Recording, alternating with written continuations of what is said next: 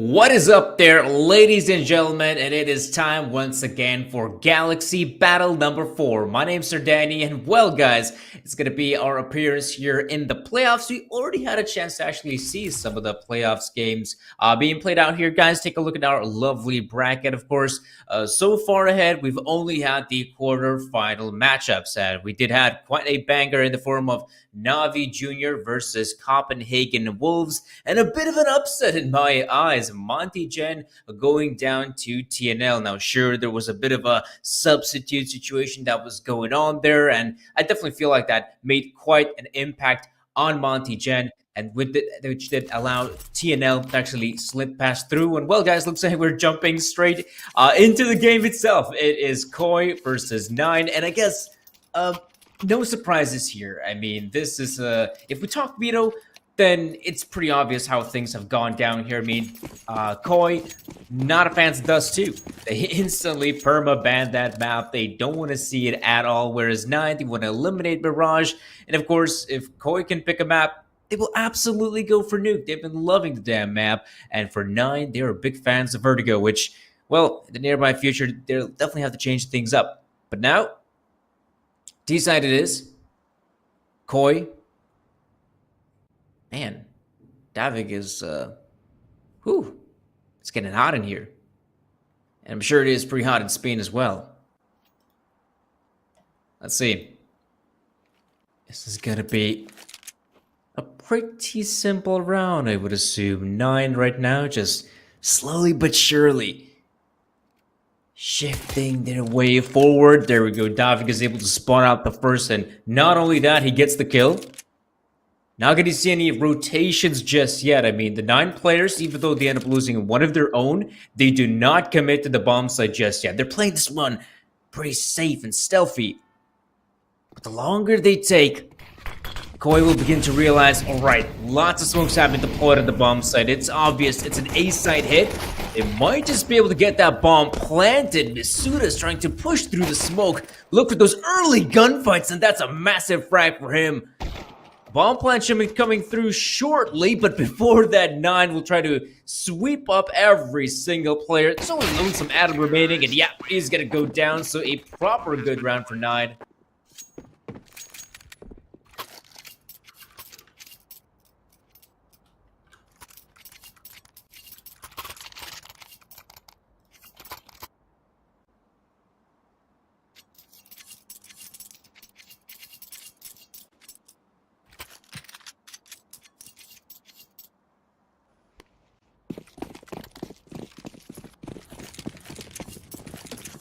So yeah, pretty good showing there for 9. They managed to win the first pistol round. And of course, in the back of it, the next round should be relatively easy. Koi have decided to go for a full-on eco.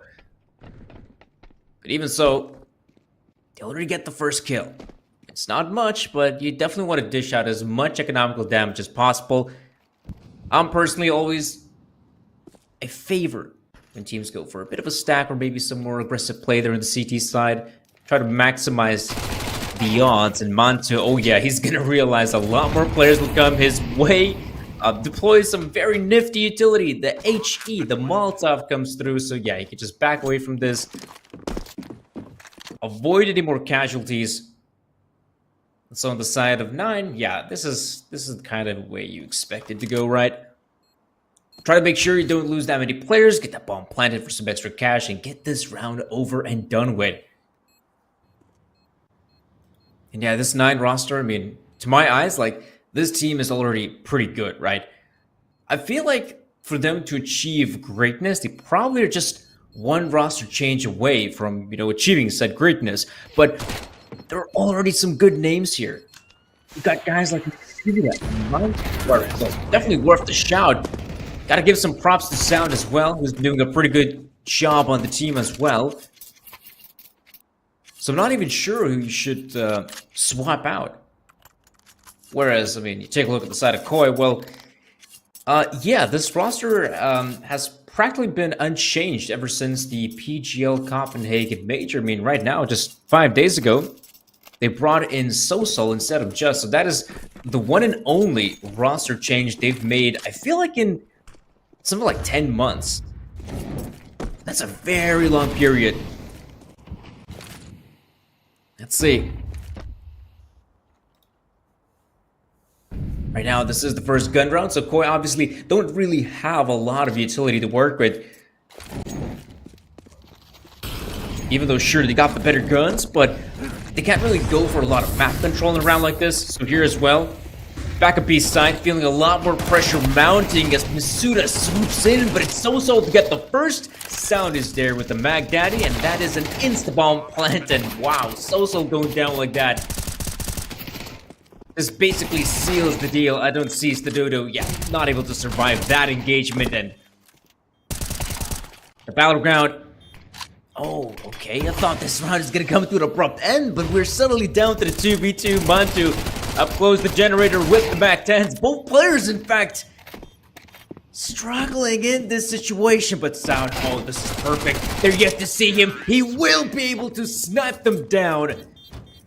A proper good victory for 9, but let's be real. That victory should have been, I feel like, a lot more convincing. I didn't really notice what happened there, and I think like the 20-second mark ever since the bomb was planted. I feel like maybe some of the players of 9 overstepped their boundaries, wanted to go for some aggressive fights, and perhaps some of those fights were a bit too aggressive. Luckily, yes, Sound has what it takes to secure the victory. Yeah, 3-0 right now.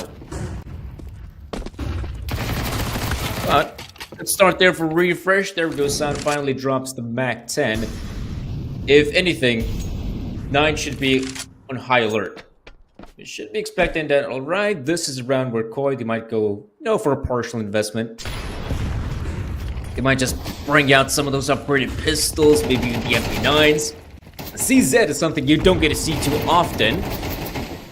Mopaz on the Deeg. You do get to see headshots from this guy.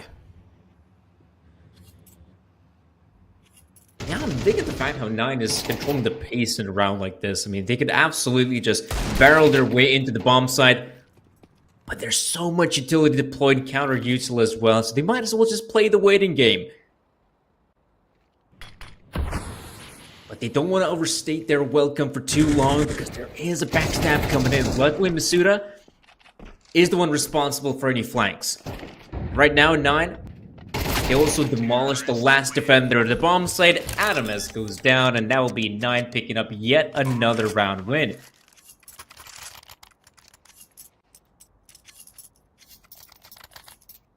Not a bad showing thus far. A good start is exactly what they needed. Because to me, if you take a look at the maps we have at our disposal, I just feel like this is probably going to be a 3-mapper, right? Because we'll be playing Vertigo. Vertigo is a pretty solid map for 9. They play hell of a lot of this map, in fact. This is, I think, one of their most played maps as well. Whereas, take a look at Koi. Well, not favoring this map at all. And ooh, Stadoto. I like the potential of such an off angle, but yeah, it's so awkward because if you're able to kill your opponent, that's great, but getting out of that off-angle position, it's just so difficult. I feel like he must have had some sort of backup to really capitalize on more kills. And right now, damage being dealt, not going to be enough. Davi is now feeling the pressure mounting, so we'll back away from this. And as you can see, 9 taking control of ramp, also doing a really good job of deploying Molotovs as well. Sound goes in for the first fight. That will grant an easy bomb plant for 9, and as we can see, Davi is still right behind the smoke button. Oh, does manage to catch one of these players off guard. But the retake on A is always so difficult. The 2v4 as well, no kits to boot, and this round will have to come to an abrupt end. Basically, saving the weapons is of top priority, and they might just not get it done. Refresh. Definitely a cracked player. An experienced player as well, and interestingly enough, it has been guys like, Mantu, Masuda putting up the big numbers, Sound as well, and Refresh is probably like the 3rd or 4th best player in this team. Sure, he has had his opportunities. Then again, a team that has also had a pretty big opportunity, Koi, had a chance to play at the PGL Copenhagen Major. And Mopaz, he was saying back then in interviews that, oh, well, sure, we ended up finishing dead last, but we'll just get back even stronger, right? Davi will get more experience and whatnot, but if anything, this team has been on a terminal downslide ever since. They've definitely dropped off. It's probably one of the bigger drop-offs that I can think of, a team that attended the major. Probably no one can beat what happened with Quantum Bellator Fire in Boston Major 2018, I feel like. Because they, well, from Major, straight to dumpster. But Koi still has some good pieces. Not sure if they can succeed in a round like this, but it is a good start. You got Sosol coming in with one big frag, and I'm liking this as well. Look at the changeup from 9. I've been loving their pace here on Vertigo, and Refresh does take the fight. Can't secure it, and Mopa's confident he can win more. Oh no, that's that's a bit awkward. The player getting caught out. Luckily, the smoke does force the players to back away from this, but we should also keep a close eye on Sound's POV. Snatch a kill on Adam. There we go. He goes in for more. Oh my gosh. Lonesome Sound has just opened up this round. I thought it was Dunzo. Oh, Rawls does go down eventually. Still, Montu has the bomb on his strong Polish shoulders. He might just be able to sneak past through and maybe catch one of these players. Ooh, timing's a little bit awkward, but is it? I mean, he's already in CT spot, and you know Koi has no idea. Oh, no! That's painful! And the switch to knife as well. No, man. Oh, no. 16 seconds. Monty has no idea what the player is at. Now he sees him, but he's got to win this fight ASAP, and he just can't pull it off. Oh, that's, yikes.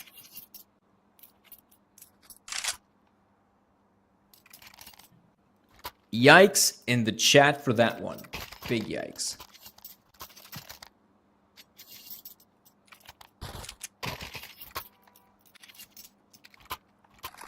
All right. Well, at least Koi win the round, right? At least Koi managed to win the round. But I do feel like Koi is really struggling when it comes to even showing off some presence on the CT side. Right now, they've been playing relatively far back. Now, this is one of those few rounds where you do get to see some kind of mid-control coming out from the T side, and you even saw that Koi seemed to have had the good setup. They had 2 players positioned, and yet, look at the pace from 9. And this is so scary about this team because you get to see so many players there shifting their way towards middle, deploying utility, and if you're Koi, if you're not fast enough to react, soon, you're about to realize there's a nasty surprise incoming because 9 shifting their way back towards the A bomb site. This liquid nature of this 9 team has been, I feel, devastating for Koi. Oh man, look at that. Refresh. Big headshots come through. A Danish rifler opens things up. And now it is just, Sosol and Mopa's in such an awkward position as well. Retake will not come through.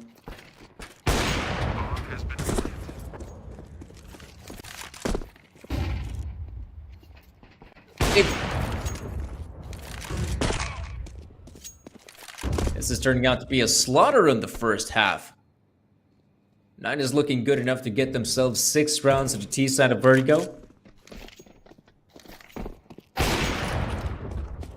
Oh, hey, hello there, Mopas. Doing some fine work with the sniper. Might just be able to save that gun of his. Like, this is fantastic stuff. Great movement.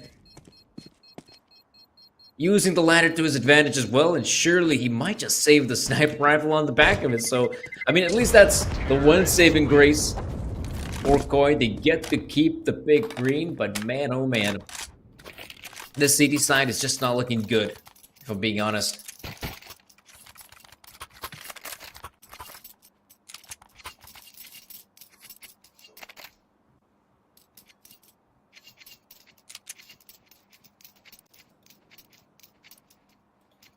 Get to see another tactical pause coming through from Koi. We have already seen 2 of those.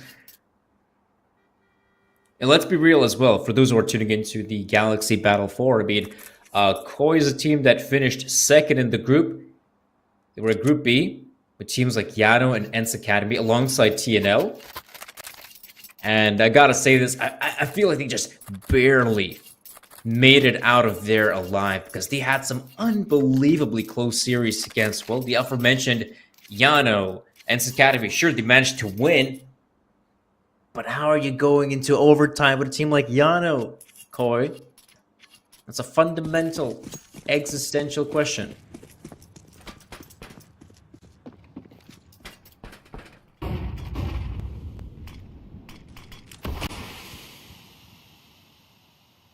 This time around, of course, no mid control coming through for Koi. As it is kind of usual in Vertigo, you don't see a lot of engagements happening in middle, and I like the fact that putting a lot more bodies over at A. This is usually where the action happens on Vertigo, but how does sound? There are 3 players here, and no one is doing a damn good job at watching ramp, and that's a big problem. Sure, you still have... Oh! You got no one on the side, forget about it. 9, once again, an unbelievable round on T-side Vertigo. I mean, they've been playing this one so well. The pace as well, just finding some unbelievably solid timings as well. I mean, just look at that situation as well. I mean, you had 3 players towards ramp. Now, sure, one of them was overlooking construction. Fair enough. But you had 2 players. How come one guy's playing more aggressive than the other? The other's just behind sandbags. It felt like he just wasn't even overlooking that position as well. He was maybe pulling out a smoke or some other grenade. And it does feel like the Koi players are just getting caught out time and time again. That's problematic. This first half is coming to an abrupt end, and they're yet to win any big rounds.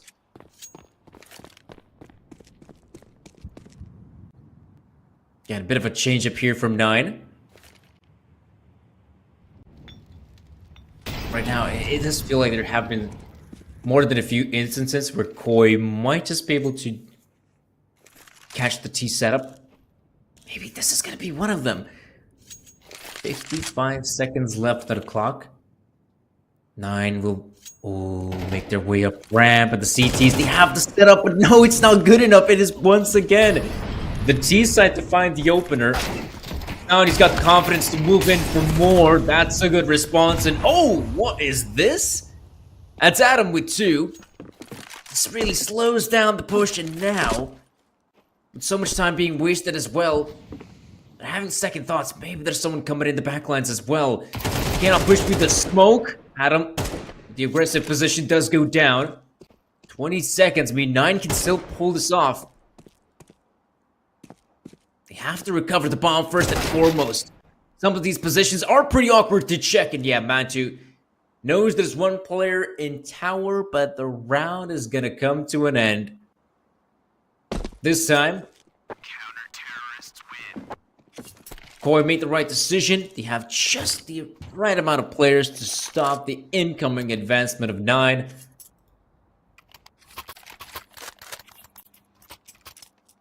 But I gotta say, I'm still not convinced by this victory. I feel like it could have gone either way.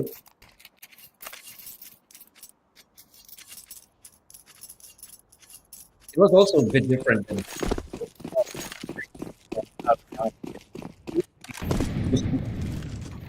I like the fact that they just slow down, right? They do not commit the bomb site straight from the get-go.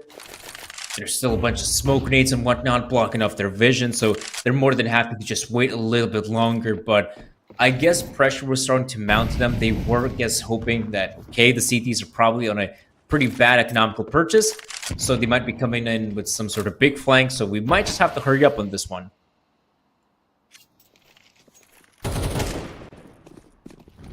Okay, that's a good one. Again, Sound has been doing a stellar job with these opening frags. There's Rawls to back it up as well. And once again, I mean, 9 is so good, really, when it comes to these entry frags. Oh, that's a bit awkward. What is this? You still have Monto over at yellow. Refresh is coming in with a big flank, but you can see the CTs are aware of it. Ooh, this gunfight Refresh versus Sosol could really make the big difference. Oh no, timing. It's awkward, but Sosol still sees the prey. Right now, if he takes his welcome, there we go. Big one from Refresh, and now the op chimes in, or does it? Just fires off the shot, but not enough to stop this from happening. Dodo moves in. Oh, that's a ballsy play from Stadodo.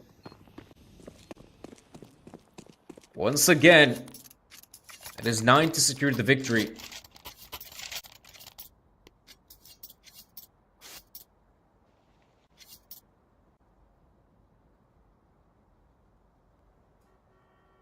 So, 8-2 is the scoreline.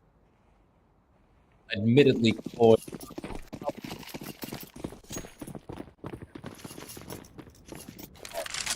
if that would be necessary. Surely can bounce back from this. I feel like that's still a possibility. Nowadays, you gotta wonder if winning, the pistol, the gun round, it all becomes possible. But that's a really good early opener from Stadodo. Peeks just before the smoke pops. Mopaz with the MP9. Big damage being dished out. Oh, Raul sneaks past through. This gives a big opening for, Refresh as well. He's on the side. At this point, he doesn't even have to fight anyone. All he's got to do is just stay alive for as long as possible, and he's doing exactly that.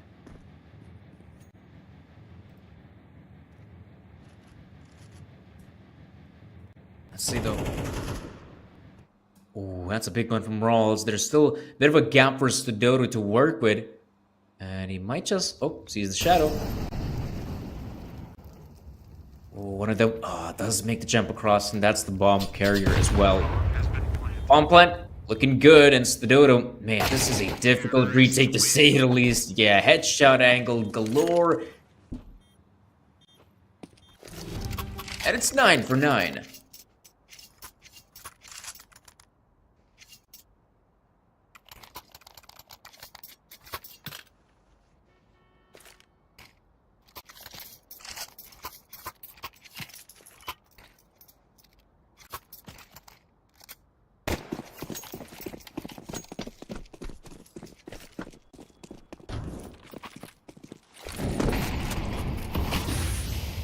Right, there we go.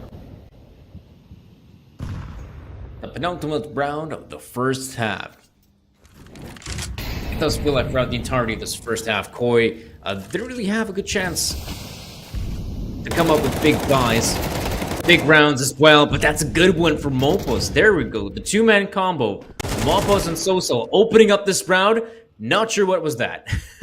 Not expecting Mantu. I feel like that's a bit of a mistake as well, surely. You're Sosol, you gotta make sure Mopos gets back to safety, and maybe those protocols won't make a big difference. It's still a 4v2 we're talking about. But already down to the 4v3 we go. Oh, Mitsuda, he's so cracked with his aim. Oh, that's a good angle for Adam. He picks it up, and now it is just lonesome Sosol. On the bomb side, sure, but Mantu has sneaked past through. He sneaked past through the first line of defense. And Sosol has no idea that Mantu... Oh, we might just be able to see him. Yeah, that's an easy for Sosol. Come on. You know what to do. It's time. Yeah, no mercy for Mantu. Oh, jumping knife kill as well. I don't think I've actually seen one of those. So that's a great first half, right? This has been a really good first half for the guys at 9. Well, 9 rounds to their name. But I still feel like 9-3 is kind of the 11-4, right? Even though you got so many rounds already picked up, you feel like, you shouldn't be able to mess this one up, right? But I do feel like that if you let this one out of control, things could really start to go haywire. But look at what's going on here. 9 has actually gone for the tactical pause.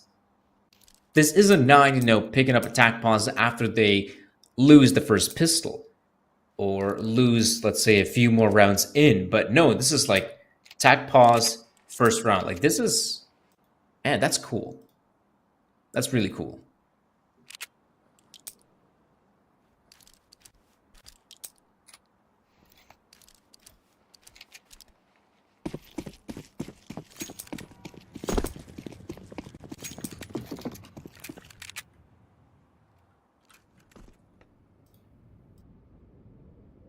First pistol round it is.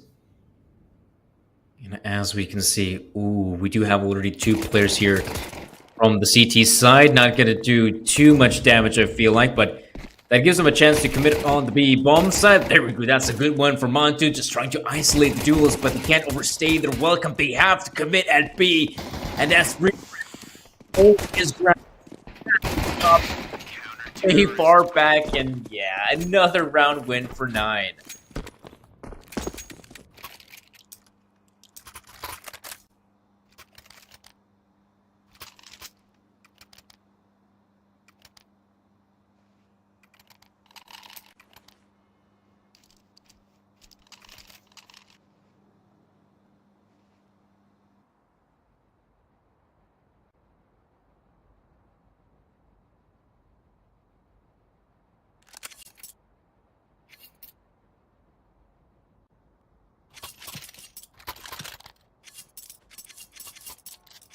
So yes, the final tactical pause it is for the guys at Koi. No more chances for them. I feel like, yeah, this is kind of a do or die situation for Koi. You lose the pistol, so what you got to do is, well, you got to buy up. There's really no other opportunity, it feels like. You buy up here, you win the round, and maybe we still have a game in our hands, but luckily, this is a best of 3, and Vertigo is a map in which Koi haven't really displayed a lot of, let's say, proficiency. If there is a chance for them to bounce back, I mean, Nuke is definitely going to be one of those maps, though. Remember, 9 is also, like, no stranger to Nuke. They play it against guys like Laura, Ecstatic, so they got experience. Don't have to worry about it. But we're off to a terrible start if we're Koi fans, because 2 players are already dead.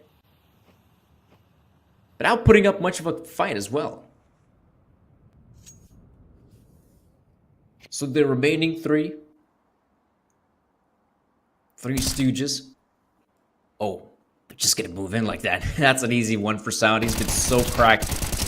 He's gonna go in for more, and maybe the duelist will finish off the last. Oh, right. Mantu is there to help him out post-mortem, but it doesn't change the fact that it is now 11 rounds for the CT side.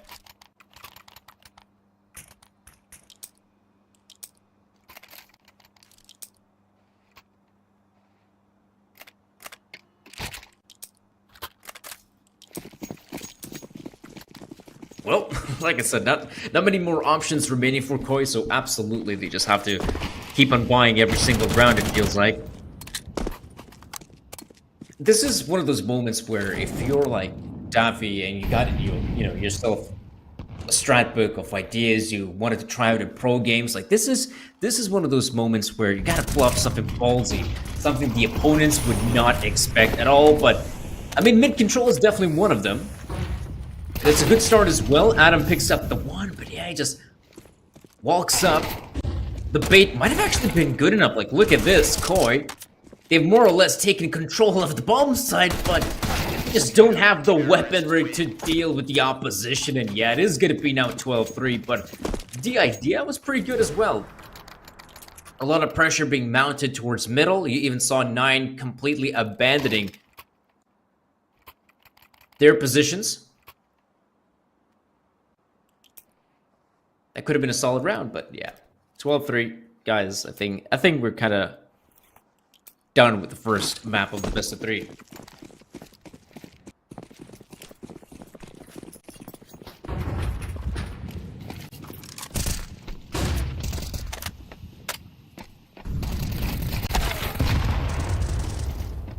Okay, let's see Rawls.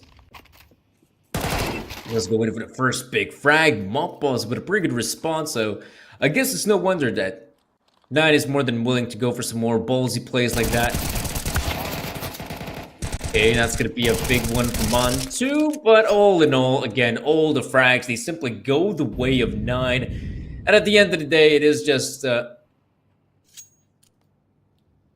lonesome Mockballs remaining. 1v3. Bomb drop. And body. also hits the floor. It's going to be 13-3 as 9 secure a pretty impressive victory on the first map of the best of 3. But again, Vertigo was something we expected to see to come out here in the best of 3. And so we also expected to see some nukes. Of course, guys, we're going to be going to a very quick break. And once we'll be back, we'll be sure to bring you that second map. Don't go anywhere.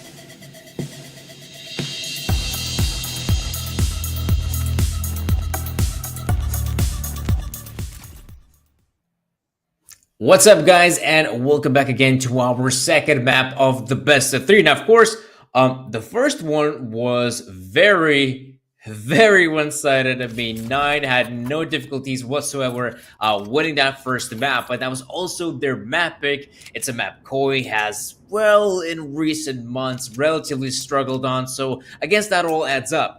But now we jump into the second map. This is by far a much greater map for Koi. This is a map they tend to pick, and actually, this is a map they still tend to win. Okay, Rawls forgetting to pick up that shooter of his, but I'm not sure if that's gonna be too problematic. So yeah, Koi, if anything, they really gotta show us what they're made of right here, right now. And that's a good start as well. Some quick outside control. We already have a player up in hell. The CTs seem to be aware of it. Rawls, this gunfight is going to matter oh so much. In fact, what's happening on the lower bomb side as well? Adam, 2 big frags. Davi's just overstaying his welcome. Cutting off rotations as well. Like, that's a really nasty position to be in. If there are any players, let's say, that want to take B bombs hit from ramp, they gotta take care of Davi, and it's just so difficult. Koi have cemented a victory in this round. Refresh might be able to dish out some more damage, but that's all she wrote. 1-0 it is. Koi, they absolutely needed a good start, and this is one of them.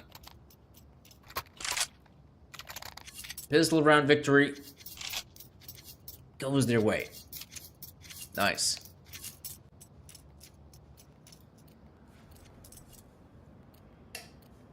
With that said, though, already get to see a tactical pause coming out from 9.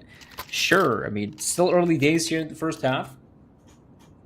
But also don't blame the guys because they probably realize, okay, like even from that first pistol round, what we just saw was some pretty good strategical prowess coming out from Koi.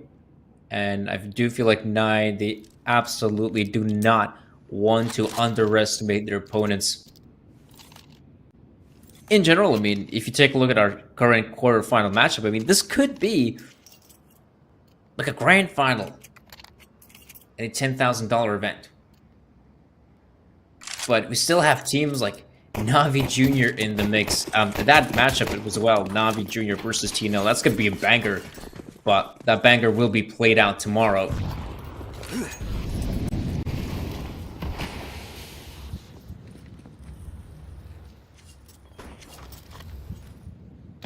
So far, the players of Koi also being very precautious, as it makes sense. If you do hear, you know, some kind of like 5-7 or scout rattling, it's pretty obvious that, okay, this is a 4 spike coming out from 9. If anything, we should probably take some of those more long-range engagements. Especially if we do want to take outside control. Ooh, Adam, good position. Catches Rawls off guard. I guess he was thinking, okay, smokes haven't deployed outside. Maybe a few of those players have sneak passed through. Down secret, down towards B. Mantu's positioning, it's pretty awkward, I'd say, with the scout. As right now, players are getting dangerously close. What's going on there? What the hell? Sound of Masuda. Big thrags come through. And suddenly, I mean, yeah, 35 seconds still left at the clock. I feel like they just gotta commit on the lower bomb side. Mantu expecting some of those Davi shenanigans. But he's currently on the B bomb site itself. But it's Adam working his way slowly but surely through ramp. He's got to hurry up as well. He does not want to overstay his welcome, but I feel like he's just found just the right timing. And they're taking this one so slow, maybe a bit too slow for my liking. Finally, Adam reveals himself, but where is Mopos? He's at contamination. And again, no diffuse kit to work with. There, Adam that will come to an end. 9. I felt like initially they were doing a pretty good job on that retake. But once again, time is not on their side. They don't have the luxury of the diffuse kit, so you gotta hurry up. And while it was,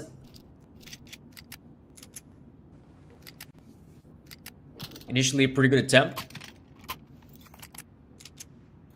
It's a nice try.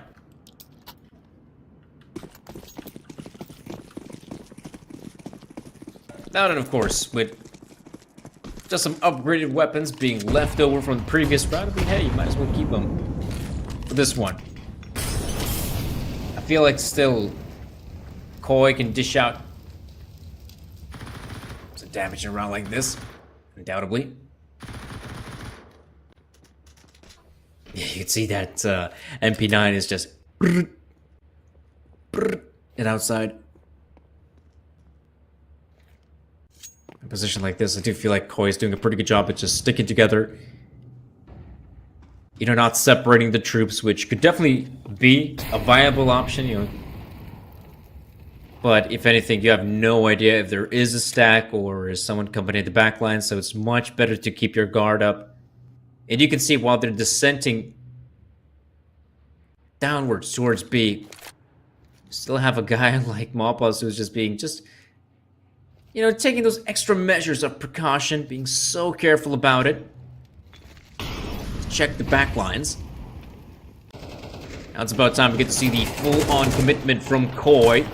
We'll enter the B-bomb. The question is how much damage can be inflicted. There we go, a few. Oh, make that a third kill for the CTs, but ow, bullets straight in the face. Adam doesn't overstay his welcome for too long. Pounces right in the nick of time, putting Koi on 3. So that's what they needed.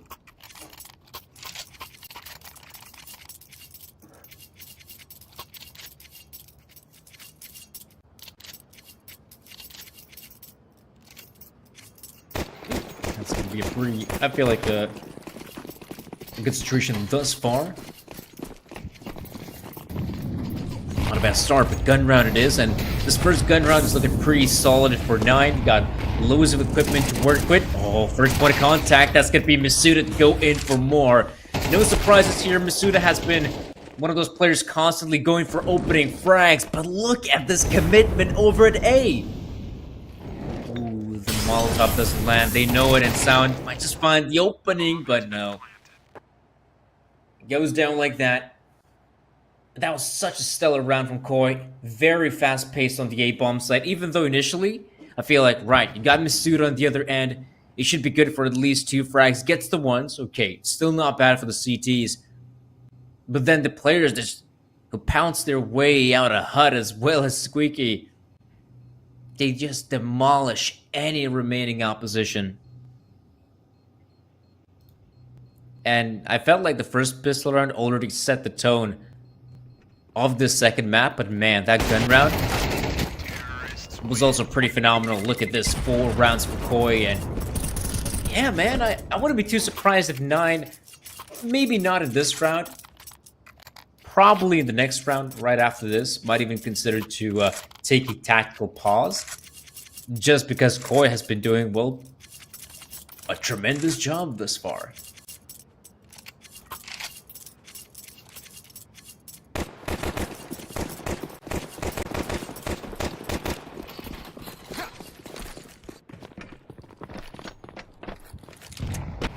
Yeah, of course, it's a no-brainer for 9 to go for partial investment around like this. Bring out some of those MP9s, some of those upgraded pistols as well.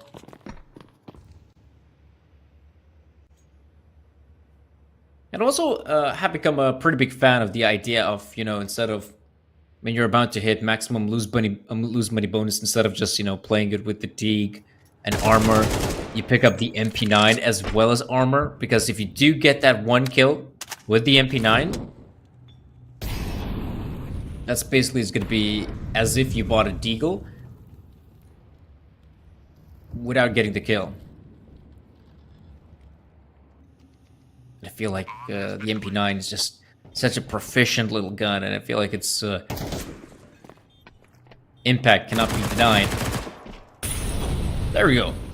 Good pickup there for Ross. They might just recover a AK-47 out of this, but yeah, you're not expecting much here at the guys at 9. The round will come to an abrupt end. Once again, Koi doing a pretty good job at taking control of the lower bomb site, sticking together. I guess this has been kind of the modus operandi for Koi. They've just been grouped up, turtling up together, moving as a unit, doing a pretty good job when it comes to trading it out. Refresh. Oh, was it enough? No, I thought it just deals just enough damage. Maybe both players go down, but all in all, I mean, damage inflicted, but that doesn't change the fact that Koi is now sitting comfortably on 5 rounds on the T side of Nuke.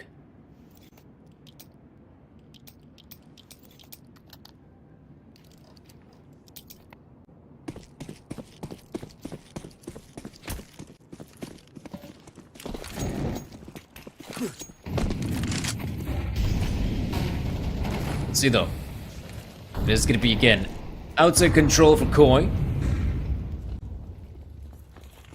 This time though, it's not some sort of elaborate fake. This is a commitment from the players. Good nade being deployed as well. Extra damage inflicted, but Davi with a response. Not a bad start thus far, and it's only getting better from here on out. 4v3. You got yourself a very winnable situation if you're Koi. Outside control, and you can go wherever you want. And usually, it's gonna be at least one player, you know, climbing up the ladder, taking a peek up heaven. Ooh, Moppa's getting caught out, barely survives that engagement.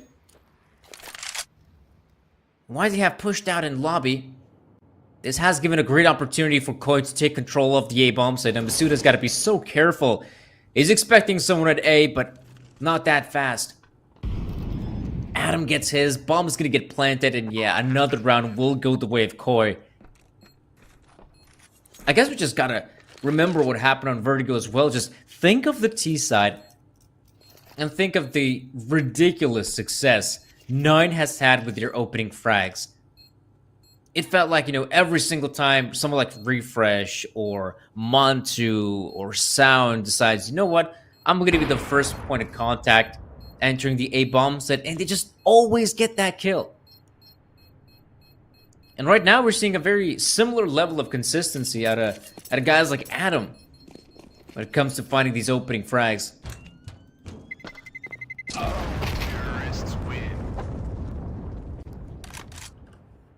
So yeah, all in all, things have been looking pretty solid here for Koi. I say it again, we should start seeing some sort of tac pause coming through. There we go, the second one coming out from 9. Yeah, I feel like that's just a much needed sort of pause at this point.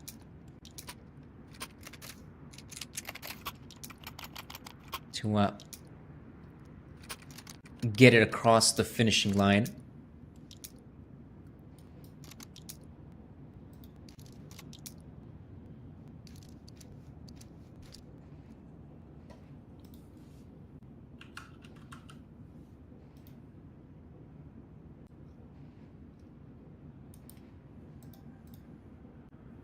Yeah, we'll have to wait and see how this one's gonna pan out. Not sure. Attack pause has been taken. But I do feel like Koi has been doing a really good job when it comes to just finding some of these opening frags. It's good to see the 9 doesn't want to give up that easily, but once again, look at the fast play. It is once again phenomenal. But that's a good response, Masuda. Oh, there we go, a second frag, and make it a third for Masuda. That will stop the carnage. And the big 0 that was attached to the player's name.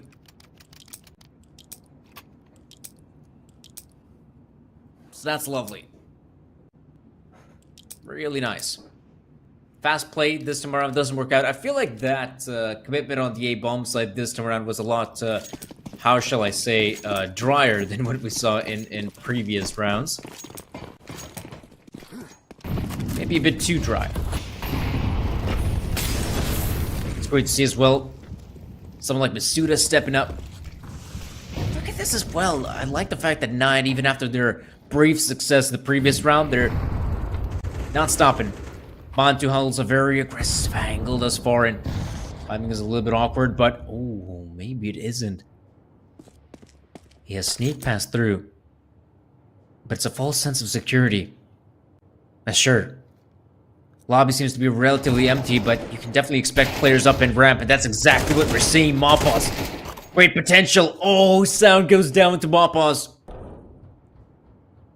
Big frags come through. This really messes up the setup for 9. And sure, Montu can still stay here. And I believe there's a player right behind him, which, that's a little bit awkward to say the least. But I don't think they've actually spotted out each other. That's a false sense of security. Look at Montu's positioning. He sees the player with the bomb, but Sosol comes in. And now 9, they have to make the rotate, but it's so difficult because they gotta come through the vents. Luckily, one of them in the form of Refresh is already secured. Oh, a solid position. It gives a chance for Rawls to sneak through the vents as well. Right now, while they're focusing on Lonesome Stododo, they should begin to realize that there is the potential for someone to be up heaven. So once they dispatch this player, it becomes a lot easier, but no! Rawls goes down, and Mappas will deliver the final blow, or maybe that's not going to be even necessary because Stododo can hold his own. Another big frag and another great victory for Koi. Yeah, this has been...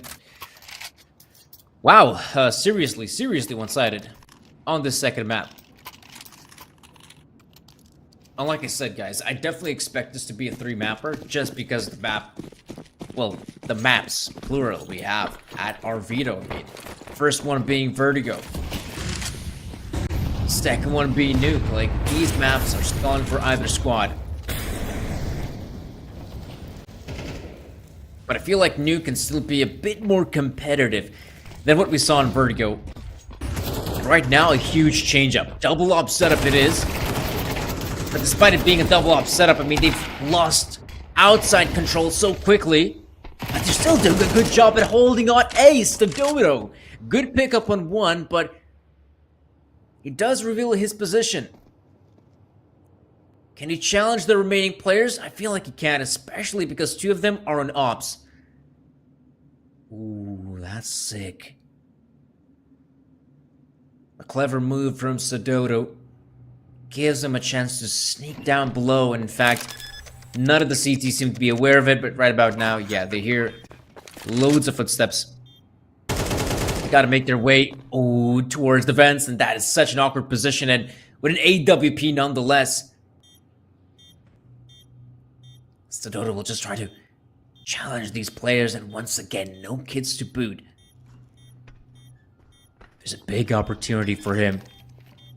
Not a lot of time left on the clock, and they're still faking it. That's a big one already. Stododo looking for more. He's got to take care of Rawls, but Rawls will get the job done. There's going to be just enough time with the defuse, but I don't feel like... Do they? They do. They do want to go for the double op. It's a very risky maneuver, I feel like, to try and go for the double op setup with the CT side of Nuke. And if it does come down to a post plant, like luckily this post plant in particular, it's a 3v1 we're talking about, right? It's a 3 versus 1. So yeah, the CTs should still get it over and done with. But with no kits, and if, let's say, the Oppers miss their shots, like, that suddenly becomes a lumber duel for Stododo. That was a 1v4 at one point.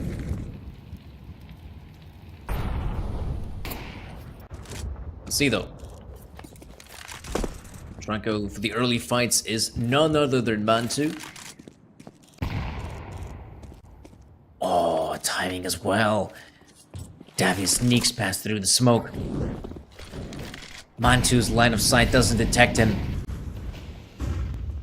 Once again, outside control seems to be the name of the game for Koi. They've been doing a really good job at gathering set control. Ooh, but Mantu jumps down. It looks like the CTs are more than happy to give up a high ground, but wasn't that a mistake? I feel like it was. Adam, look how quickly he manages to take control of Heaven, but Rawls with a quick response. Now it's Stododo and Davi making a lot of noise as well. It's obvious they'll kind of commit towards the B bomb site. We'll get that bomb planted though. That's the one saving grace. Oh, man. Oh, yeah, that's an awkward position for Sudodo. 1v2, we're up against Davi. Not looking that hot in terms of HP. The man is barely alive, and now... Oh, no, a smoke grenade to block off his vision, but maybe he can still make it work. Nade comes through, does reveal his position. He could go for a spam. Oh, there we go, gets the one. Is he aware of... Oh, shut the fuck up, sound. No sound, man. But... Oh my gosh. What was that unbelievable shot?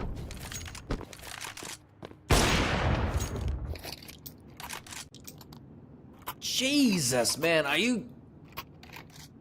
He's crazy. Clinical diagnosis. What an unbelievable shot. That was lovely, guys. That was lovely to see. And now, despite their best efforts, it's still looking pretty sour here on this second map, guys. That's a good start, at least from Refresh. Now, it's no surprise we get to see these players just trying to go for some more individual duels. Rawls is here outside. He's got no backup to speak of. Refresh is doing his own thing. But maybe that could give them some sort of success. I mean, there we go. Rawls, good position. Now, it's an awkward position. He might just be able to go in for some more. Oh, that's a good response sound. The MP9. Pretty good stuff thus far. They're making the T's sweat. That's exactly what you want to see. This could be their third. 9 is in a pretty good position. But what's this? Refresh goes down. Oh no, Misuda's out there in the open. Let's get the frag on Adam. Are they aware of Sosal's position? That's a big one from Mantu, and there we go. A third one for 9.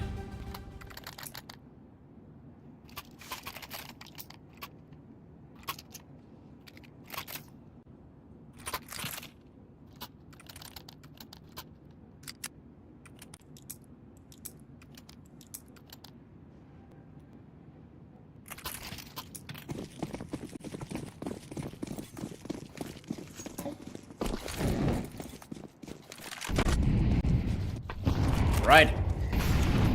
9 is looking to cement the 4th round. It looks like Koi tried to give us the finisher move. The good old-fashioned rush on the A bomb site, but position is pretty good for the CTs. Got Masuda on the high ground. Oh, but he knows. At least a few of their players have made their way down below. Sure, Mantu is feeling some pressure, but you can see his teammates are doing a pretty good job at dispatching the foes, except for, well, Sosol.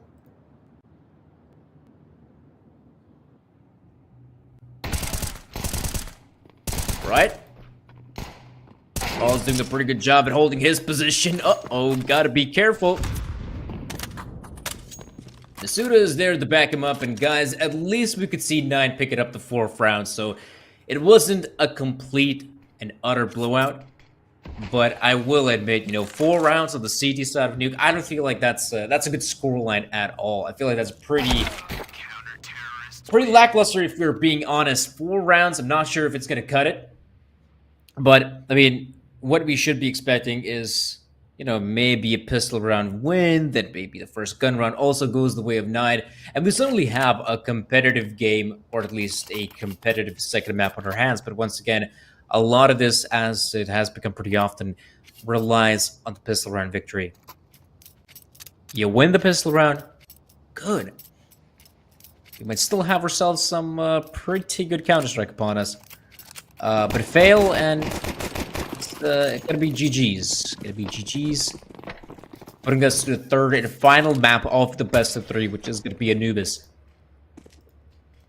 So, you want to see some GG's? Sure. But not now. Now it's game on. Slow pace round at 9, but early smokes deployed at the A bomb set, and I feel like they're not gonna overcomplicate things to go down the vents. They now have control of the A-bomb site. They will get that bomb planted. But 5v5 retake is on 3 players from heaven. They really got to rely on a guy like Mopaz, I feel like, trying to catch their attention. Oh, that's some slick moves from Davi and company. Oh, there we go. The players of heaven doing some fine work, but Mopaz, dude, you gotta move in quick. There we go. He's on the bomb site, but he somehow walks past through sound. And still, the CT is in a pretty good position. They got the kid to work with. Oh no, there's a player up above. It's so awkward sound. He's got to make his way through, but the bomb, it's simply not planted for him. I'm surprised it was planted in such an awkward position as well. I feel like if there were at least 2 or 3 players probably going for the bomb plant where someone from HUD could actually see it is a lot better. Right. No discussion here.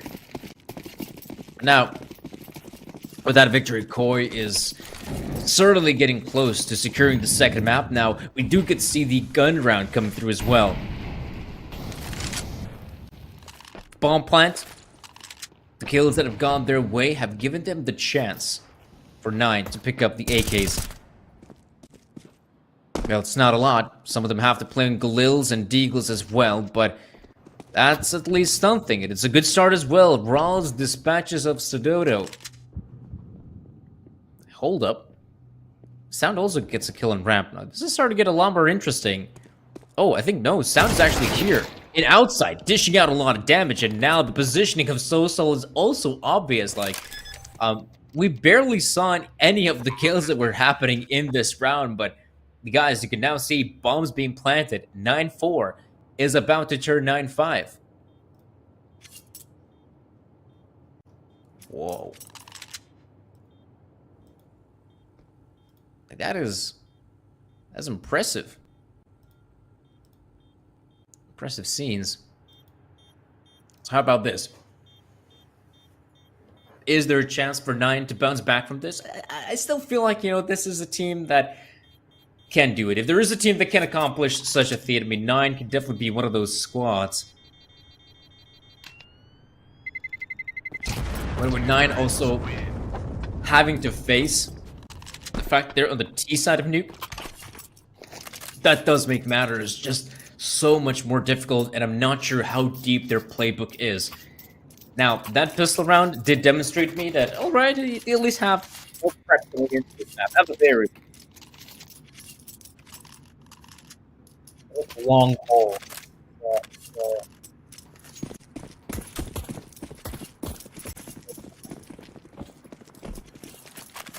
Let's see. It is now going to be a force bite coming out from Koi. Scraping the bottom of the barrel and finding, ooh, I still have a leftover CZ75. Might as well equip it for round number 15. And as we can see, 9 as well, moving as a unit. Oh, right about now, Sosol will try to at least catch one of these players off guard, but yeah. Had mine through the backlines just in case. Stadoto drops dead, like a sack of potatoes. And it is just Lonesome Adam. Left it in 1v4, and yeah, he's just gonna back away from this, skip the MP9 for the next round, and there we go. I've been really digging this approach from teams, just turtling up, moving together to try and get that, let's say, presence on the map instead of, spreading out quite thin.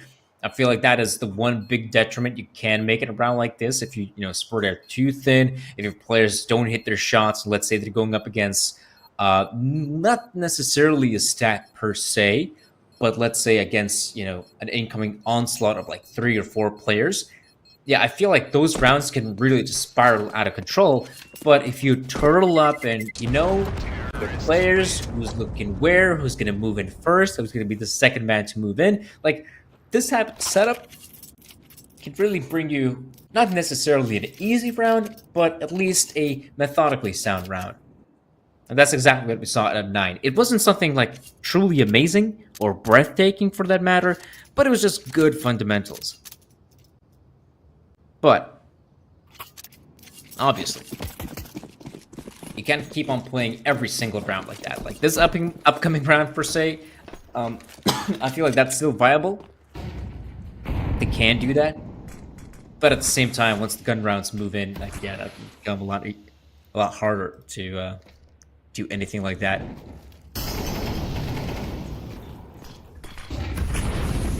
Sound is able to secure the first frag. Sound has been really good when it comes to these opening frags for 9. Sound and Masuda, to be honest, like these two players are really good at finding these opening frags for the team.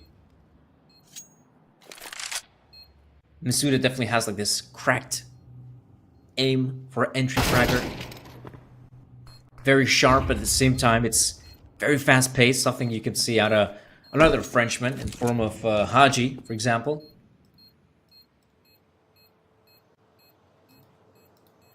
And now a 9-7. Yeah, it's looking inevitable at this point. But I feel like the big challenge, the real challenge, will absolutely be the first gun round.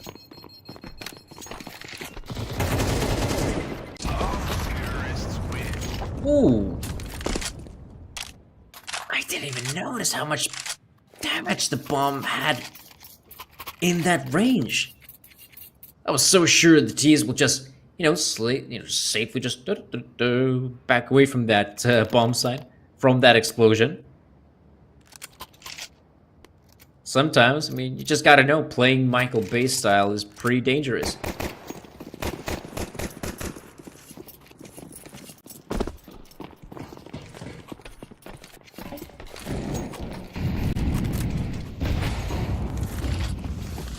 Well, smoke to the outside now being deployed. As to be expected. We're seeing some nades flying across as well. The CT is not going for any sort of spam. They don't want to reveal their... Oh, just as I say it. The CTs don't want to reveal their position, but right about now, they also don't want to allow the T's to make their way down secret, but that is exactly what has just occurred. There's only one line of defense right now. That is Lonesome Adam, who, fair enough, if there is a player who should be defending the B-bomb site, Adam is a player that can absolutely do his best. Let's just get through. Should force the player out of position. It's a bit awkward, but luckily Sound is quick with the refrag. And a 4v4 ensues. And once again, I'm digging the mobility coming out from 9. Like, these are experienced players. You give them the call, they'll make their way back up outside. Oh, the call is go down secret? Sure, we can do it. Outside again? Yeah, no problem. Oh, back down B? Let's do it. Ooh, Adam gets the dink on 1, the big frag as well. Right about now, they have chosen the bomb site where... Oh, or have they? That is... Oh, man, that is so sneaky. Again, like, I'm such a huge admirer of the mobility here from 9. They could have very easily just committed towards the B-bomb site, but instead of that, we see players, using the vent to their advantage. Getting that bomb planted, and yeah, I mean, Stododo and Adam, they just don't want to contest this one.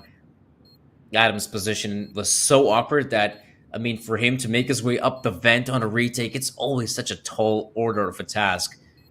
And Stododo, no kit, op in hand, like, yeah, this round is over, guys. Not much to analyze in a round like this.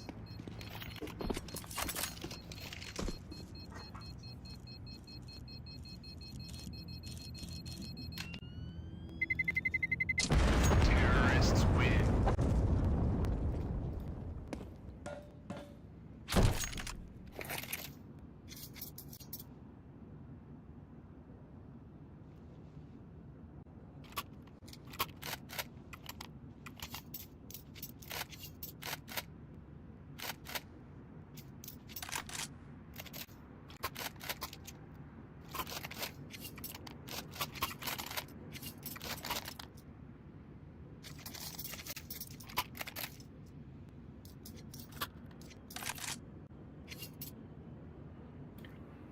Okay, I mean, if there ever was a telltale sign that maybe Koi is starting to feel some, pressure mounting on their shoulders, like that tactical pause right there, That's pretty evident, right? I mean, Koi has been so good in the first half. Remember, this is also the team that managed to win that second round pistol. I mean, at one point the scoreline was 10-4, but now that difference is basically non-existent.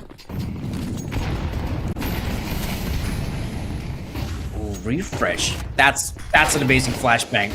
Wow, that is such a nice pop on the A bomb side. Really well coordination coming out from the T side. Like, hallelujah, that was beautiful.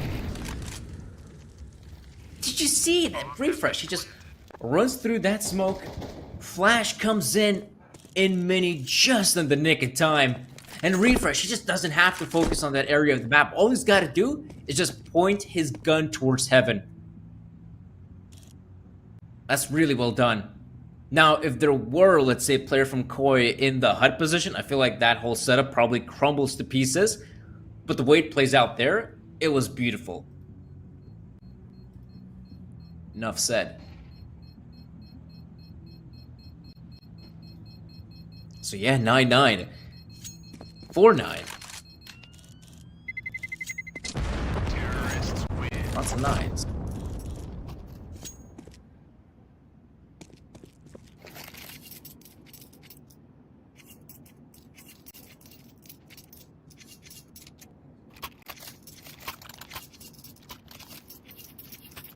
Now then.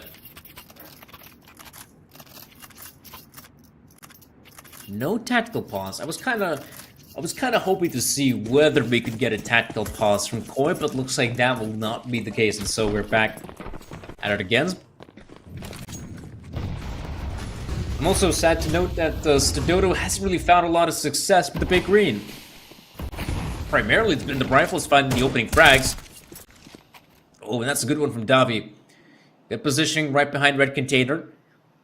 As well, it's a pretty good setup. Oh, wow. Oh, what was that? I was so sure Mantu is just gonna land the first shot, but either way, it's still good. I mean, right behind the red container, it feels like it's such a difficult position to play at, but remember, if it's early round, and if it is just outside control coming out from the T side, you can find a lot of success. And Mantu, again, a second kill for him. The Opera's been doing some fine work at him. And company now realizing that the bomb set has been taken over. This time, I feel like they should go for the retake. It's been a long time since we've seen a retake coming out from Koi. This is by far their best chance. A 3v3. It's just that all three players have to make their way out of the same position. More than 20 seconds have passed, and right about now, not a single kill is yet to appear on the feed.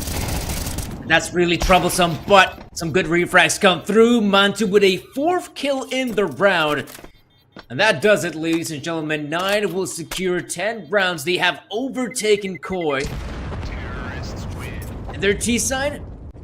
It's much better than what we saw on the CT side.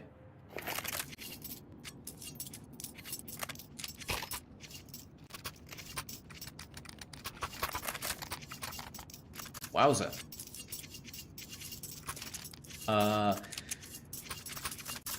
I don't know. I mean, I hope to see some sort of tactical pause coming out from Koi, but I guess none of that. But I'm not really sure what could be the change-up.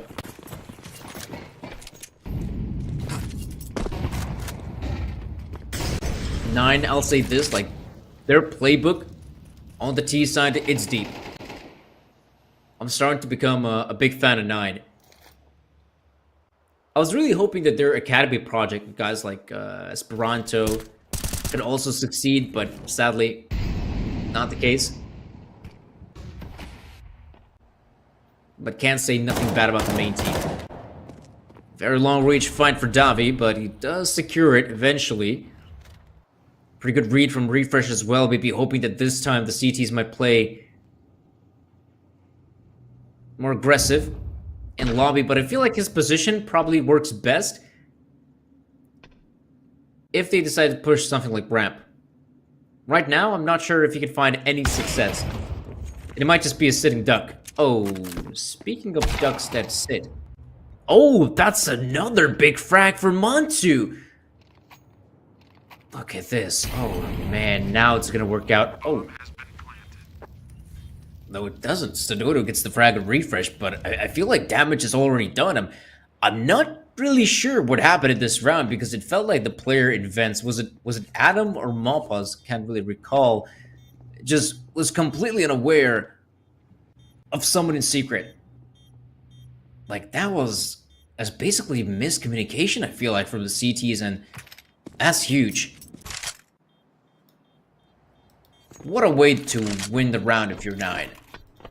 But really frustrating if you're a team like Koi.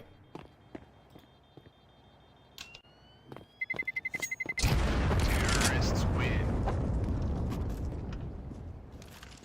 So yeah, it is now 11-9, and oh boy, guys, I repeat, I did not hit her.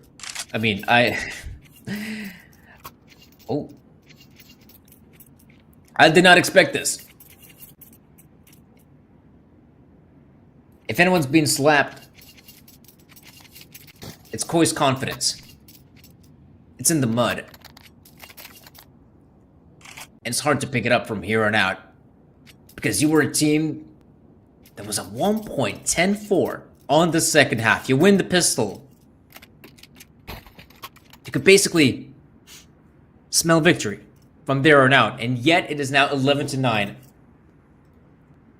They take the tactical pause, but man, oh man, I'm having second doubts about this Koi team.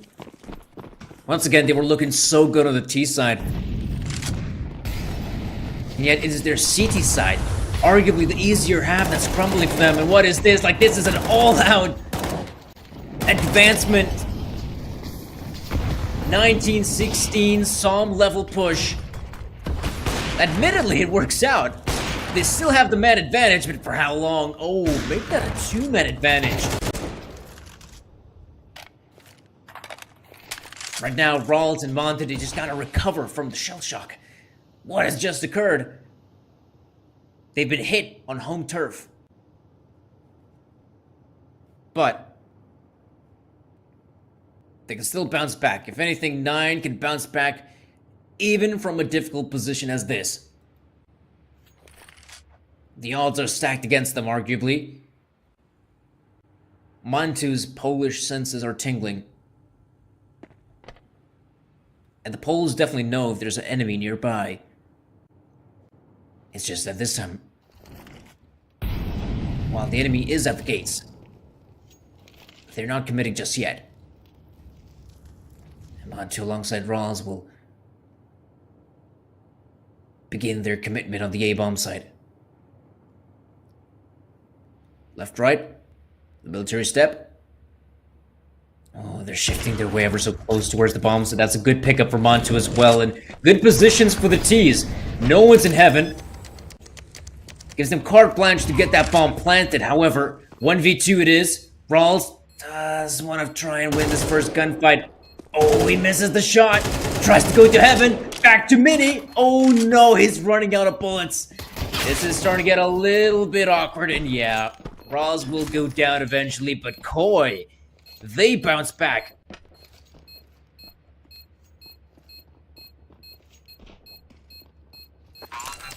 Nice stuff. Counter-terrorists win.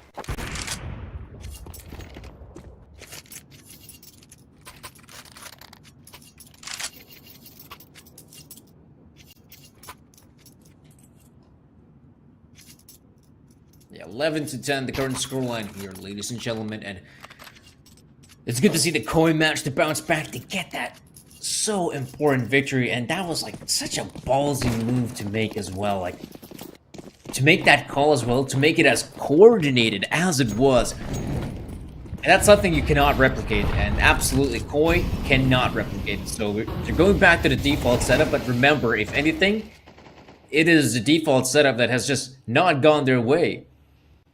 So I like the fact that you have players like Adam, who's taken more liberties in ramp, looking for fights.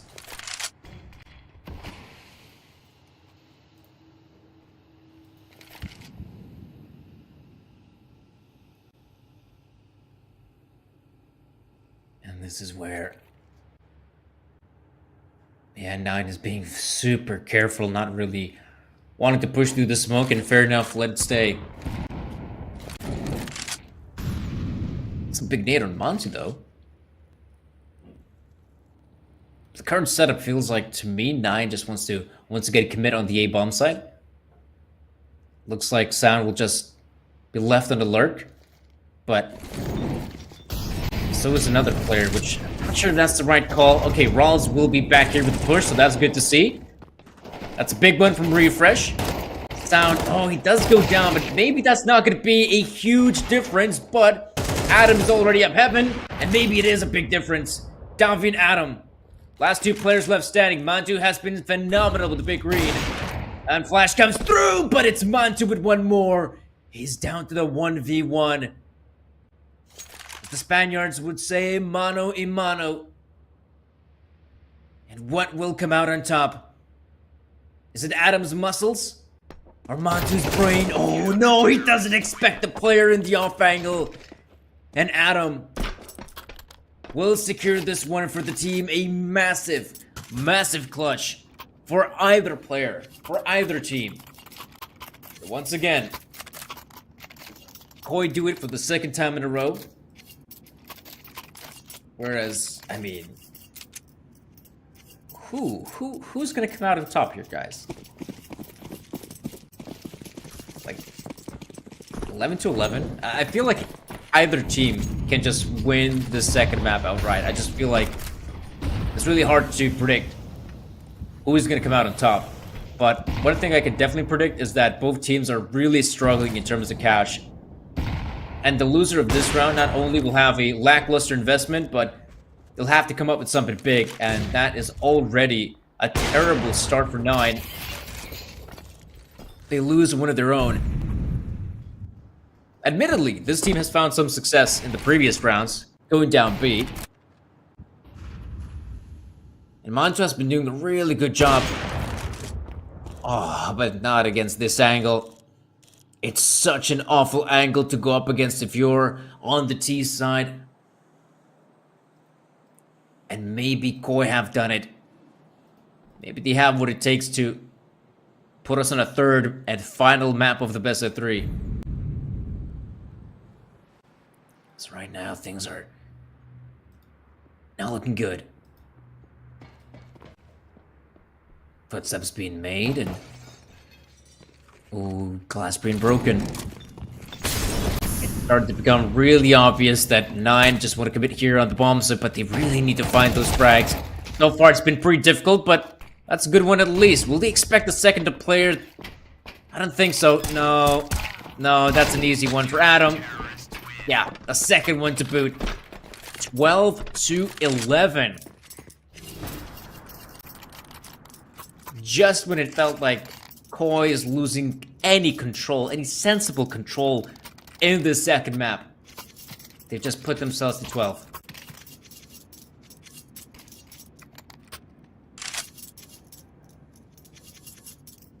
That's pretty sick, I feel like.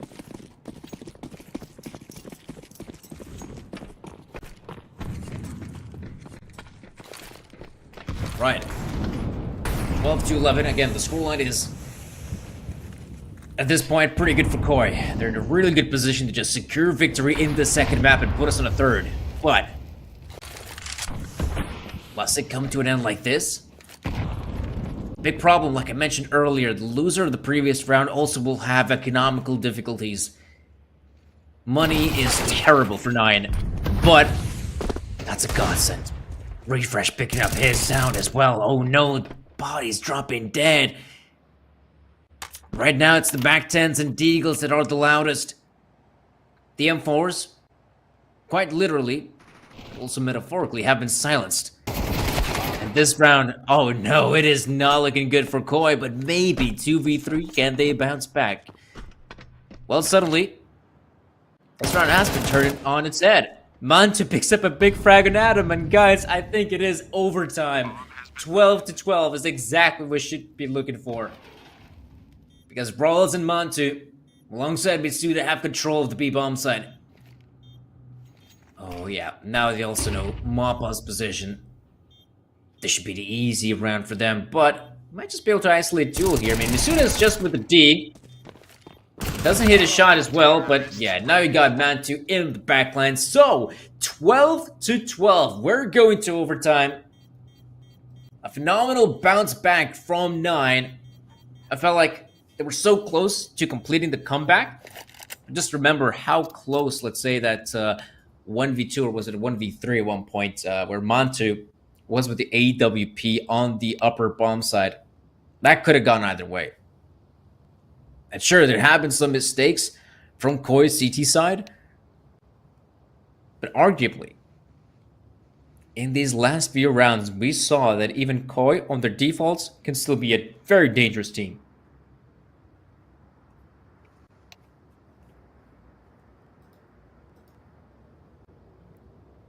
So this does feel like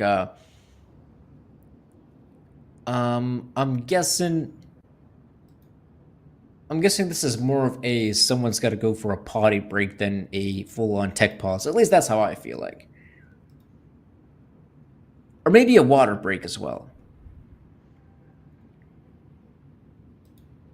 Absolutely, guys.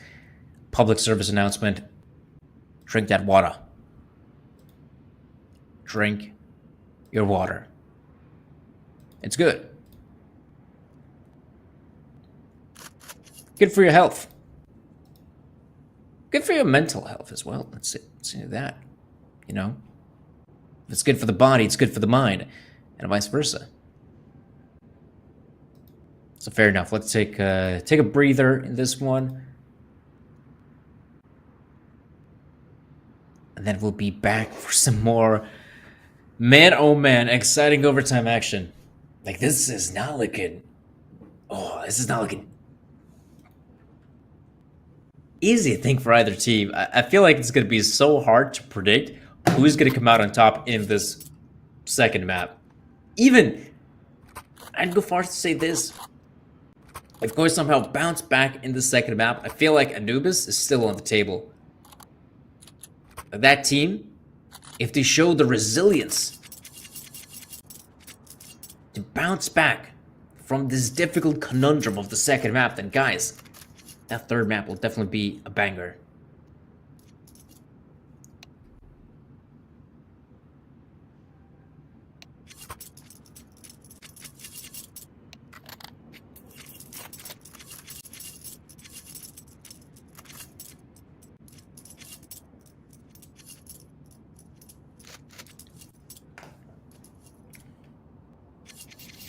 Alright guys, let's jump straight into the action. The first round of overtime will be upon us. Of course, in terms of money, things are looking good for either squad. AWPs to boot. Really been loving the impact Mantu has found with the big green. It feels like it's been really the sniper rifle that's been talking, not so much the rifles of 9, but let's say the trend of the previous rounds continues. Koi, once again, find the opener. It's a big player to eliminate as well. Sound 15.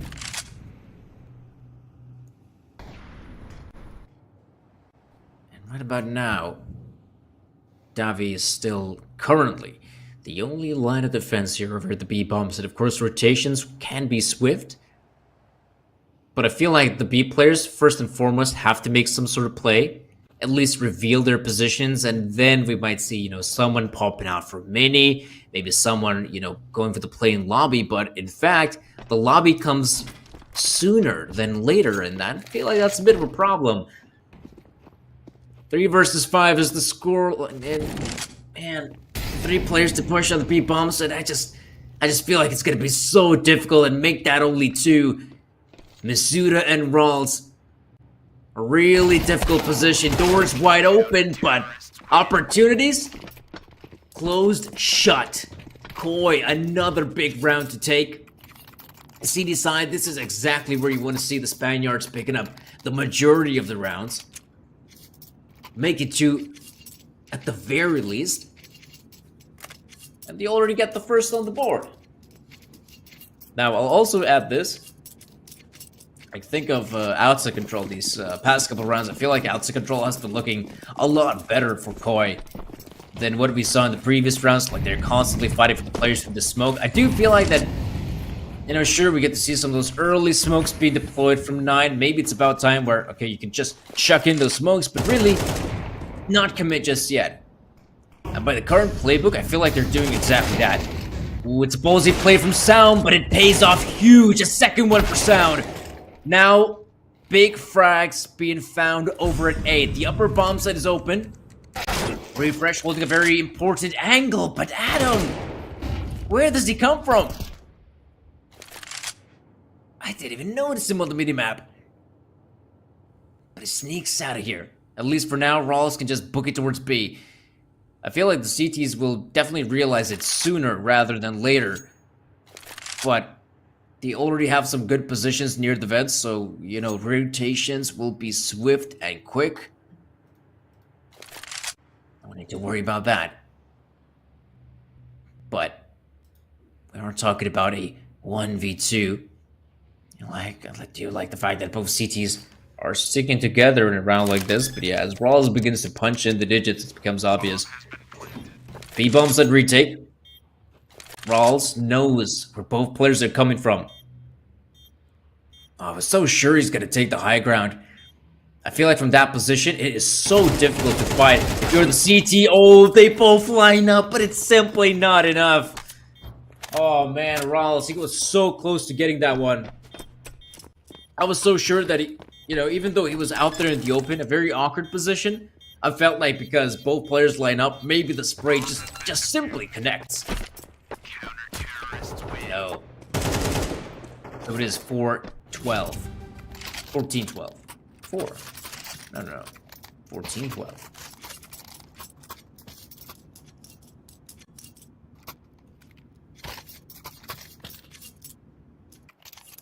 Well. 9.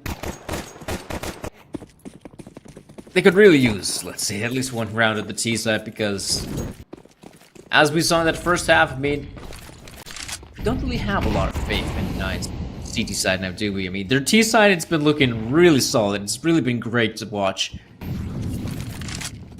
how much success 9 has found at the T side, but man, the CT side, it's just hasn't been looking good, and admittedly, overtime has been a bit awkward for them as well. Down to the 3v3. Like 9 has been constantly going outside, and every single time, it feels like it's a bloodbath. It's at least a trade, or in some cases, the CT's coming out on top. Sound with a superior angle. Not sure how that was a headshot, but okay, I'll take it. Mopaz. Ooh, I wonder if he's gonna go in first. Looks like that's the case. It's a big frag as well. He sees the shadow. Masuda now he knows and he wins. Oh, such an important gunfight because imagine Masuda dies. That's the bomb now in the hands of the CTs, and with so much ruckus, I felt like Adam could have found a lot of impact, but now in his position, it's like the armchair philosopher in the ivory tower, but hey, this guy's practical. He gets at least one, goes down to look in for more, and he might just be able to catch at least onto a guard. Oh, but he's been spotted. Yeah, the setup is going to be so good. There we go. 9 at least get one extra round moving forward, but I don't know. I'm not sure if that's going to be enough. 13 rounds for them, and Koi all gotta focus is on winning 2 extra rounds, and we saw how good they were on the T side. Like, there's no denying it.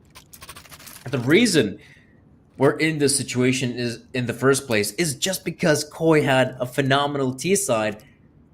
It is their CT side where they barely got any rounds together.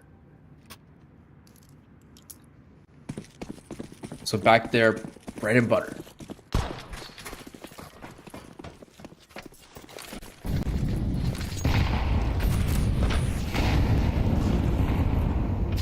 Already doors being exploded. Wonder if 9 is going to go for any more aggressive plays, but right about now, just spray through the smoke, nothing serious. Felt like maybe 9 really overestimated their capability of taking outside control in the last few rounds, and I don't think Koi will repeat the same mistake. I feel like they will be a bit more liquid in that sense. A bit more ambivalent. That won't stop them from at least, showing off some presence in outside, as we see. It is Adam and Davi moving together. And now it is just Lonesome Adam. So I feel like this is a pretty risky setup for 9, as, yeah, right now they're just gone for the default setup. 2B and 3 on A. So there's really no intel whatsoever what's happening across the map. And it's super risky. But it might just pay off. Oh, Masuda is going into the hunt, hoping to spot out the first player. He does see one. With 20 seconds remaining, Mantu will be up close with the sniper. Does get one, but so many players to go up against as well. And again, the CTs, I mean, they have no intel. They're just sitting ducks. They have no idea of what's going on, and maybe it's for the better, because look, 10 seconds remaining, and they have both CTs here on B. Oh no, why have they done this? Maybe it's for the better. Oh, maybe it is, because he will get that ball. Oh, planted! Refresh now, whips out the AK, but now it is just, Lonesome Mantu. 1v1. Malpos has the high ground. Oh, and Mantu, he seems to be aware of it. But he's got the sniper rifle, and that is not the best weapon for the job. But maybe he's patient enough. It will be rewarded, but not this time. This time, it's Malpos to secure the frag. 15 for Koi. And man, oh man. That is a type of round where you gotta watch it at, I don't know, it should be replayed like 2 times slower to really get the gist of what just went on there.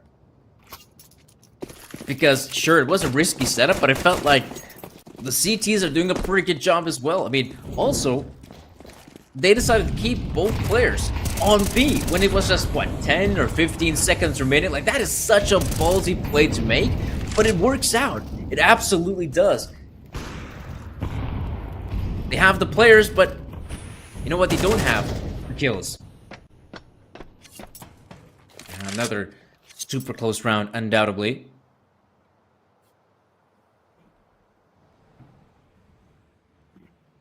I wouldn't be too surprised if a round like this will also come down to the wire. As yeah, constantly being refragged and upfragged. Ooh, that's a big sound cue. Sure.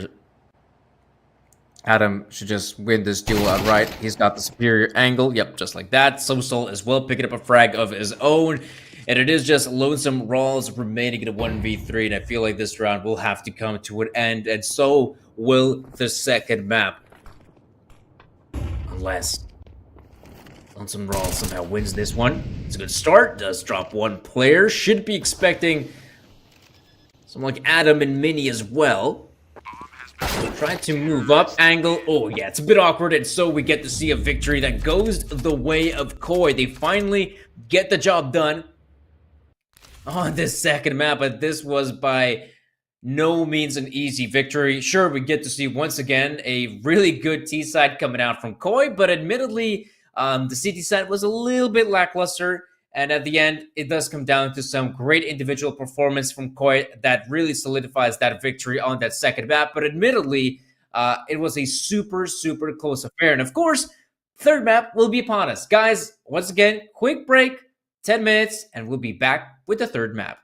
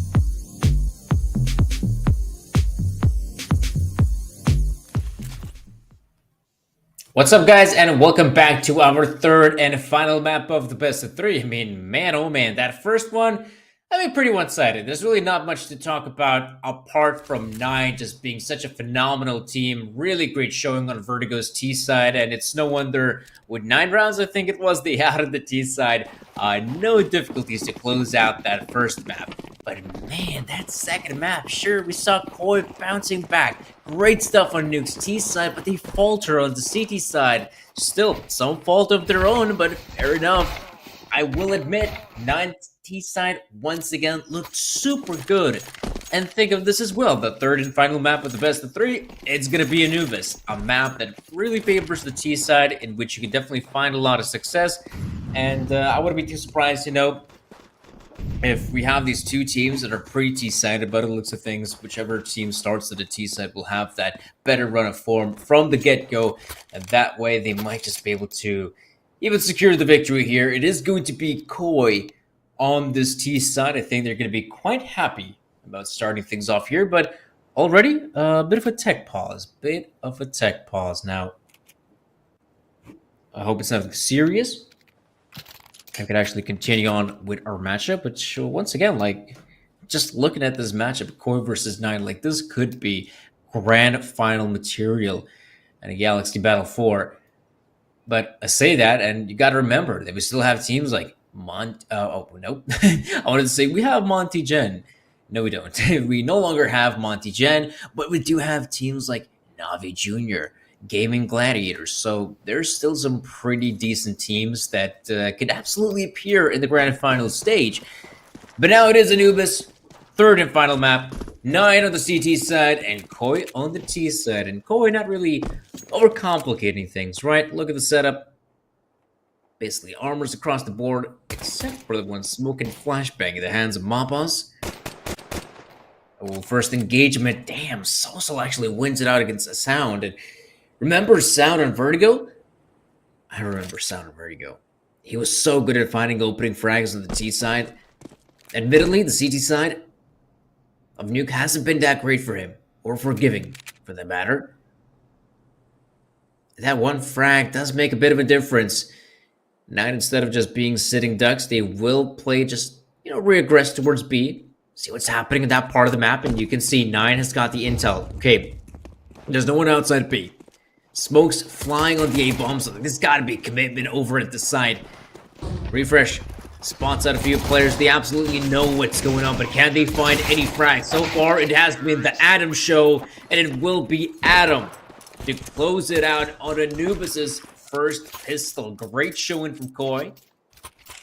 A solid start is exactly what they need, because we have seen this team play in the past, and arguably, their most recent run of form has been, well, underwhelming to say the least. Pretty big drop-off ever since the major. But just 5 days ago, they decided, you know what, we gotta make some changes. They got rid of Just, added in Solo. Whoa. What just happened there? Well, it heard some big nade damage, and well, it is just only 2 players left standing. It is Mantu and Refresh. 4v2 on B side, and this could give the confidence for Koi to just, commit towards the B play. After all, you already got rid of 3 players, so at the most, you're expecting 2 more. And you have 4 players. So you really shouldn't struggle at a round like this. Absolutely. And as you can see, both players sticking together, Mantu and Refresh. They really want to try and go for this. They can absolutely try and look for some exit frags, perhaps, but Adam is on the hunt. And so is Sousal. Ooh, Refresh goes down. Yeah, looks like this round is just going to come to an abrupt end. 2-0 for Koi. The previous round was a purchase here from the guys, and surprise, 9 finds 0 success. But whatever, right? You lose the pistol, you lose the subsequent sort of force spy. You can still bounce back from this. It's just that now it is going to be Koi basically in 3 rounds. which, again, on a map like Anubis, you definitely expect to see the sort of push and pull that you probably get to see too often on other maps as much as this one. I mean, all you got to think of just the first pistol round as well, when the players of 9, you know, they start to feel some pressure mounting towards the mid area of the map. They decide, you know what, we're just gonna peek out outside B, see what's going on here. Oh, okay, there's no one here. That's a great chance for us to, you know, put our forces together, head on over towards the A-bomb side, resume our defense over there. Yet, as we saw, still that was not enough to win the round. But now, getting some control as well in this one. We got Stododo clearing it out with the MAC-10. Adam does go down eventually. More damage being inflicted. Oh, Sosa not being too careful about it. Mantu, there we go, he steps up. So what should have been an easy round for a team like Koi has become a lot more costly than it should have ever been.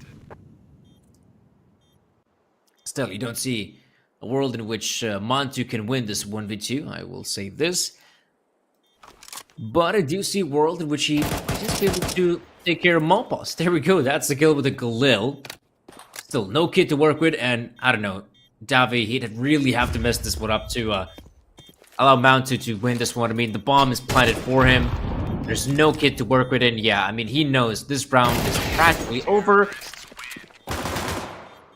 All is needed is to get that one kill, and 3-0 Koi. Good start.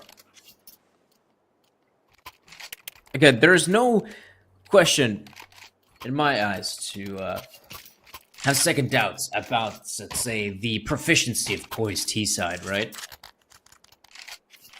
But now let's see some of the more important rounds come through. There we go. Gun round. Some pretty big guns, as well as a lot of utility for 9, which is exactly what you want to see. And remember as well, that previous round was relatively costly for Koi. So they lose this one. If they end up losing this one, like, economy is going to be practically in the bin. Or at the very least, they should go for, I feel like, either a partial buy or just a full-on eco. Oh, that's going to be a big one. Oh, a second player drops that. That instantly opens up the B bomb site for Koi. Will get that bomb planted. Masuda takes the hit. Oh, no.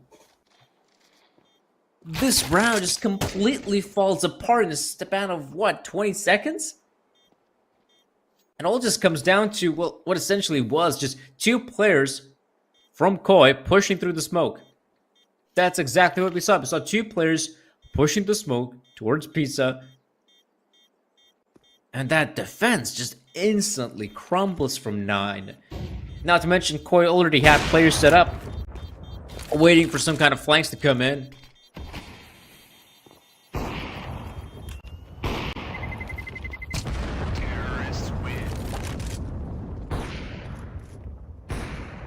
A really solid win, to say the least, 4-0 for Koi.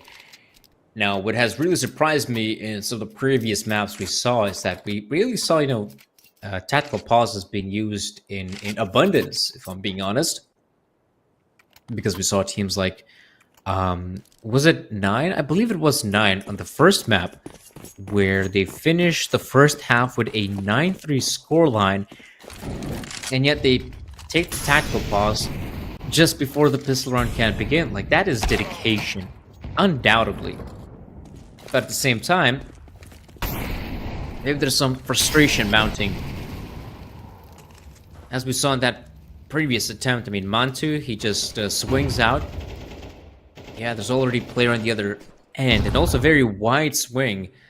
I'm not sure if he thought he had a really good spawn ahead again to that one. But I also feel like it's a bit of a mistake to allow Lonesome Mantu to go for the play and not having any sort of teammate or buddy close by who, you know, could recover the AWP. I think that's crucial.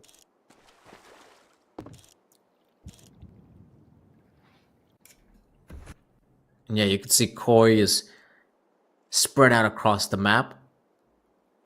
Sure, they have no idea what's happening in the middle, but maybe that's not that necessary. That's right now, all they gotta do is just, you know, stick together, group up, and hit the A-bomb site. This, of course, will prompt the players to move from B, and yeah, you can see Stododo is so aware of it. He knows that if it is a stack, let's say, on the B bomb site, I should definitely keep a close eye on bridge and connector for good matter. And yeah, this is just falling apart here for the guys. Can't really expect much out of Masuda and Refresh. Maybe to save their guns at best. But you have Mopaz on the other end, and he will make sure that does not happen. 5-0. Guys, I just want you to think, okay, for a second. Just think about how dominant these teams have been when it comes to just winning consecutive rounds in a row. Like, this has not been, you know, back and forth. Like, if either of these two teams is on a roll, like, they are on a roll. And it doesn't help that guys like Sound and Refresh just not having any of it, just no success. I will also add that,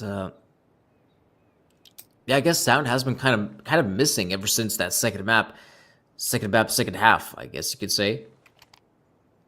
That's really the one guy you want to see step up. We saw how phenomenal he was at, you know, finding opening frags on Vertigo. And having such a proactive player on Anubis, it just makes sense.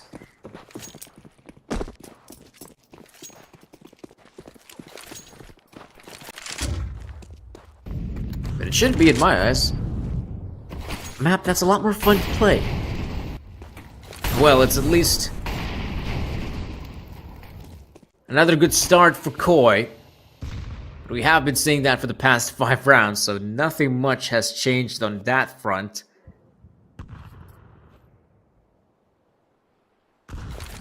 Yeah, very safe setup from 9. Once again, just defaulting over at B. Lots of pressure and Refresh. I mean, no one's watching camera, so yeah, right about time for a guy like Refresh to either take a more proactive stance to try and, you know, spot out a few players, maybe back away with the kill. And that's the problem. He doesn't back away. Once he gets that kill, that gives an opportunity for Koi to pounce on the bomb side. Now we gotta have to rely on players like Rawls and Masuda, and luckily, Rawls gets his. Meanwhile, Sound is still holding his position in connector. Ooh, Stododo is getting dangerously close. We'll expect the player to be here, but Stododo is just too quick. Masuda tries to come in with the retake, but let's be real, that Molotov really messes his angle up. And he cannot go for this, at least not yet. No kits to work with, so retake is not looking likely. And again, Kois and Ws, like these two things just go together synonymously. At least in this round, that's for sure. 6-0. And Sound is yet to get on the board. Now, if there's anything I'd like to see, a tactical pause, I think, would be of great importance.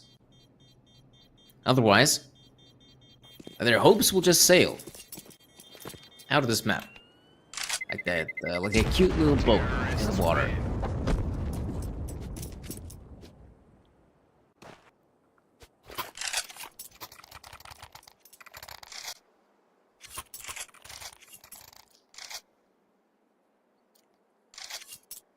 Yeah, also just take a look at the economy that's on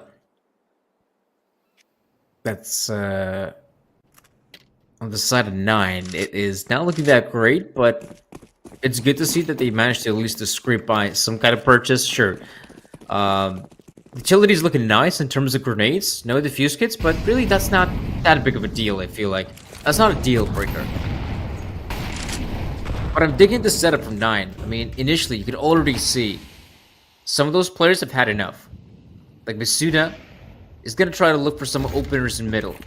Sound is towards B connector. Now, of course, he's not engaging just yet. There is a smoke grenade that's blocking off his vision. And we also have Refresh towards A. Like, I'm digging this approach right now. The question is, can they find any success? Maybe this is it. Okay, it's still a refrag, but oh, the problem is that opens up B connector for the T's. I feel like that's a bit of a mistake. To give up B connector without a fight. And that's such a crucial map point to hold. Oh, what is this? The read, it's not looking good. Rawls is about to realize there's a few players outside B connector, and there we go. Bomb plant will definitely come down for Koi. Oh god, he's getting dangerously close. A player has been spotted, but Mantu gets the job done. This round is not over just yet for Koi. When 9 have a good grasp of the situation, as they have a player in the form of Misuda, and also Refresh coming in the back line. Some awkward position now, being stuck there in B connector. He doesn't hit the first shot. Dodo holds the angle, but he does go down. Now it's all up to Sosol. Molotov to work with. I'm not sure if the Molotov is enough. No, there is a smoke that's been deployed, and the defuse comes through. Mantu. Great pickup. Lovely victory for 9. And a solid retake for the CT side, which is something I did not expect to see. I was so sure that in that 3v3, Koi might be able to really secure that round win, but I feel like the big frag that comes through there is Monster getting the frag on Davi. Once Davi goes down, that really opens up the round, and hey! Speaking of opening rounds, like, look at that. An opening frag that goes the way of 9, that's something you don't get to see too often. Misuda, on the other end, now we'll be expecting the brute force of Davi, but what is this? How does Misuda keep on firing? Finally, he's out of the picture. But Koi is not looking that hot. Excuse me. Dink with the AK. Luckily, he's still alive, but man, that is a big round for 9. Great opening frags as well. And you know, you want to see them not only just win these rounds, but win some of these rounds in style. Send out a message. And it's good to see that now they're starting to make things just a tad bit more competitive. And I feel like, yeah, Mantu has been doing a pretty good job in some of these rounds, but in that previous one, we finally saw like Misuda step up big. And look at this as well. It's Mantu with the opener. This is what, his second or third time in a row. That's huge. It goes to show that this guy is talented. Like, in general, like this 9 roster is definitely talented. I'm just quite perplexed of why don't these players, like, not necessarily, you know, click? Well, it's not looking too good, but hold up.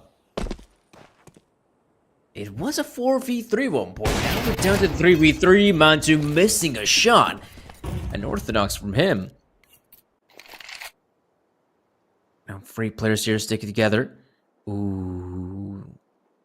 That's really cool for Misuda. Snakes pass through, and that will give them a lot of intel in this round. But uh-oh, intel right back at you. I mean, right now, like the ballsy play would be to just jump down water and go B. I feel like that would be the big brain play to make. Or maybe another big brain play to make. Throw a smoke on the B bomb side and hope you can catch some of these players just rotating away. Oh, but that one smoke from Misuda, man, that is such a ballsy play now. They just gotta push through the smoke. Misuda's here, Refresh as well. They got the players, and they definitely have the round. Good one for 9. They managed to bounce back.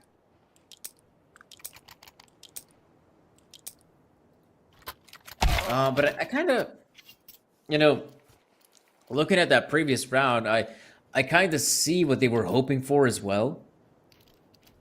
Like, you see one player clearing out water.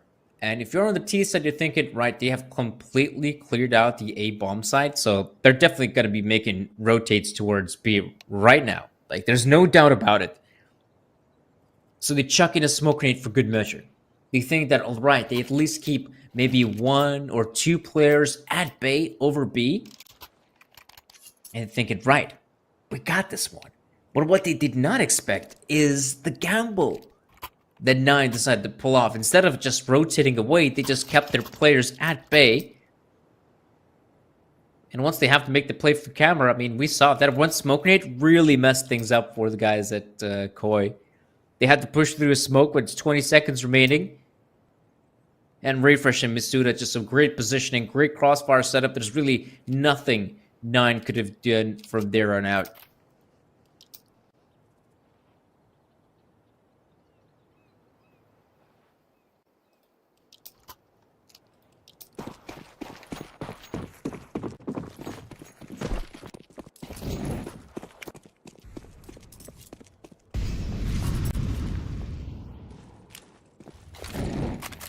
Well, then let us see. Back again with a somewhat more default setup on Anubis. 3-2. Refresh was keeping an eye on mid, but a lot of utility came his way, so he decides to back away from this.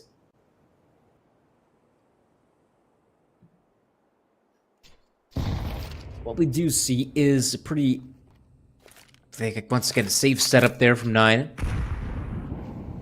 Right now, some of those players have started to come alive. And trying to rely on their aim, I don't feel like it's a bad choice. Some have been more quieter than others, Sound including, but now it's his time to shine, but he just doesn't get it done. The shooter, on the other hand, should be, but doesn't as well. Malpos and Davi clearing out the bomb side. And yeah, this round will once again come to an abrupt end. As 9 relying on their players, and they just don't get anything done. So the 7th round for Koi.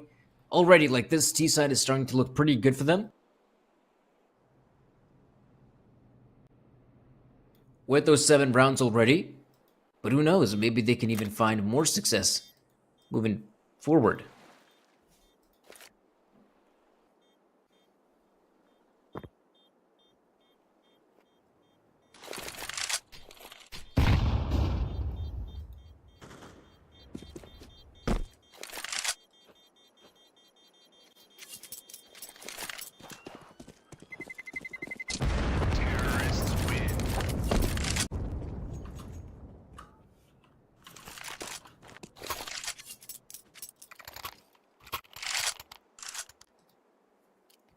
Alright, we do get to see a tactical pause now coming out here from the 9 guys.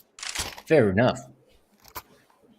I still feel like they're a bit dissatisfied with quite literally the B bomb site. I feel like the B bomb site has been one of those areas of the map where they have struggled the most, but also in some of those rounds, it was the B bomb site retakes that actually allowed them to secure victory.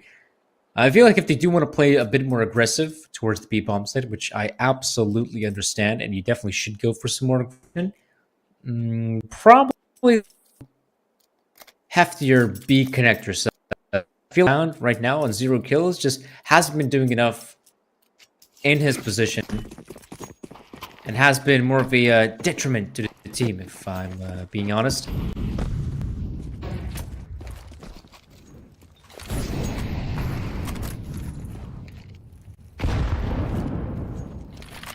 The DLC. As you can see again, it's a 3-man setup on the B-bomb side. No surprises here, but will this be in fact the commitment coming out from the boys? Well, they will push through set smoke. Sound on the other end finally picks up his first, but it will also be his last. Koi has been so good on these B-bomb side hits, and this time it's no different. Bomb does go down. Retake. Is it viable? I don't know. In a 3v2 like this, probably not. I feel like saving the guns would be much better.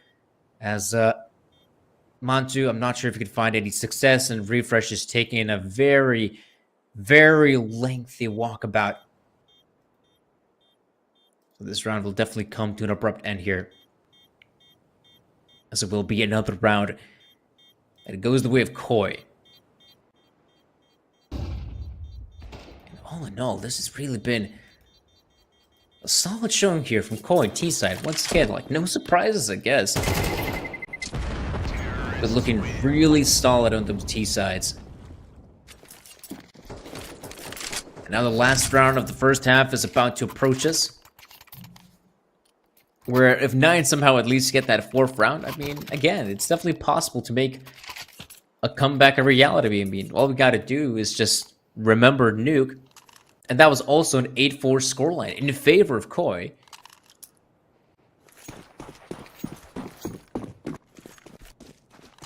So yeah, we'll have to wait and see how this one pans out. You guys here? Loads of Molotovs now being deployed in middle. Antu on the big green. That's the one player you expect to look for some of those opening frags, but on the A-bomb side, not sure if you can find any just yet. His position kind of tells me that, okay, he'll be useful. Just that not now, no. Not now, and not in his current position.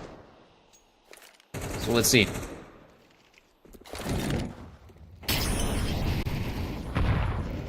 Well, for B connector. Once again, they're trying to show some more presence towards the B side, but hey, that's a good one. They've been constantly pressured towards B connector, and this time they pounce out a B and look at the opportunities. You got Rawls with a sneak pass through, and yeah, the T player, he's got no idea what's going on. Sol has already made a lot of noise, so for a guy like Rawls to get that one, that's an easy frag. Not to mention a big prize as well, the bomb. It's in his hands. Stadoto and Davi will absolutely try to go for this. Not much left, but this is not looking like a win for them. Stadoto could pick up, hold up. Big win from Stadoto and Davi, but now, is there enough time to book it towards A? I don't think there is. Like, they're running towards A, but they basically just have to run with knives. Like, this is... Oh, no, this is it. Yep, this is definitely it. 8 seconds. Monty on the other end, and I guess Stadoto just doesn't want to die. I guess it just doesn't want to die. 4-8 will be the scoreline, and just like that, another tremendous start for Koi, picking up all the rounds, it feels like.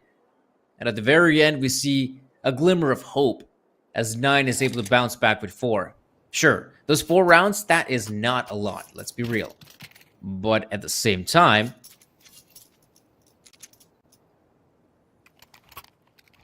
maybe they can find some success out of this.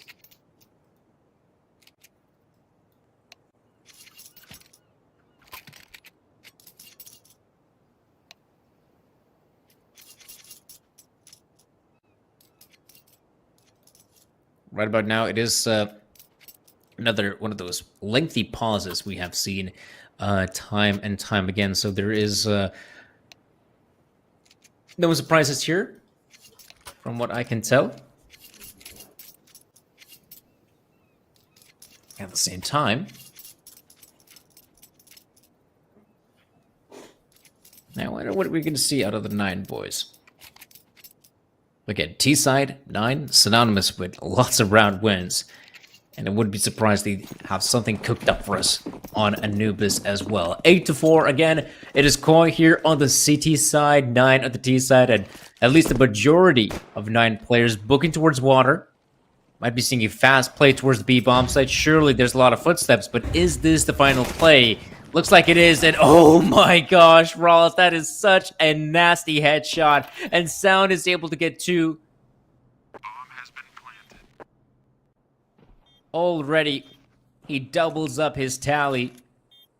And this is looking great for 9. They have full control of the B-bomb, so like this round is over and done with. Very simple play, but super effective nonetheless.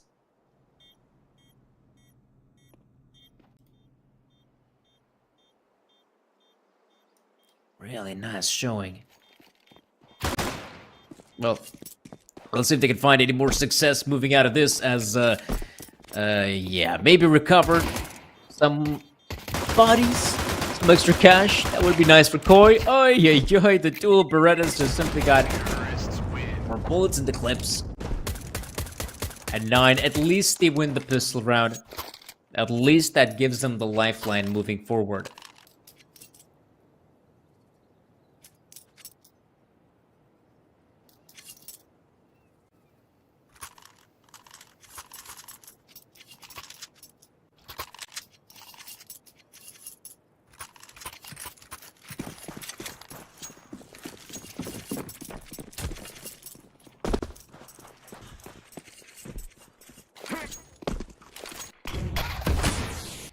Well, in a round like this, I guess it's not too surprising that Koi have decided to go for a purchase of their own. If Knight is not careful enough, they might run into a world of problems because now, like, look at how proactive they're being. Tavi in a good position here outside the smoke. He'll try to push on through, maybe catch the players off guard. He sees them both, but it's also Adam to step up as well. And in the meat grinder, it's still Knight to come out on top. Oh man, Koi, I felt like they might have a good read on the situation.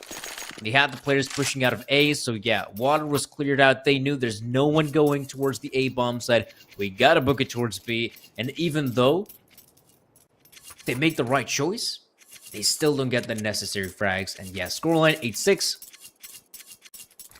and 8-7 wouldn't be a surprise to anyone.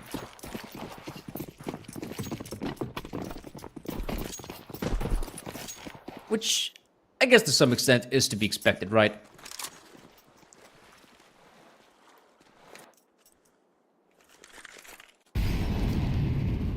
We'll have to wait and see. Love the fact that Koi is just sticking together in this round as well.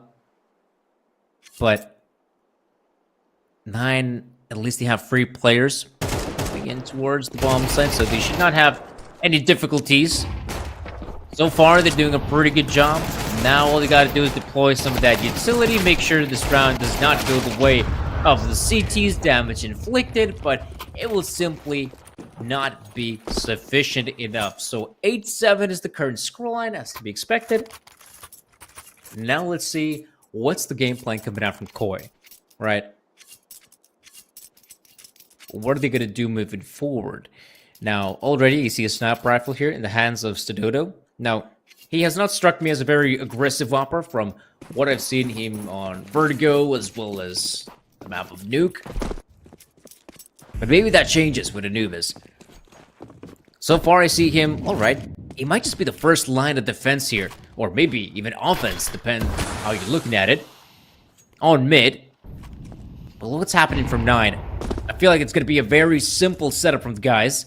There is a smoke on the other end, which makes matters just a tad bit more difficult, but they will just push through. They're barreling their way into the bomb site, and so far so good, as 9 once again find the necessary frags, the openers on A. Bomb plant is looking imminent.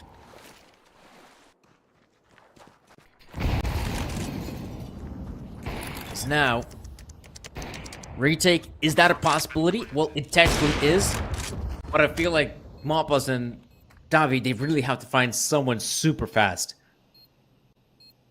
Oh, Refresh playing right behind that smoke. I feel like these positions are pretty bare bones. I'm not sure if I'm a big fan of them, but Refresh, he does get the one. Sound again, right behind the smoke, sees the one. That is lovely from Sound. There we go. This is the sound we want to see. Bringing up the pace. Puts us to 8-8.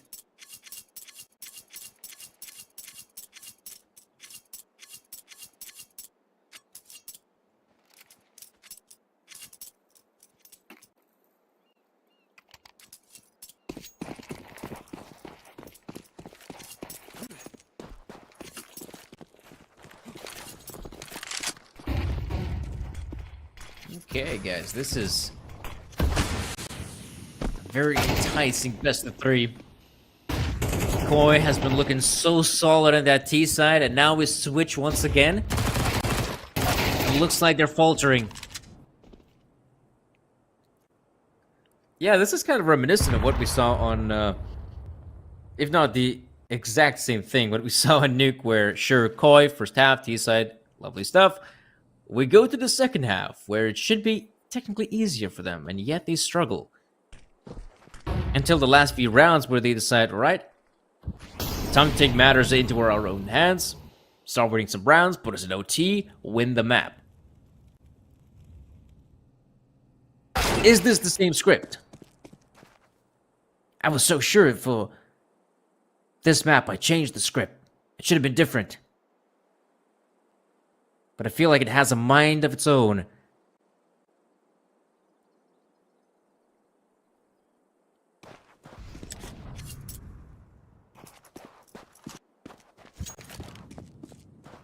Yeah, Koi seemed to be aware of the situation. They heard some utility being deployed towards A. Good position for Montu. Now, no retake is expected from Koi, but they're looking for some upgraded weapons. If Montu decides to push out, that'd be one extra AK-47 in their armory, in their locker, in their weapon case, if you will. So yeah, 9-8 is looking pretty good for the T side. Sol. Oh, big headshot. Terrorists win. Surely I expect to see some sort of a tactical pause come through, but not really. Not really seeing anything of it of the sort just yet. Not really seeing anything of the sort just yet. Oh, there we go. Finally, pause from Koi. Time to take a breather. Because right now, they just don't want to allow... they just don't want to see a repeat, I feel like, of what we saw in Nuke. It's a very grueling affair, and I would kind of believe that both teams are a little bit tired heading into this third and final map, because that second one also required a lot of energy. The first one as well. Now it feels like both teams are more prone to making mistakes, from what I can tell. But this is good. This is good. This really shows which team will be better. Just because the better team will simply make less mistakes.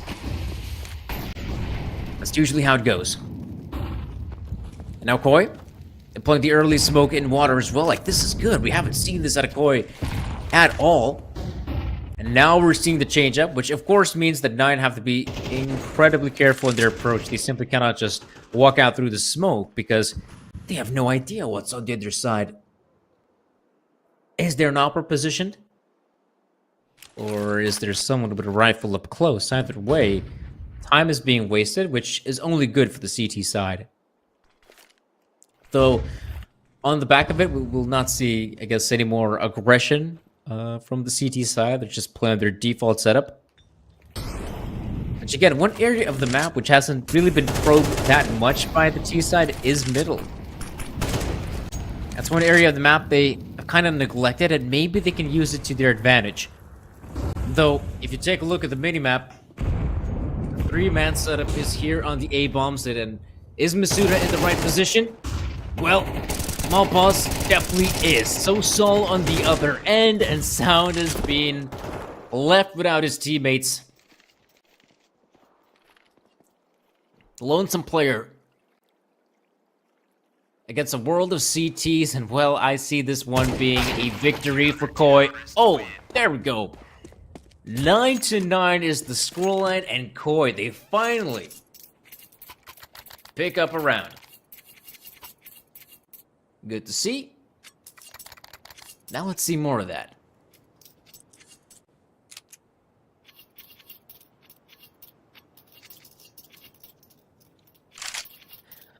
I was wondering if we're going to see a tactical pause coming out from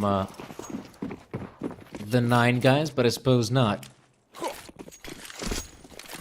I suppose that is not the case. Let's keep on moving forward, and here we get to see 9. Getting closer towards the A-bomb site, maybe some mid-control as well. Oh man, they're getting dangerously close now. It looks like Adam and Malpause seem to be aware of how close. Oh, maybe not. Flashbang as well, it's not the best, but Adam, yeah, he's quickly dispatched up. And now for 9, I mean, Anubis is their oyster. They can go wherever they want from here on out. It's just going to be a matter of maybe just having a few of your players, let's say, fake it out towards A or B, whatever it may be.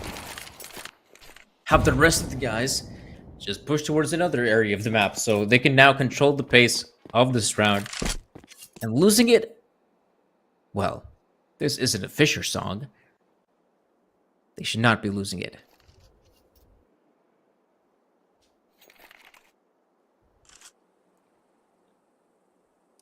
So we do have 5 players. It's pretty good positions here on the T side. Soul is also incredibly passive in his hold. So yeah, Molotov, flashbang smoke as well. That should call a rotate, but yeah, Soul knows this bomb set has been overwhelmed by T players, so it's just not worth it at this point. 3v5 retake is such a difficult task for any team, and in particular for the guys at Koi. They'd be much better off to save their guns for the next round, and hey, if the guns will be saved, then at least we can talk about a reinvestment. We can talk about a proper gun round.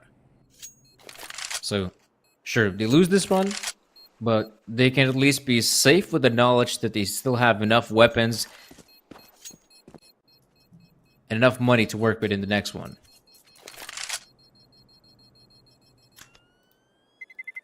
Terrorists win.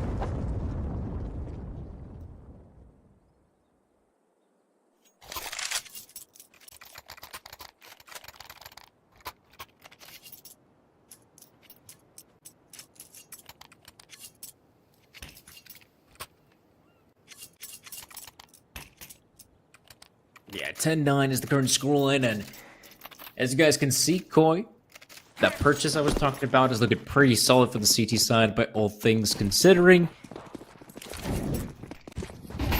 Once again, I feel like if you are planning to play on the sniper rifle, especially on the CT side, you gotta be a little bit more proactive.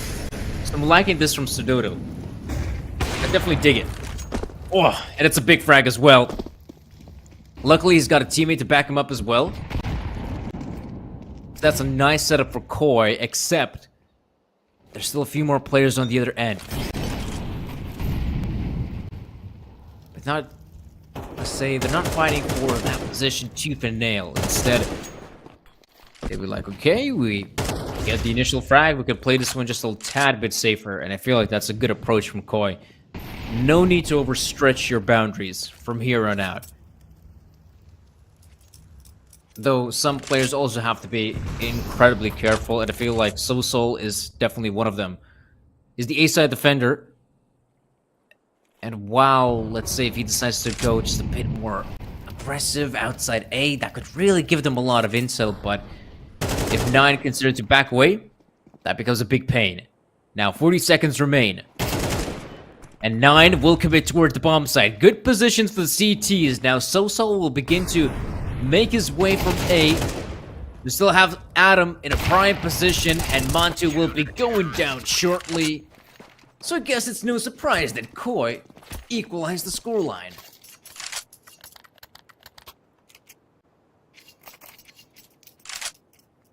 It's pretty funny as well that because we saw 9 racking up so many rounds initially, in terms of economy, like, they're still doing pretty okay.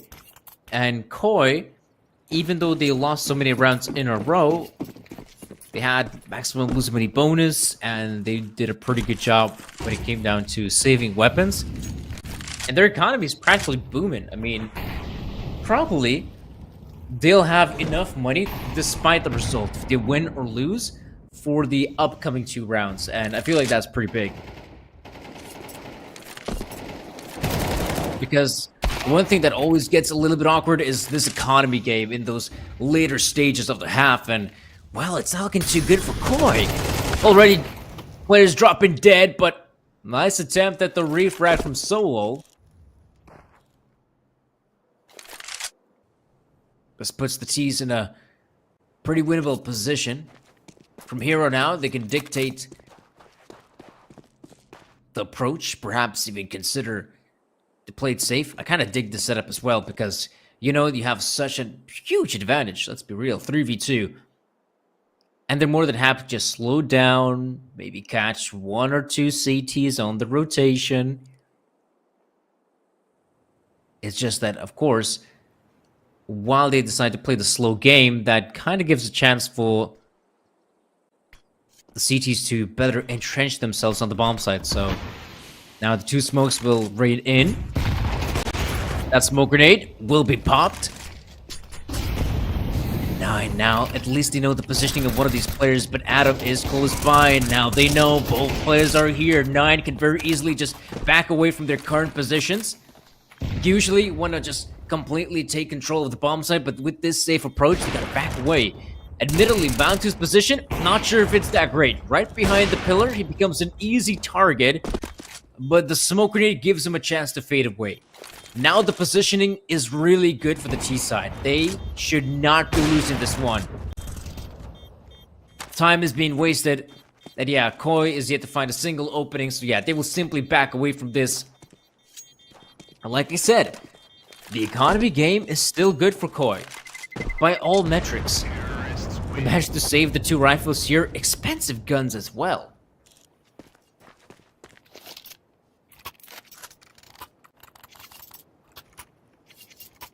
So yeah, 11 to 10.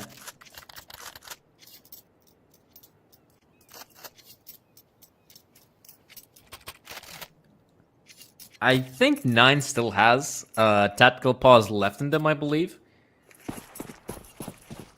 I'm not sure, but I kind of believe they do. I believe they do. Yeah, Koi has been more proactive, let's say, outside B these past couple of rounds, and it's no wonder that someone like Sound just chucks in some of that early util, but not really committing to it just yet. And there we go. We might see a big change of pace here, folks. 9 might actually just fully commit towards bomb site. So now aware of what's going on. Does dispatch of 1 player, but rotations are pretty swift. Look at So-So. Look at Adam. Can they find any more frags? Indeed they can. It's just Lonesome Ralts. Oh, jumping down, and Mantu. This is not looking good for Mantu. Nade, Molotov, and this round comes to a very, very quick end. Yeah, I feel like that setup could have been much more deadlier if, say, So-So was playing maybe Fountain, maybe Default, just somewhere closer the entrance. I feel like that setup could have been much better for 9. But So-So does a really good job at staying alive for as long as he did. Not to mention, rotations were super quick. So good one for Koi. Very back and forth. Maybe this is reminiscent of Nuke after all. Like I said, like super back and forth. Really hard to say who's gonna come out on top.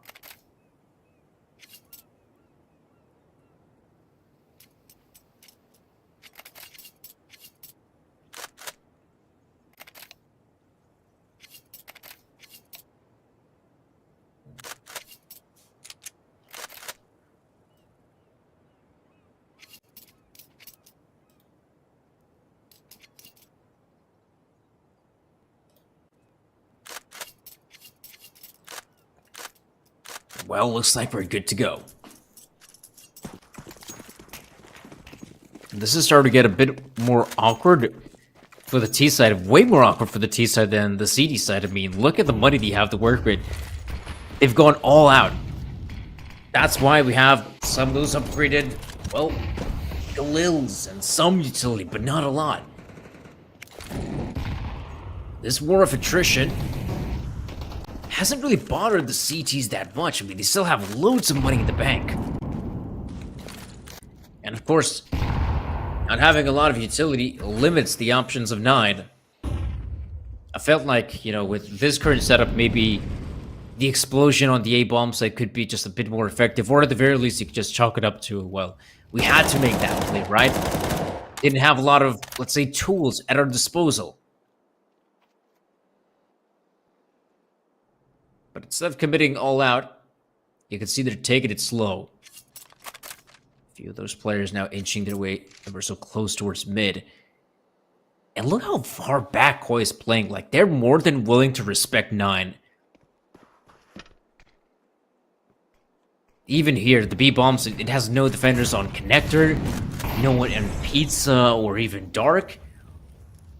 They're more than happy to just, well, play a retake if they have to. But maybe gotta be careful not to respect their opponents too much. You're expecting too much, you give them a lot of breathing room. Davi, very good position. Is the T aware of it? Yes, he is. And now this gives them a chance. Ooh, that Molotov. It comes from the CT side. Slows down the advancement. Papa, so many angles to check. It's really awkward where he's stationed at.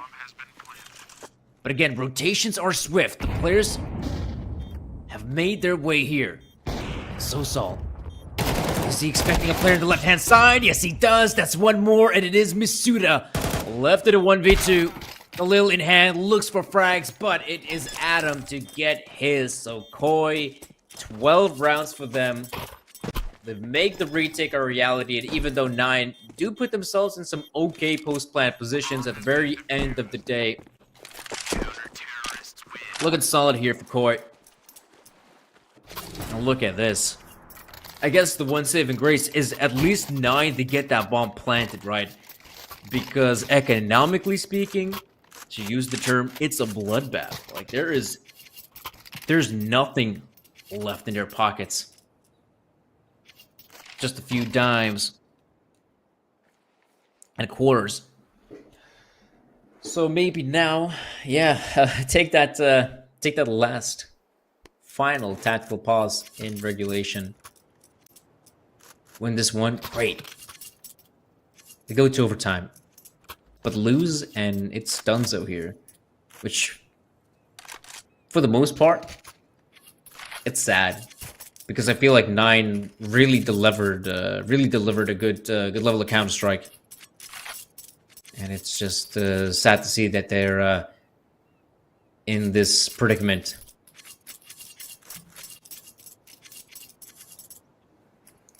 So 12-11. A do or die situation for 9.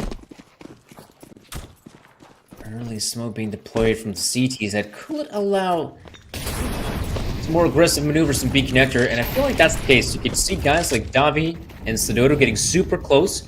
They hear a lot of footsteps in middle as well, so that gives them so much intel that, okay, maybe this is a fast play in mid. Adam's nade is perfect. They're gonna try to crunch on the bomb site. So far, so good for the CTs. Adam is still alive and kicking. It is just Lonesome Refresh and Mantu alive. Leave it up all up to Lonesome Mantu in a 1v3. And guys, we've seen him be so clutch, but maybe not this time, no. Bombs dropped in a very awkward position. And yeah, Davi has what it takes to close it out. 13-11. A best-of-3 series that, well, it did go all the way. We had a stop. We had an overtime game. And, of course, at the very end, we had a very close third and final map. All the rounds, guys, as to be expected here at Galaxy Battle 4. Now let's all take a break. Let's all take a bit of a break. And, of course, we'll be back with our second best-of-3 of the day. That's going to be Game & Gladiators up against Fireflux. The game should be happening in about 30 or so minutes. So, guys, we'll be going on for a very quick break. And once we'll be back, we'll be sure to bring you that second best-of-3.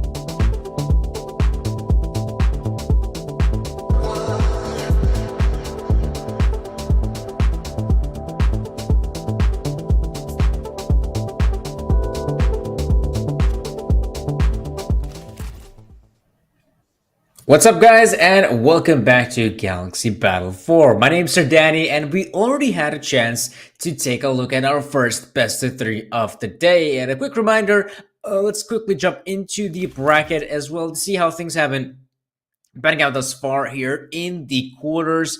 I guess no surprises here. Navi Jr. winning against Copenhagen Wolves. Fair enough. The big upset, of course, came in the form of Monty Gen versus TNL, but there were definitely some caveats to that matchup.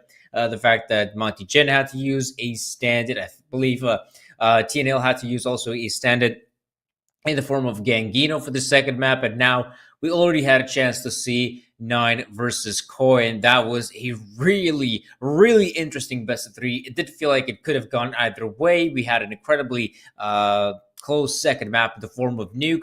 The third one was also super close, 11-13. Eventually, Koi has what it takes to secure victory.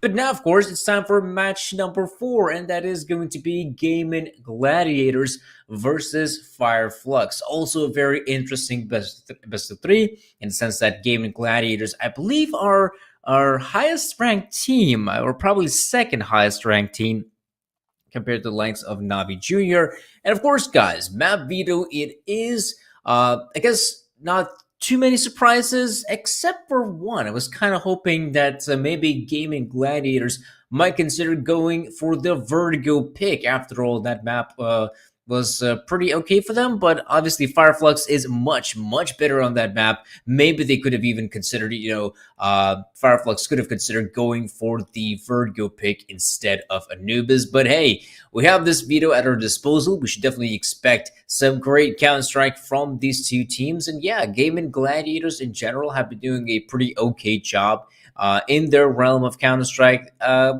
Maybe quite recently they have taken a bit of a dip in performance, no longer having guys like, Patty in the mix. Not that great, I feel like. But they do have Nico Dodds joining the Gaming Gladiators. That should be a fine player to have in your mix. He's been doing a pretty good job these past couple months. Arguably, has been their highest performer ever since he joined. That's 4 months ago.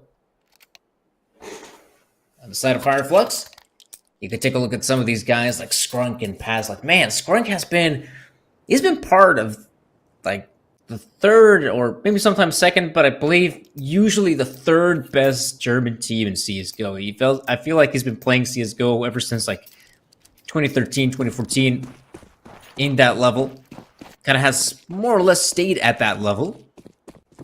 He's still here. Welcome that CS2. Bringing with him some really cool talent. And now it's time to see what's happening here on Anubis. Now, it is a very peculiar setup from Fireflux. They decided to have a very, very heavy mid setup.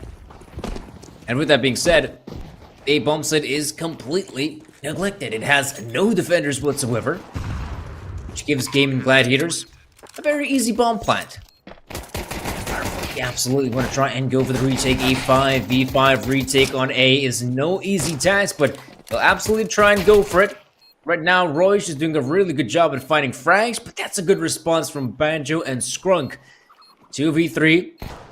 Nikodon's just holding his, waiting for the players to appear in his crosshairs. Oh, he's tapping away, but no kill so found. But Queenix is there, and now they're trying to stick it. Oh no, the knife comes in. That should be, it will be enough.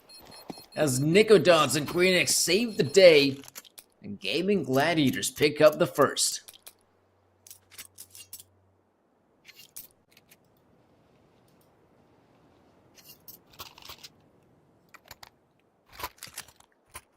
Definitely not an easy victory, if we're being honest.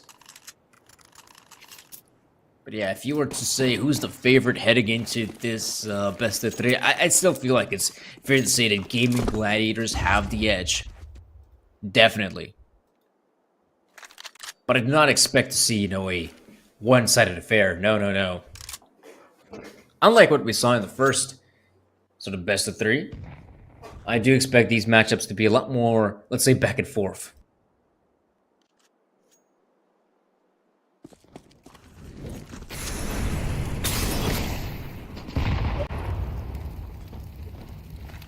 Gaming Gladiators, remember, Fireflux have gone for a purchase. They have weapons to work with, but not a lot of backup there for Soulfly. He's the first player to go down. Nodios is entering the A-bomb site. It's always a very tight choke point to make your way out of camera, and admittedly, Fireflux is doing a pretty good job in trying to stop the push. We still have Scruggy here with a 5-7. Great pickup for him. Kraken and Nicodots, arguably not the best position, but they haven't fully committed, which for them gives a chance to back away from the initial engagement. Head on over towards B, and Kraken sees the first player, and he was also the bomb carrier. Oh no. This is not looking good, but Nicodots straight with a headshot. But eventually, it is a great pickup there from Fireflux. Yeah, I talked about guys like, Skrunk, who has been part of the German scene for what seems like forever. But also, I mean, Paz. Like, Paz has been part of the big Turkish lineups that you guys can remember. Obviously, Space Soldiers. The early, I guess you could say, iteration of Space Soldiers is where Paz was first stationed at. But he was also part of some other Turkish lineups. And plus, you got a bunch of youngsters in the mix. And Soulfly is one of those players you could definitely expect to put up some big numbers for the team.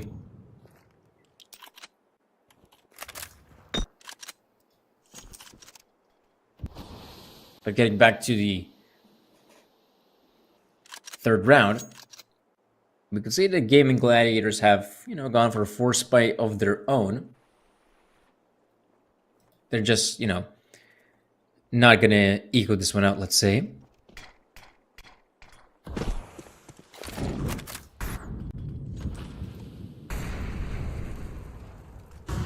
Let's see if it's just gonna be showing off some presence in middle, and perhaps from there on out just back away from these positions. Or, with that big frag, I mean, that opens up a new avenue of attack. Players from Palace, and suddenly the two defenders really got to sweat for their positions. Good smoke being deployed. That will stall the push from Gaming Gladiators just a little bit longer to give Fireflux a chance to come in with the rotate. So far, so good for Gaming Gladiators, though. Sensei alongside Banjo kind of out of this round. 3v2 retake, and both players committed from the connector position. Like, it is so difficult. And Nodios gets his. Yeah, this round is practically over. Banjo 1v3, great pickup on one. But yeah, Roish with the headshot angle gets the better of him. And Gaming Gladiators pick up the second. There we go. This is exactly what I was talking about. Something more back and forth, if you will. That's my cup of tea.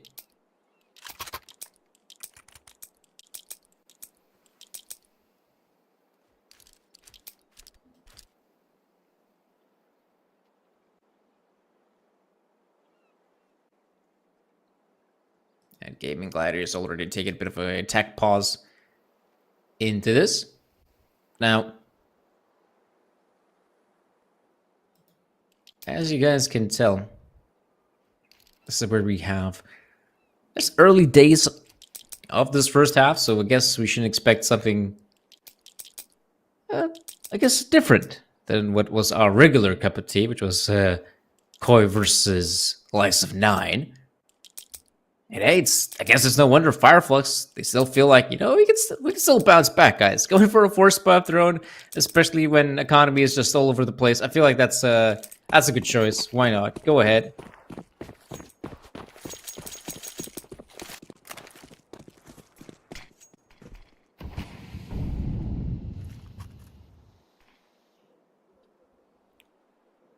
But I feel like this round should be just a little bit slower here from the guys, just in case.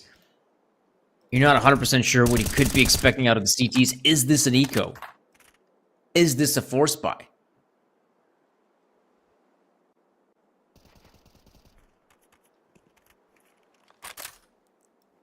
So keep it very careful, I'd say. Why not? You can see some of the players here on the side of Gaming Gladiators. Now let's start to get ready for a potential hit on B, I feel like. They got the bomb carrier outside B as well. Whereas Queenix, I was so sure, like, he's the guy with the Mac 10. Like, he should be the first point of contact to enter the B bomb site, but instead he's on the lurk. Very safe position to be at, and Soulfly, this commitment over in middle is just atrocious. Like, what is that? Just peeking out there one by one? Surely Game & Gladiators, they should have coordinated that one so much better. And as well, it felt like initially they just want to try to go for the B play. I'm surprised eventually it just goes down here in mid. Not sure if this was really part of the agenda, but that's what they decided to go for. Well, at least Kraken is able to pick up one, but again, there's very little time remaining. And to see this one just going the way of Fireflux, there's no two-way about it, yeah. That'll come to an abrupt end here, guys.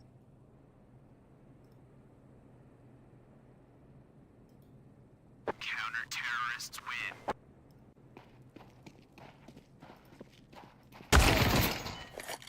Oh, if even that.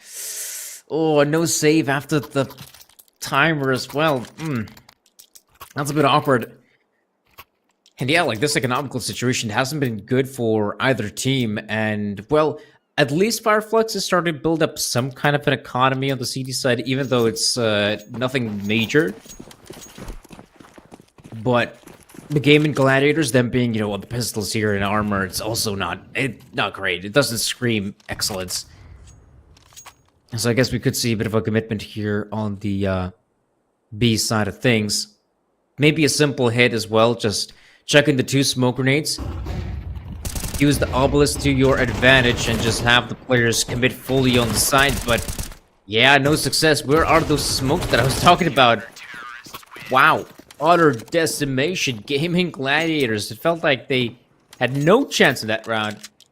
And they went for the force spy, but I feel like now all those force spy shenanigans will have to come to an end right about now, right?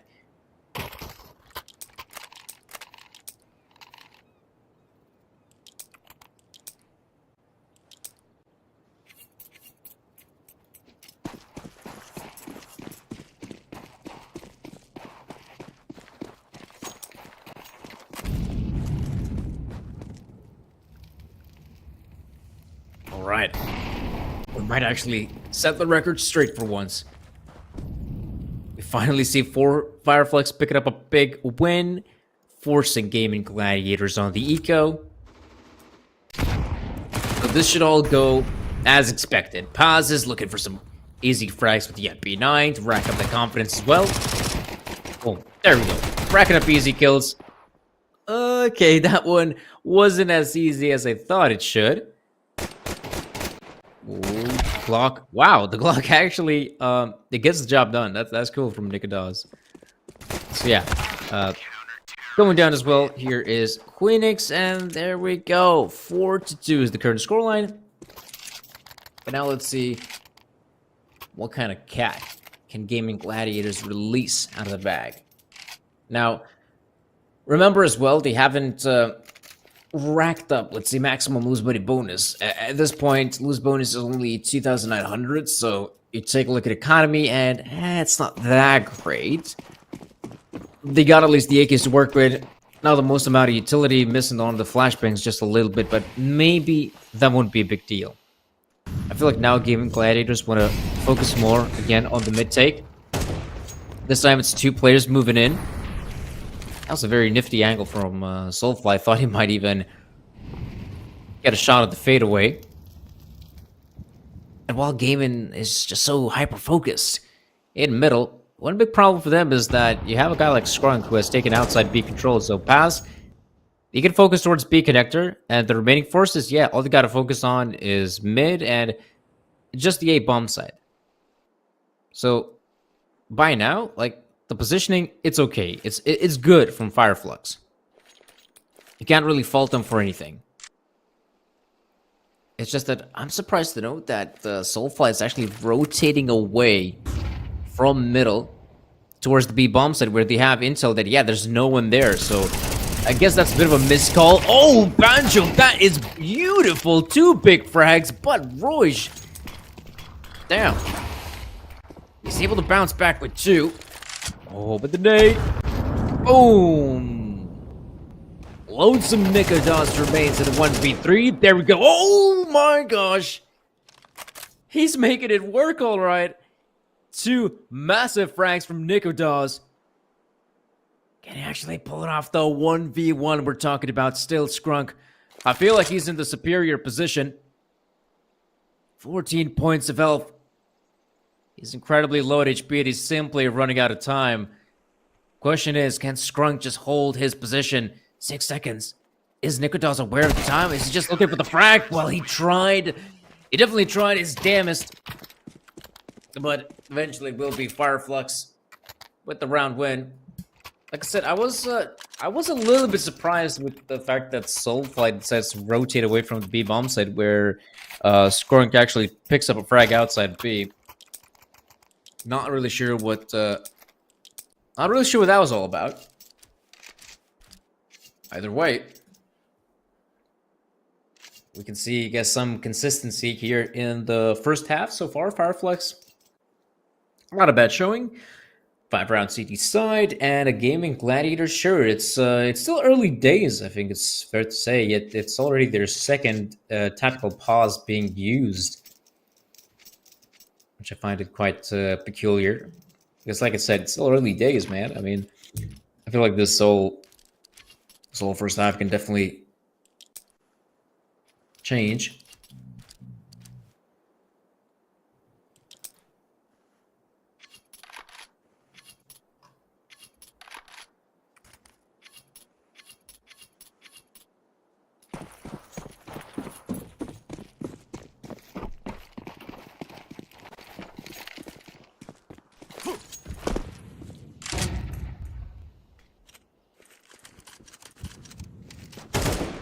Back to a partial investment from Gaming Gladiators. Not really committing to full-on eco, but, you know, just keeping enough weaponry to still be a little dangerous. Ooh, Sensei is definitely playing a dangerous game with the big green. After all, he's relatively close by. Not sure if he's expecting a fast play from the D's, and that's exactly what we're seeing. That flash just doesn't connect at all. Sensei, what is this? He goes in.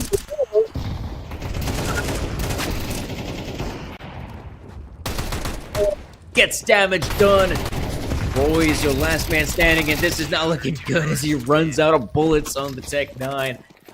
Overall, I felt like that was a pretty cool attempt. Like, that was a nice try from Gaming Gladiators. Like the pace. I felt like the CTs should have been punished way more. Like, we saw Sensei just doing ridiculous things in B Connector. Up close, CWP still getting a second frag as well. Like, that should not have happened at all.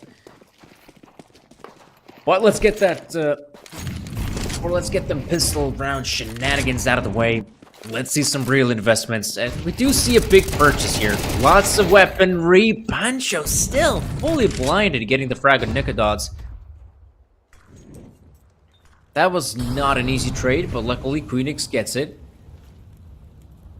A 44 is still okay for the T side, and this is where you definitely could expect some counter aggression to come through. I think we're going to see exactly that towards B.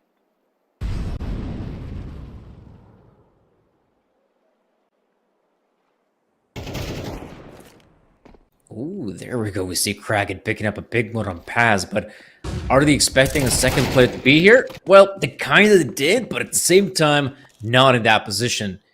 It's already 2 big frags, and Fireflux, hey, this is a round they should technically lose by all metrics. It's a 2v4. They have no idea what's happening across the map. And now Sensei is going to feel a lot of pressure there mounting from mid as well. Sure, that's one smoke, but ooh, that one smoke grenade forced the Soulfly to just stay on the B bomb side. And yeah, Sensei, I'm expecting at least one. Oh, what? How? I was so sure he had that one. Either way, it's not looking too good on the retake. Oh yeah, especially now. Sensei going down. Soulfly has to just save that gun of his, keep it for the next round, and that will be 6-3 Gaming Gladiators. Not too shabby, picking up a pretty impressive victory. I feel like the most important kills happened here outside B. As Fireflux, they had a 4v4, which for them was already okay. But I definitely still am a big fan of teams being proactive on Anubis, and that by that I mean, being aggressive on their CT side. And I feel like that two-man push could have really given them a lot of leeway. But at the same time, that was, I think, the main reason why that round just falls apart. Two players going down, and that kind of does it, doesn't it? No quick response, and in a 4v2, well, all Sensei and Soulfly can do is just play in the bomb sites, hope for the best, and it just doesn't come through.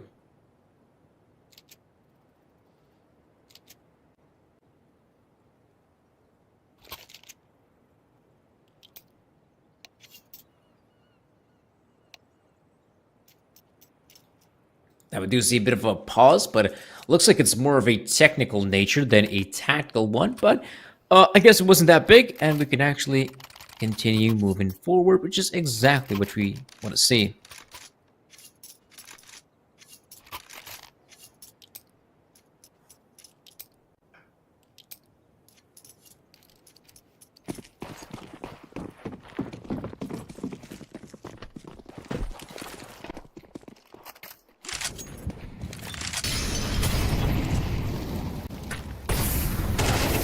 Oh, Nicodon's getting super close. Banjo as well. A phenomenal two-man setup. Not much of a response here from Gaming Gladiators once their two star players drop dead. At least stars of this first map. Majority of the kills between both of them. Soulfly, loses the gunfight to Norio, so that gives them a bit of an opening. Oh, timing is everything. Yeah, Norio's got his back turned. That's an easy one for pass. And that is just Lonesome Kraken in a unwinnable position. The 1v4. Bum can be picked up. That's the one saving grace. But I do feel like, man, Fireflux had a really solid setup there in mid. Two-man setup. Gaming Gladiators thought the pace would be enough to overwhelm the CT defense, but that was completely out of the picture. This is actually my first time seeing Fireflux play, and I gotta say though, on paper, like, you take a look at something like HLTV rating, and you can see like, oh man, like, yeah, some pretty good players. Rating is not that great, you could say, for some of them, but at the same time, you take a look at how they play in real life, in the virtual life of Counter-Strike. Damn, I can see why people might be excited for Fireflux. Worth the shout out. But yeah, you can see Kraken, he's just going to save that AK-47 of his for the upcoming round, as I believe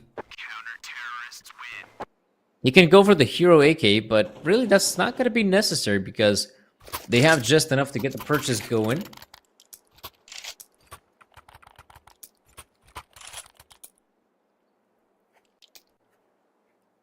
And by all metrics, this is going to be a pretty okay purchase. Though, admittedly, this first half is coming to a pretty quick close. Like, you see, the scoreline is 7-3. Fireflux has been doing a really solid job thus far. With 7 rounds, they can already be happy of what they've achieved. But looks like they might try to go for more. Aggressive play outside B. Soulfly as well, taking matters into his own hands. Like, look at that! Just the nick of time. No two-man setup here. It was just Lonesome Soulfly. So Pass has to return back towards mid. And Sensei's got to be very careful of camera.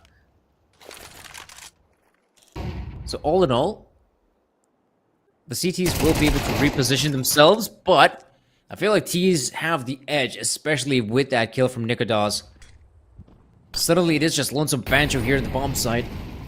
Not the best position for him right behind the obelisk, but, well, luckily for him, Gaming Gladiators, they still have to recuperate before they can commit towards the bomb site, which for the CT is like, this is good. Extra time is being wasted, and that's giving them time to get into better positions. Now, they also are very weary of middle, believing that someone might come from that position, and it's no wonder that Sensei also just doesn't move an inch. Right about now he does. Banjo, great pickup at 1. His position is compromised. Tries to go for more frags, but yeah, it's just so... Whoa! Uh-oh. Nasty surprise there for Sensei. Oh, and Nikodos gets the final nail in the coffin. So, Gaming Gladiators, at least they pick up the 4th. And even though it felt like that round should have gone a different way, but I would assume they did not expect to find a player in B connector. Once they get that frag, they realize, okay, forget about any sort of mid setup we had. All we got to do now is just throw our bodies towards B. And I feel like they made the right choice.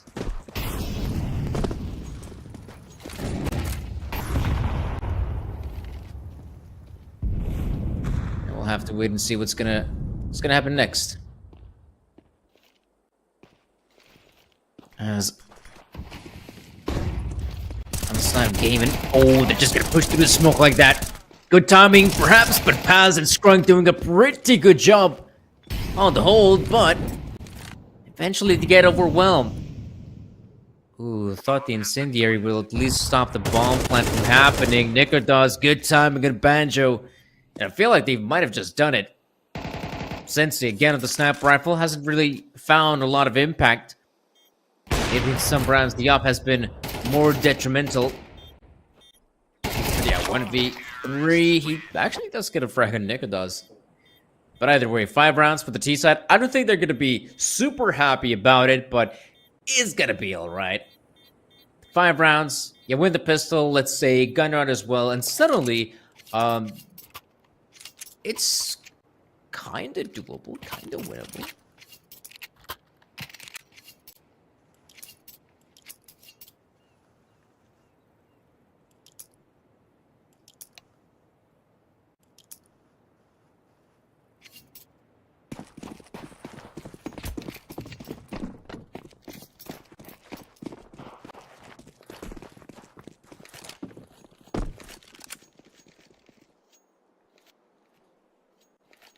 Pistol round it is.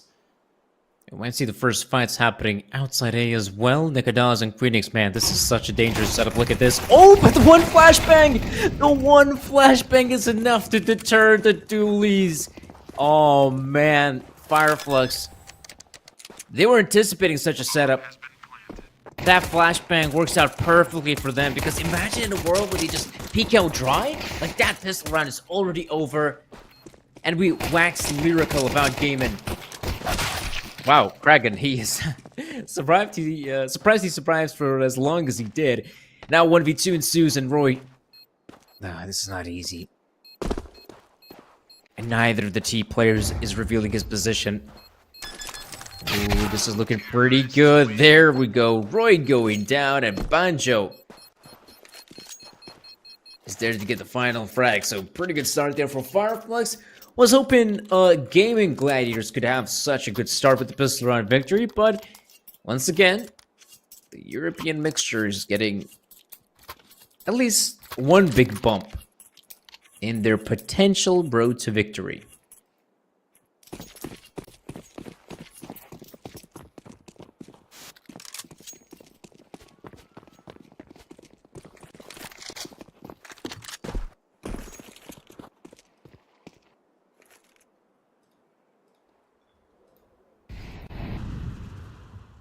Oh, this is a pretty good setup as well. Banjo at the ready, soul play as well. Easy kills for them. Would be perfect if they win this round without dropping a single T player, and that's exactly the case. So quit one from Fireflux, 9 rounds for them. Now we'll get to see Gaming Gladiators have just enough money to get a purchase going, which by all intents and purposes won't be, well, that great. Usually with the first gun round, the CTs have to buy up the guns. Yeah, they'll get themselves the M4s, but they won't really have anything more than that. Usually maybe a smoke, an incendiary, but no defuse kits usually. So if they don't have any kits, You could go fast and loose. And that's exactly what we're seeing from Fireflux. Sensei, first point of contact. Mac 10 is doing some great work. Oh my gosh. Now understand why some of the players from Gaming Gladiators bought head armor. Because you got such a dangerous player in the form of Sensei who just runs and guns and just, boom, single-handedly opens up the bomb site. And Gaming Gladiators, they would love to save these free weapons.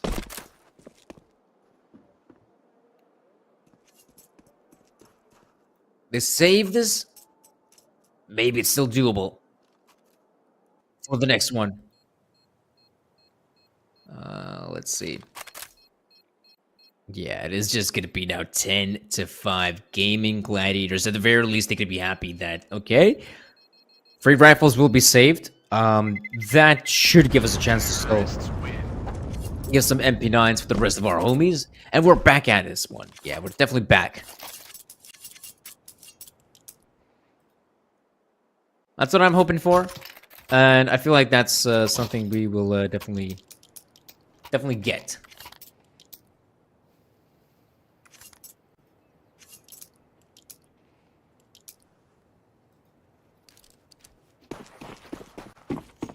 Surprisingly, I was kind of hoping to see some of those MP9s out, but instead we do have a full 5M4 setup. And what is this? Look at the pace. Fireflux not slowing down at all again. Oh my goodness, they're rushing the B bomb site. And there's just no response. Gaming Gladiators, again, they were hoping, okay, I will take my smoke grenade, throw it down. But they just don't have any time to get in position. So maybe this is the first big mistake. 2 players going down to Lumsum Roy. Oh, Flash is good as well. Damage inflicted though, which is okay. But now this retake becomes a lot more doable, and that should not have been the case. Skrunk's position is pretty good. Should get at least the 1 frag. Oh, he drags the spray. Now it's getting awkward. No, Roy gets that his, and Banyo, okay, that's good from him. Can he go in for more? No, he gets caught out. And there will be just enough time with the defuse as well. Man, that is, that's a pretty silly round to lose, if we're being honest. That 2-man push and B connector, there's some times, you know, where the aggressive plays, they can bring you some quick success, like we saw initially, 2 big frags, but there's no denying it, you know. 2 players, they definitely overstepped their boundaries. They should not have gone for the, I'd say, peak there in water. Because then we could be talking about, well, a victory for Fireflux. Now, it's a sort of rebirth for Gaming Gladiators, which means they're back in this one.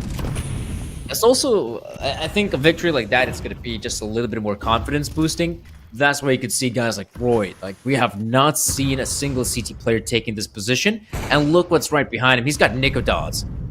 So that's a really great setup, though. Sadly, yeah, looks like Roy will just back away from this. Now with the Opera revealing his position, Nicodas does not have the confidence to push forward. So yes,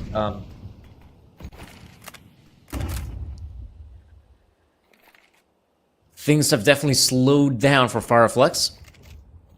Ooh, Nicodas as well. That's really cool. That's one thing you could definitely expect at a Nicodas as an Opera. That he's going to be pretty mobile across the map, whereas a guy like Sensei, we saw he was basically just playing the same position over the A-bomb side. But Nicodas, he can appear, it's, let's say, middle. Then what we saw there, he was towards the A-bomb side. And now he's just holding camera. A mobile Opera, I think, is exactly what a team needs on Anubis. Let's see, though. Right about now, Fireflux. 30 seconds remaining. They'll have to commit, and Gaming Gladiators, I mean, this is exactly what you want to see. Playing aggressive. They might just catch one of these C players off guard. There we go. This is an easy frag for Nodios, and now they will commit, but this round will simply fall apart. It should have, but there's still a lifeline. Bomb is getting planted. Nodios picks up 1, but Sensei, yeah, so many players to find, will be going down. But the fact they even get that bomb planted, like, that's insane.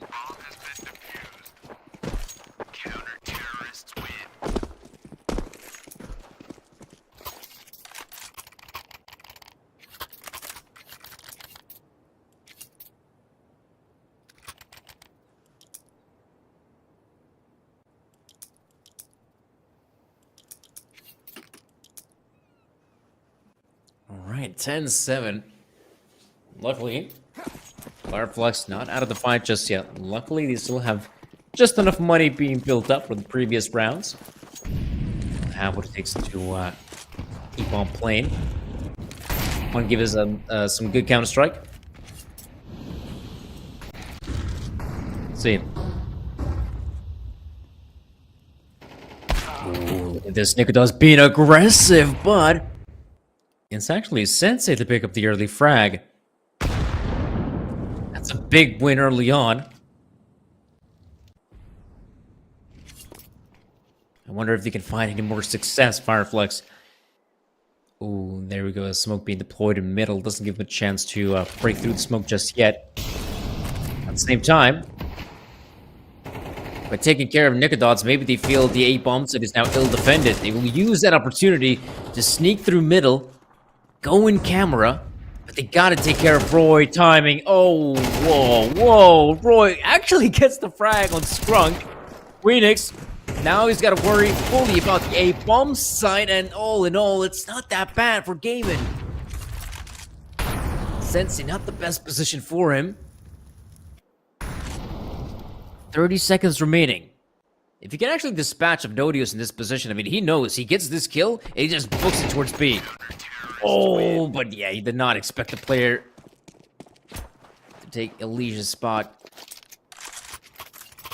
So yeah, it is now 8-10, and I gotta wonder if we just look back on that A-side commitment. I feel like, you know, if Roy somehow goes down just a little bit sooner, if the players of Gaming Gladiators make sure that, okay, if they just have that very same setup they had beforehand, maybe they could have just shut that one round just a tad bit quicker. I feel like they had just, let's say, uncomfortable positions and some timing that did not go their way. That's I think the only reason that makes that round as close as it was.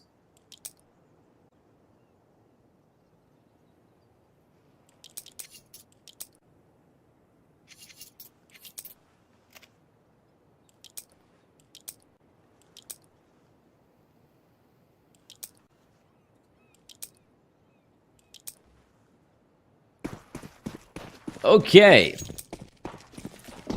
Now we're gonna see a pretty simple round, guys. Haven't seen a lot of those. It's gonna be just a simple eco. Some grip, upgraded pistols. Not a lot to work with.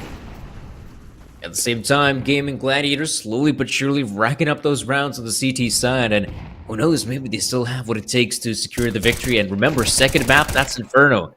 That's their domain. Though I can't say that Fireflux is somehow, you know, terrible on Inferno. I feel like if you're a level that's somewhere between like the top 50, the top 80 or so, you know how to play Inferno. And clearly Sensei knows how to dig. Gets a nice headshot on one, but I don't really expect any more than that, right? I feel like this round should come to a pretty quick end. Ooh, Sensei. Not sure if he expects Cregan's position. Oh, timing is everything. Pass gets a nice pickup on one. Wonder if Sensei could actually find the timing. Oh no, he still thinks the player there. Oh no! Oh no! Already a bit post. Alright. Val rounds for Gaming Gladiators initially, but it has come now. I would kind of some more fast plays out of Fireflux, to be honest. I feel like it's a team that could definitely find a lot of success with rounds like that. Though the fact that they have gone for the AWP kind of signals me that, all right, they'll take things just a little bit slower than I'd expect.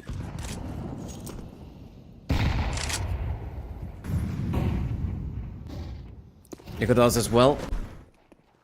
First man forward, looking for engagements. Doesn't really see anything just yet. In fact, the boys from Fireflux are being pretty careful, I'd say. Not really going all out.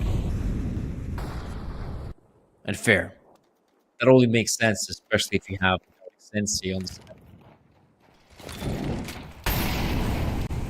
Oh, an exchange of flaming hot Molotovs and incendiary grenades. A fierce battle in which Soulfly, at least he takes connector of. Admittedly, Fireflux doesn't necessarily have to commit on the B-bomb so just yet. I feel like they should still push some other area of the map. But Gaiman, they're putting a lot of emphasis on the whole Nodios. Does he really want to go for the push? With a two-man setup? Maybe. Oh, Banjo! Massive frags and a big connector. Now it's all up to Nikodos. And now it is Roy coming in from behind. And yeah, a solid round from Fireflux. They waited, and then when it comes time to bounce, they do a phenomenal job. Banjo, to be honest, is your man. Like, that guy in big connector finds two massive frags, takes care of Nikodos, and then instantly thinks, right, I feel there's a flank incoming. Boom, takes care of Roy. And that will be 11-9. And this is turning out to be a very, very close first map, I'd say. Though, once again, if you just take a look on paper, it feels like Gaming Gladiators are the favorites heading into this one. But right now, I think it's fair to say we got a game in our hands, boys.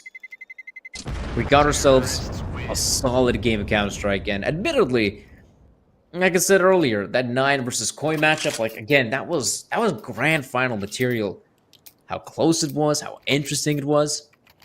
Some big plays, some clutches. We love that, right? And now, Gaming Gladiators using their last tactical pause, and I see why. Because not a lot of money. Money's pretty poor. And in terms of investments, well, if they fail in this upcoming round, then, well, economy is going to be in the bin, and they have to still play for victory. And I just don't see it happening.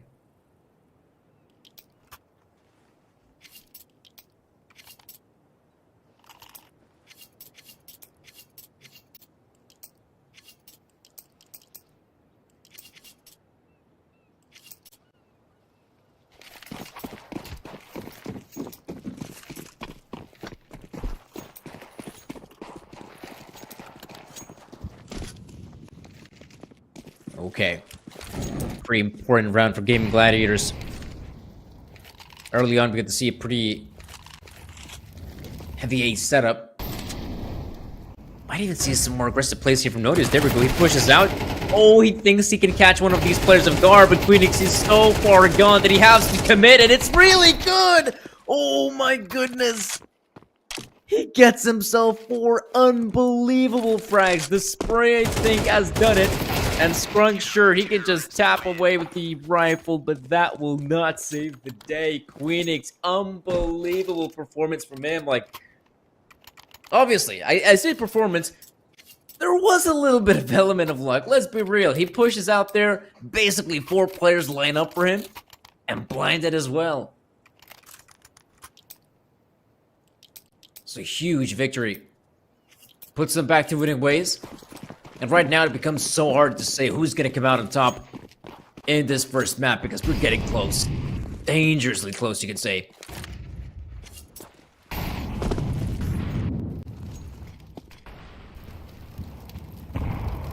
Just an exchange of utility, nothing more than that, but I kind of like the read from Gaming Gladiators as well. I mean, if you're a Fireflux, you got your ass whooped in the previous round. Now we're going to think, okay, let's try hitting the B-bomb side. This is where Gaming Gladiators had 4 players. Now we're back to 3. But 2 players have already gone down. So this is not looking good for Fireflux. This round, I think it's coming to an end, guys. It's coming to a quick end. Now, they could consider saving their weapons for the next round. Because if they fail here, like, economy is going to be awful. There is not a chance in the world they can bounce back. At the same time, they want to give us their best shot, I guess. So they will try. Waiting for some kind of mistake here from Gaiman, but I really don't see it happening. But that's a good opener. Ooh, Ooh, Banjo somehow gets his frag. Oh no, Nikolas also whipping the shot, but he replies with a quick one. The bomb is dropped in a very awkward position, though luckily the smoke will stop them. Oh, Nikolas, that is unreal. He just pushes through the smoke and gets a frag. Well, I feel like in Tier 1 CS, he would have been he would have been punished for that. But here, I guess there's a bit more leeway. So yeah, 11-11. That is, wow. That's a horrible situation to be in if you're Fireflux. Just not enough money to go for a purchase. If you don't buy, you give your opponents 12. And that's a scary prospect, so for sure, go for a partial buy. I can absolutely get it. I feel like that's a good choice right now. The best choice, to be honest. Maybe a fast play wouldn't be a bad choice, to be honest. We have seen that Fireflux has slowed down tremendously in these, past 5 rounds. Maybe a fast-paced round is exactly what the doctor ordered, or it could be just a quick demise. As Nikolas, once again, you thought he's at B? No. He's back here towards the A-bomb site. Bomb is also the position of the CTs. Yeah, I feel like T's realize it only now. Cool, we got the bomb.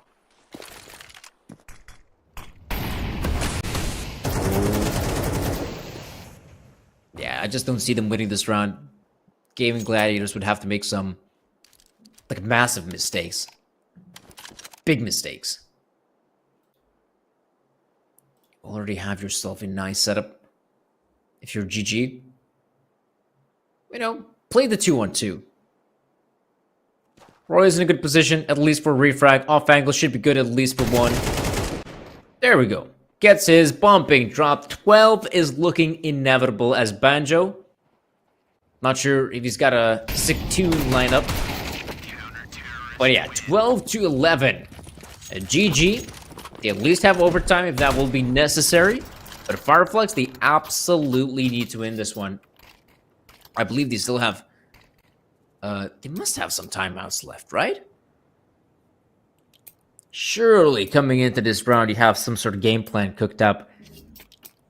And I guess we're just... we're just gonna play it as it is, alright?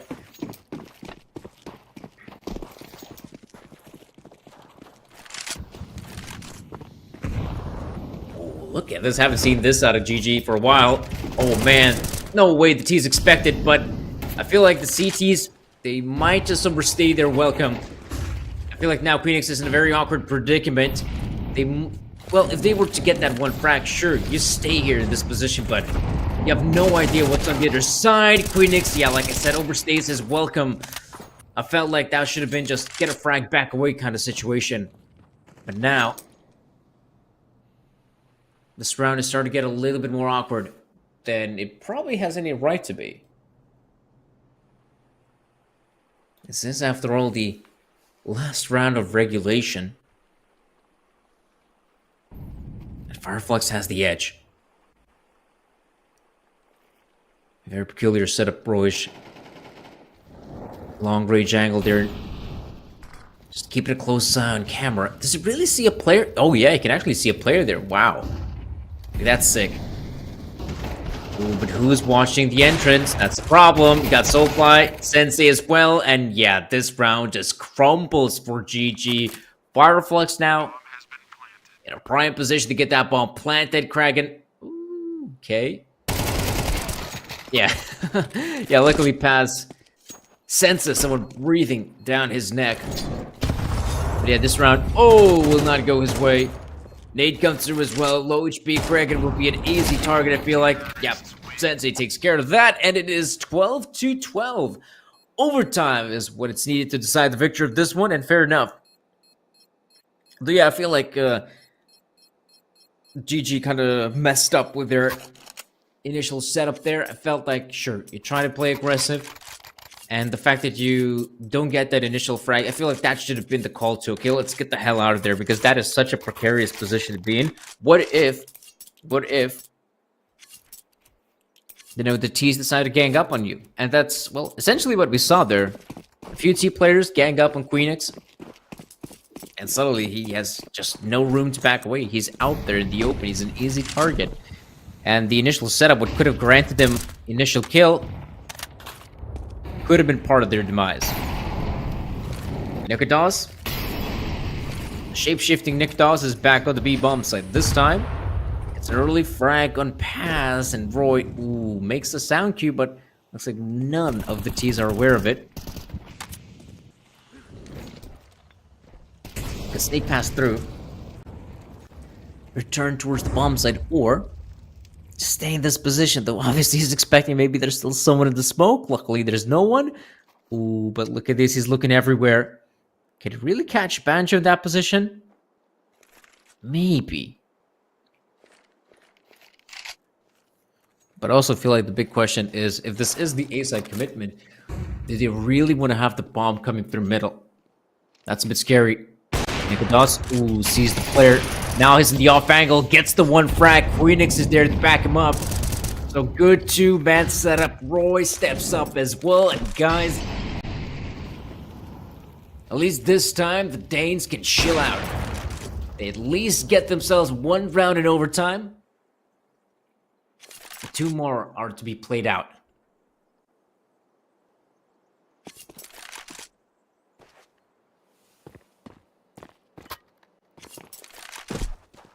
Yeah, I wonder is... Yeah, okay, I feel like Sensei is just gonna save that snap rifle of his, though he's gonna run into the loving embrace of Nodios if he keeps on running forward. Luckily, Op will be saved, kept for the next round, and you still gotta keep a close eye on economy, you know? Ooh. That's actually quite cool. That's a pretty cool bait and switch. Have your player on bridge, make the sound cue, and then allow someone like Nodius to just push, get the frag, boom. No sniper saved. As well, I think it was killed after the timer, which isn't that great as well.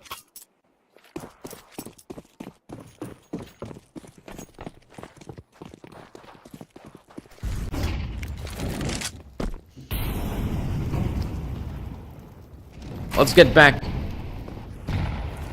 the second round of overtime. This time, the pace, Nodios feeling the pressure early on at B connector. Incendiary at least slows down the incoming onslaught of players, but that's a great response from Paz. And yeah, this is the scary thing about Fireflex. I feel like when they go for these fast plays, they just seem to be unstoppable. Especially if the players are on point! Okay, Roy. Maybe this round isn't over just yet. Those are two big frags that give Gaming Gladiators a chance. Back into this one. Queenix expecting a player to be dark, but he's yet to reveal himself. Soulfly gets his. Great response from Nikodos, and now it is just Lonesome Banjo, and he wins it! Nikodos! Just enough time with the defuse as well. And once again, Fireflux, sure, they take the bomb side. It was one of those scenarios where it's a 5v3. They have all the manpower to secure victory, and yet they fail at the final hurdle.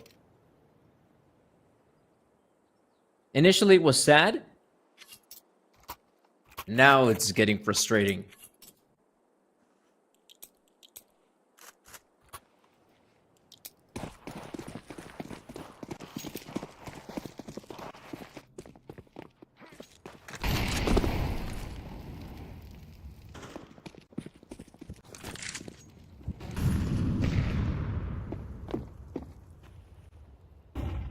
But now it is 14 to 12.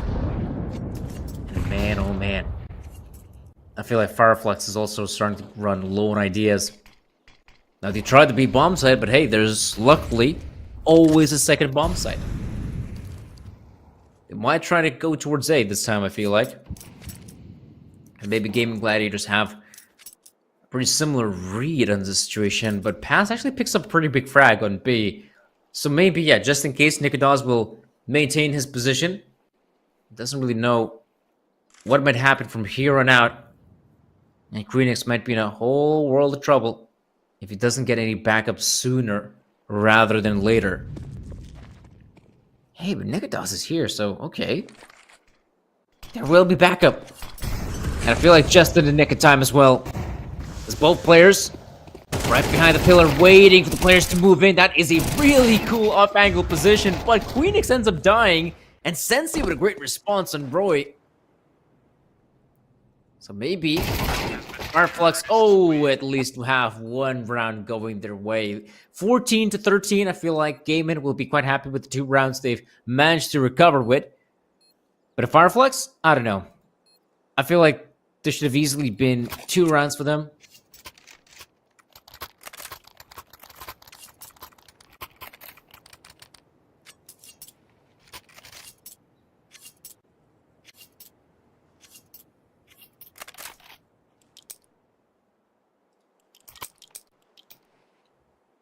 Alright, 14-13. Gaming Gladiators, T-side for them. What they gotta do now is show us what they're made of. T-side hasn't been that great. They've only managed to rack up the 5 rounds from what I remember. Now they gotta go look deep into the strat book.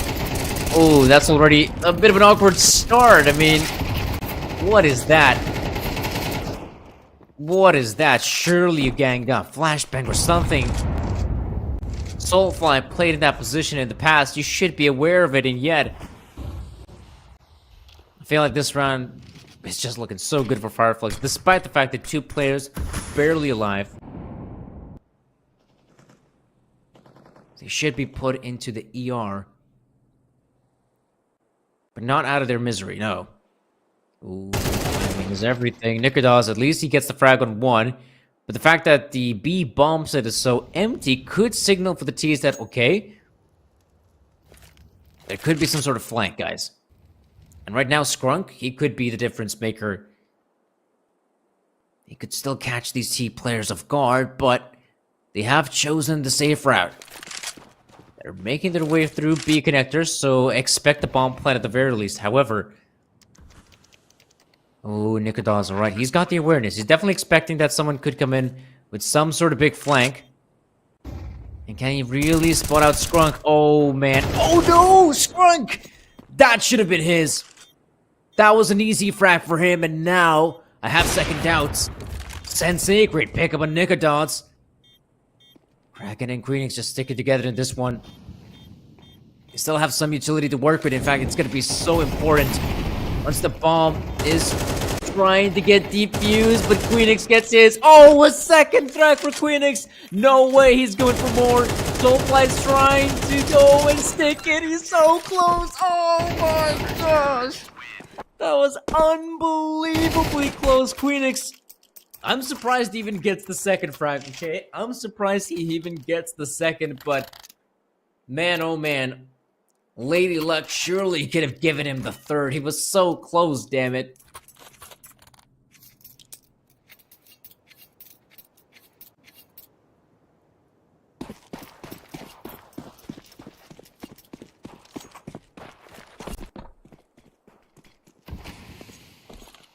Wow, 14-14.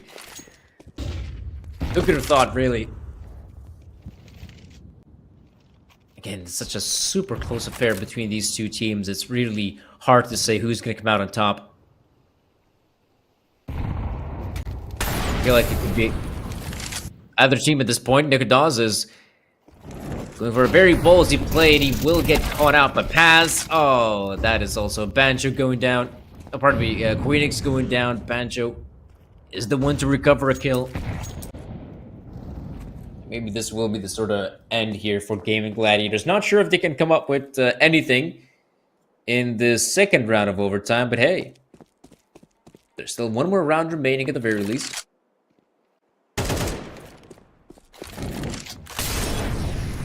Maybe they still have something, an ace up their sleeve. But yeah, this round is just falling apart. Skrunk is just back in T-spawn doing his own thing. Roy at least gets a pretty cool shot on Sensei, but this round is absolutely over. Fireflux, once again, will have overtime if that will be necessary, but I do feel like, yeah, this round is just coming to an abrupt end as we speak. He does recover the bomb, but yeah, just if he wanted to get a bomb plant, he'd have to run with his knife out, and I just don't see it happening. There you go, 15 to 14, Fireflex. As I said, have secured the second set of overtime.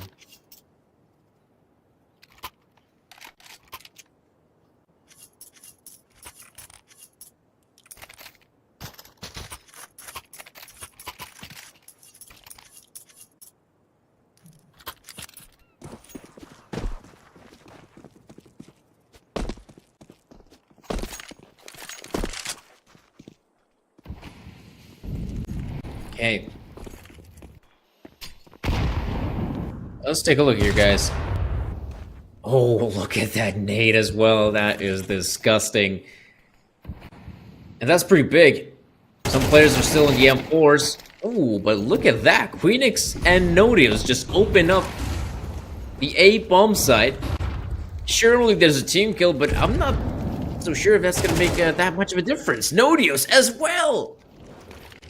Already damage being done. Fireflex still trying to go for the retake, but it's so difficult. They're quite close. Skronk is still expecting someone to, come in the back lines, but as we see, all three players from Gaming Gladiators are here, ready and waiting. Incendiary is deployed to try and push out any more remaining team players, but ooh, that's a bit awkward from Soulfly, and Skronk goes in. Now there's just Lonesome Pass, wins the one, but a second. Oh, he might have actually done it. All he's got to do is just find the bomb. All he's got to do is just find the bomb. What is going? No. Okay, I think he's.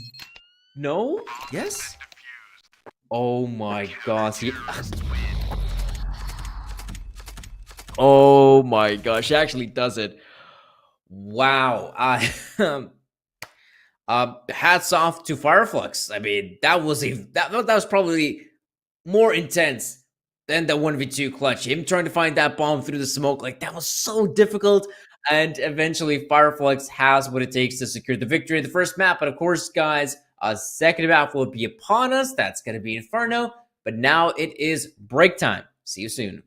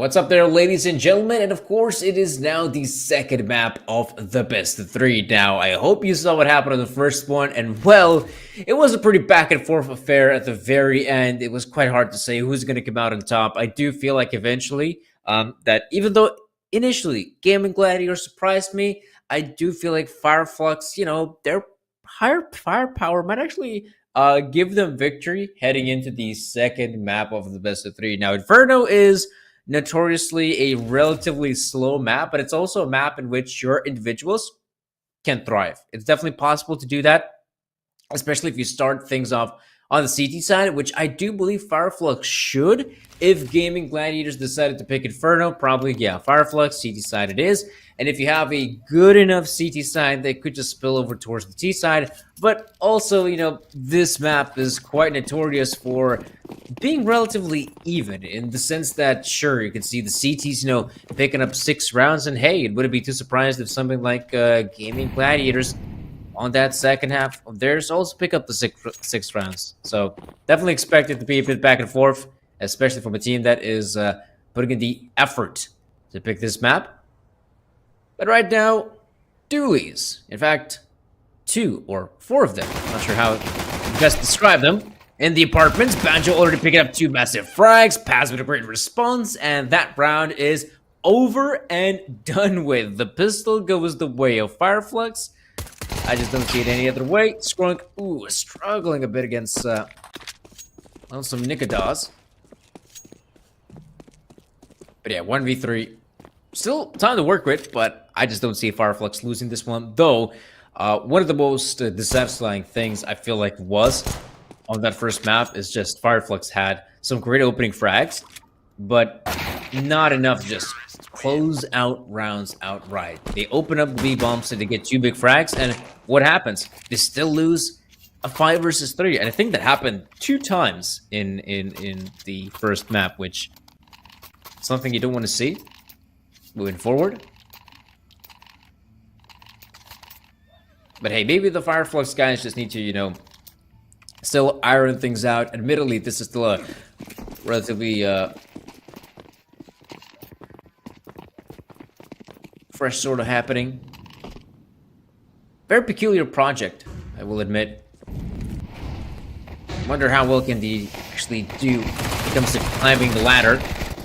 Here though, easy frags. For the most part, easy frags, though you recover 1 MP9, but yeah, that's gonna be all she wrote. Fireflux already 2 rounds to their name. That was just a simple eco coming out from Gaming Gladiators.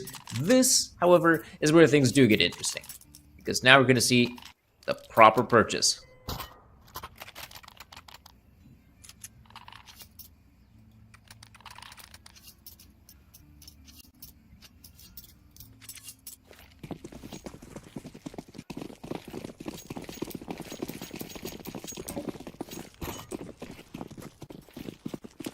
Let's see.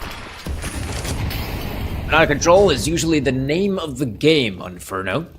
Now, Game Gladiators don't really have a lot of utility heading into this one, so the pace is going to be absolutely crucial. Right now, it's working out wonderfully for them. Well, for Fireflux. Gaming Gladiators getting absolutely demolished here in Banana. 2 players going down super early. Paz now picking up his 3rd frag into the round. And this round is, well, it's kind of over here, guys. No control in Banana. At least they have recovered the bomb, so that's the one saving grace. But yeah, all in all, things are not looking good, from what I can tell. 3-0 is looking inevitable, but maybe Gaming Gladiators can still find, some sort of opening, but got a 2-man setup in brackets. Maybe the 1 kill is all they're gonna get. Not to mention the Banana players are starting to get a little bit more comfortable, and look at this. What a one-sided round. Not losing a single player. Can the MP9 player even recover? Rightfully, he sure can, so that is just beautiful. You get all the frags, no one dies. You keep rifles as well. That's perfect.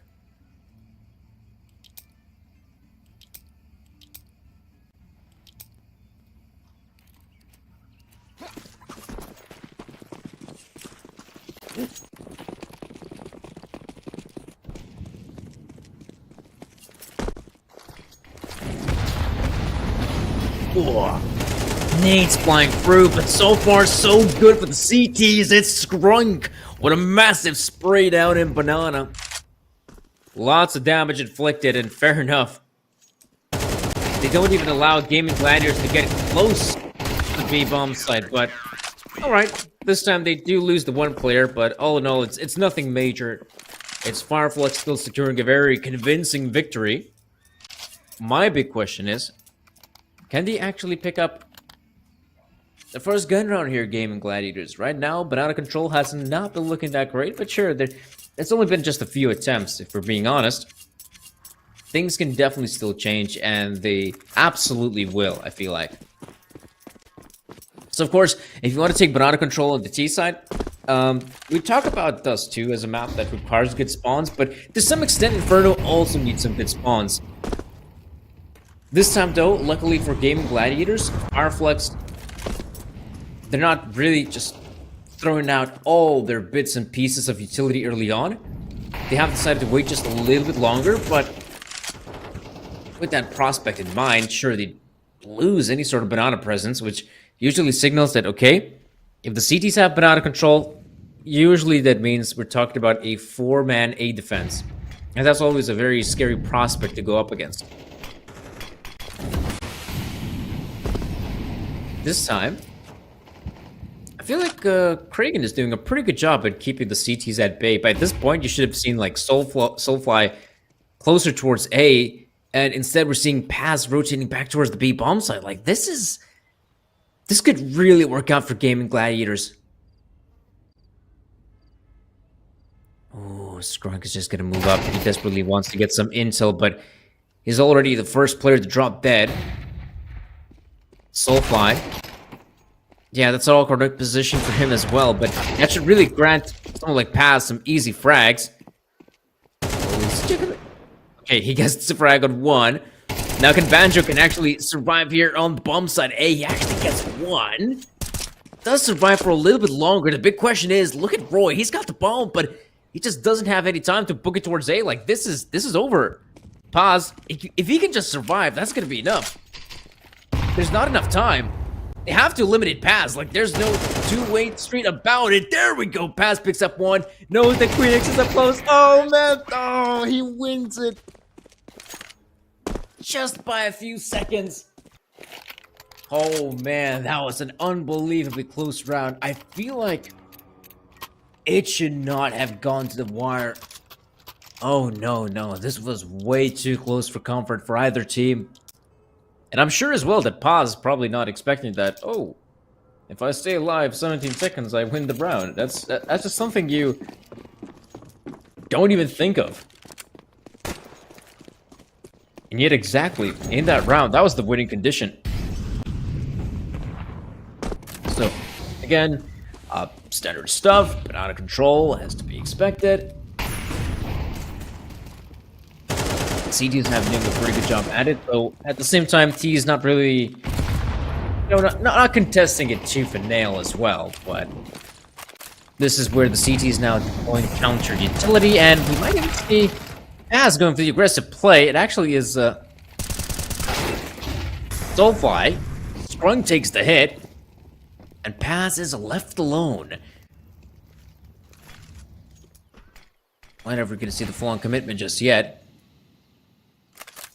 That's a good smoke as well.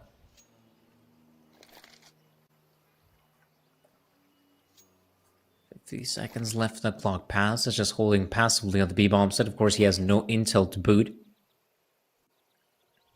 Ooh, is he? He's gonna go for a bit of a hunt, it feels like. Oh, Sensei. Luckily, he remains with his life intact. But the rotation is here. I mean, Banjo and Paz, both players at the B-bomb site. 35 seconds remaining. Right about now, they really just got to commit towards the B-bomb site. There's not a chance in the world they reconsider this and head on over towards A. So whatever happening on the A bomb site, like, forget about it. Full focus on Paz and Banjo. And Paz, okay, that's a big one from Paz. Banjo swoops in as well. 60 seconds, bomb is dropped. And those two players, Roy and Quinix, they really got to figure out something fast because they're not finding any of the frags. Oh, there's one! Oh no, could this be the difference maker? No, Paz has done it. He stays alive, but Banjo, that was such a risky move. The swing out wide. Because if Paz ends up dying in that situation, that's it. That's round over. Luckily it wasn't. As Fireflux still with a pretty solid amount of rounds on CD's side. Inferno 5 is nothing to scoff at.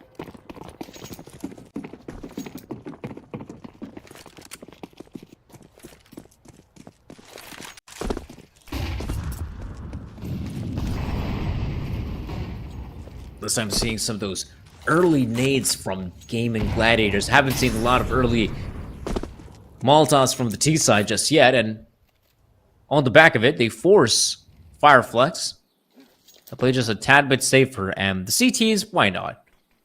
They'll be more than happy to keep and maintain their utility for as long as possible, which is exactly what you want to see out of the B-side defenders. Just keep to their utility. But they're no pacifists. If they have to, they can hit some crazy shots. So far, a good start for Paz and company. Ooh, that's the smoke being deployed. Soulfly, that kind of forces him to play in front of the smoke, but that's usually what you expect nowadays. Even if you deploy smoke grenade in CS, you gotta expect someone on the other side is just gonna push it. Oh, yep. Nautilus is just trying to go for it with the Tech 9, and yeah, that round is over and done with. Fireflux. 6 on CT's side Inferno. Now, I still stand by my words that, you know, Inferno, you could definitely have those 6-6 scorelines. It's a map where things can definitely be back and forth. So there's still a world of possibility for Gaming Gladiators to make it just a little bit closer. Admittedly, that window might just be shut pretty quick. Here they just have to play the pistols. And the CT's playing pretty aggressive, which always scares the heck out of me. If the CT's play aggressive, they may not expect the amount of opposition they might face. Luckily this time, they're keeping the T's at bay. By hand's length. I feel like that's exactly what you should do. Don't want to see them get any closer than they have to. But also, don't stoop to their level, you know? Ooh, this is a ballsy position, I'd say, from Soulfly. Yeah, it's good to see that his teammate reacts quickly. Takes up his position as well. Poised it if needed. So now he can just simply back away from this.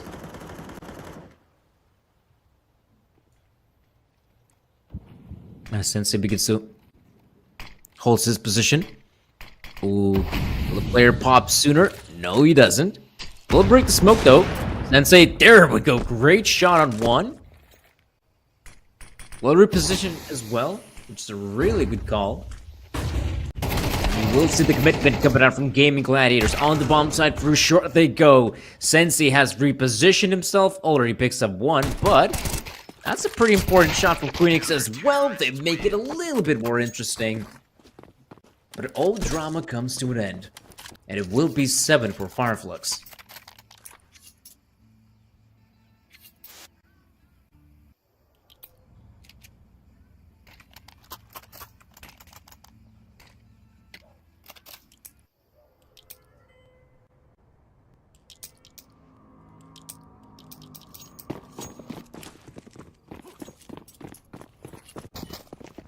Yeah, looks like we're just gonna keep on playing as it is. Thought we might see some sort of tactical pause from Gaming Gladiators, but nothing of the sort. You get an early exchange of incendiary grenades, but nothing major. And I like the change up as well, early on. Lonesome Scrunk will be left at the B bomb site. Or maybe not. I was kind of sure that we're going to see Lonesome Scrunk at the B bomb site. Oh, there we go. Now it's happening. Without even having, you know, Banana presence, it's something you don't really get to see quite often. So this is a gamble, because For all they know, we could be seeing so many players there, and ouch. That is a wallbang you always gotta be super careful of, but what are the odds you expect the second player to be here? You don't, but they still check it. And now that fourth player is really gonna come in handy on the B-bomb side. Oh, Sensei, that's a big shot for him. He was waiting for more players to appear, but he ends up going down eventually.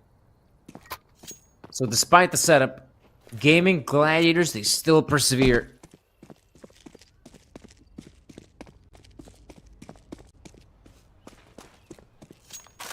So yeah, things are definitely looking up. Our bomb plan is looking good, and a victory also. Gaming Gladiators will at least have their second, but admittedly,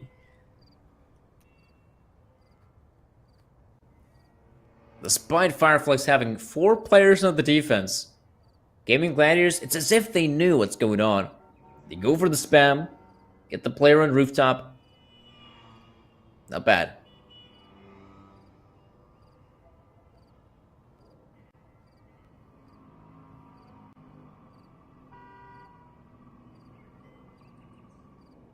So yeah, 7-2. Gaming Gladiators. Now the Gladiators are just looking for, 5 rounds. That's what we're talking about. If they get those 5 rounds, fair enough. They could still make this a pretty competitive second map. But I feel like 3 rounds, or maybe even 4 rounds, probably not gonna cut it.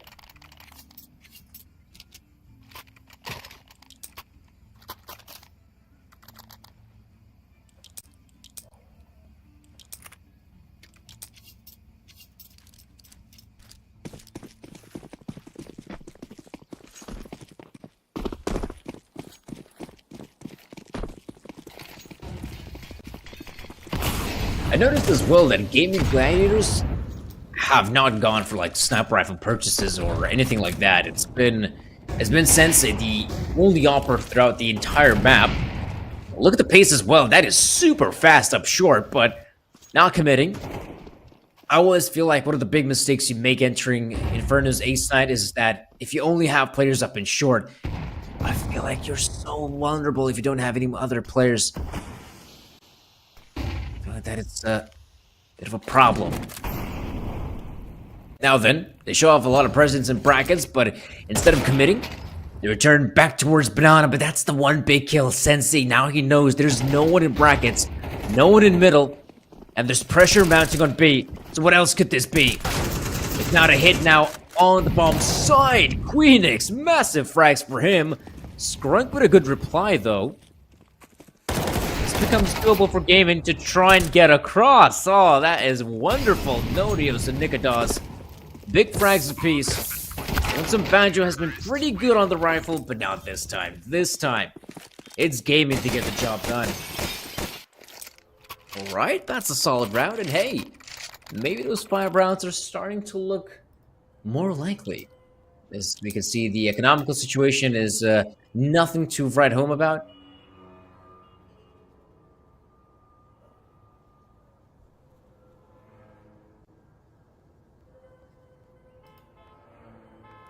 But hey, we actually get to see one of the first tactical pauses from Gaming Gladiators in a while.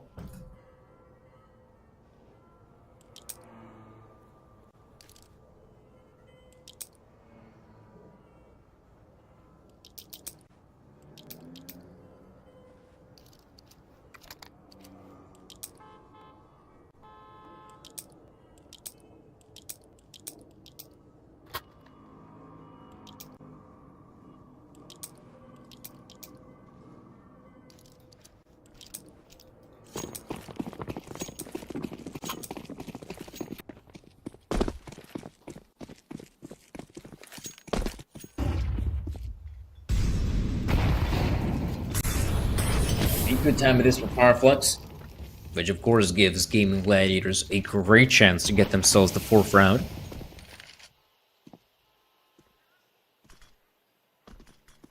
We have the 2 players here. Fair enough. Oh, big frag for one of these. Soulfly. Need for more opportunities, but let's go down eventually. Now, of course, GG have control of the B-bomb side. Things are definitely looking up for them. Fireflux can, at the best, maybe hope to secure a rifle, but really it's not that necessary, I'd say. Still, it's gonna be the last round of the first half moving forward, and either way, they'll have just enough money to scrape by.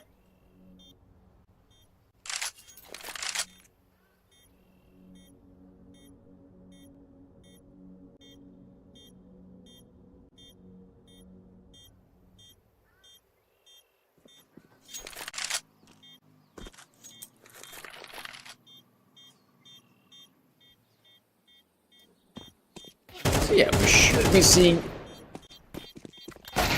no more players going down. Alright, there's just on some Sensei with his. Oh wow, that is that's a big one for Paz actually. Okay, AK-47 being retrieved. That's not gonna be a hindrance, I'll give you that.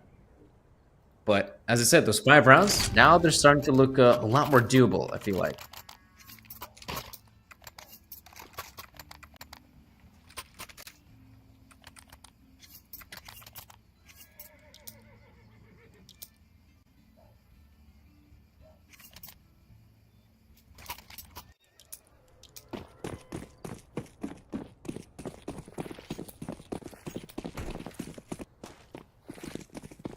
Again, in terms of purchasing power, Fireflux could really be happy about what they've assembled. And this is something you haven't seen in a long time. Scrolling with the aggressive play down, Banana just rushes it. Luckily, he had the flashbang from his teammate.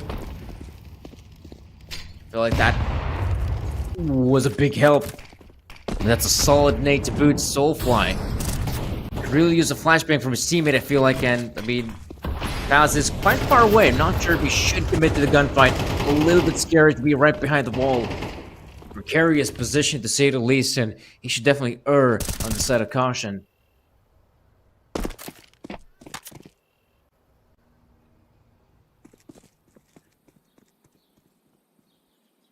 Yeah, 1 minute still left on the clock, and gaming right about now might think of contesting Banana. Not a lot of options, if I'm being honest, as well. Soulfly still has the Incendiary, which should really come in handy to try and slow down the push, and yeah, it's gonna be huge. Especially now. As Paz makes the rotate, Sensei still stays there on the bomb site just in case. As now they should start hearing the footsteps. A lot of players trying to enter the B bomb site. Queenix, oh, that's a good one from Queenix as well as from Nikodas. And yeah, we know this round will have to come to an end. Sensei will not expect a player right behind him. So 5 rounds is looking good for Gaming Gladiators. Like I said, I expect those sort of tight scorelines on Inferno. And a 5-7, I think, is still going to be okay for the T side. Of course, Banjo still attempting for the retake. But look how far back he is. What is Nikodas just in the smoke? He's just playing around the guy. Banjo looks for frags, but goes down eventually. 7-5 is the scoreline, and well, you could definitely look here on the scoreboard that Fireflux had a tremendous run of form. Practically at one point, scoreline 7-1.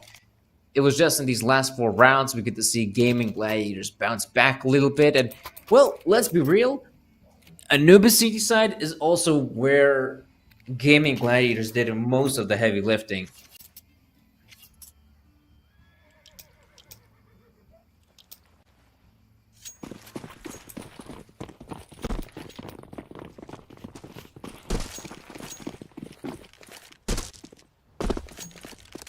And pistol round comes forth. Now, it is just Lonesome Paz there in Banana, keeping close eye on things. And hey, if anyone decides to push Banana, he'll be the one to stop it, right? The other players will slowly but surely make their way up the apartments, I feel like. And I feel like, yeah, in a round like this, I have noticed that while teams try to be explosive on Inferno's pistol round, I do feel like nowadays they have they're more than happy to just, try to get as close as possible, let's say balcony or even brackets, and then they push out. And right now, ooh, this is very awkward for the CTs. They realize that, okay, probably the guys are heading over towards CT spawn, and Soulfly, oh no, he gets the dink, but that's not enough. The big mistake would be now, I feel like, from Fireflux. Oh, this is... Yeah, I feel like right now they kind of just lost it. They lost the plot a little bit.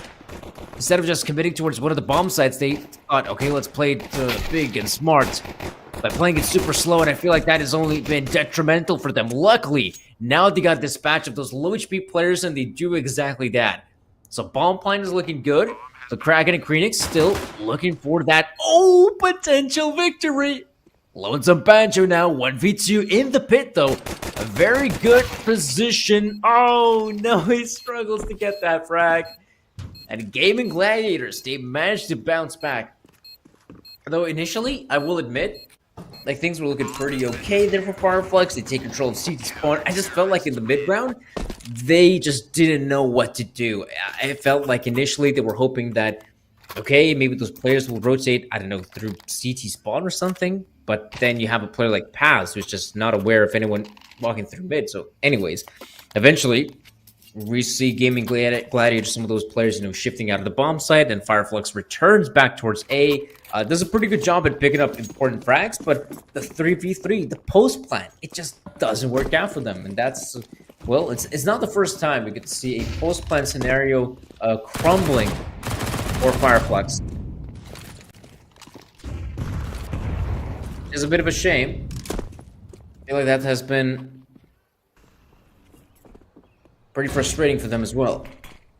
But with that bomb plant, with that being said, they have just enough money to go for a bit of a force buy. So it's not the end of the world, though that's not a really good start. Ooh, that is awkward to say the least.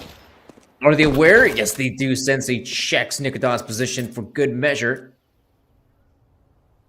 But the CT is already in winning ways in this round.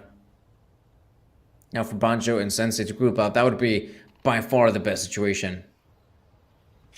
But all in all, this is not looking too good.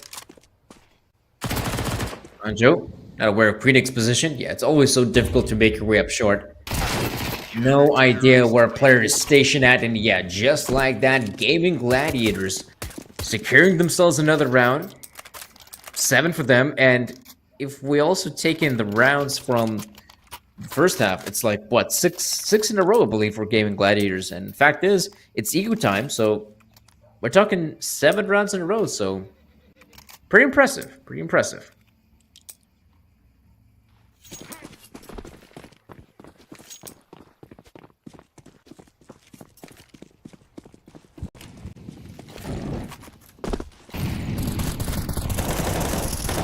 Oh, as with some eco rounds, you do expect the CTs to play just a tad bit more aggressive, and this round is particularly not that different. But as with any round, you absolutely want to be super careful against those pistols. You have no idea what you might have to go up against.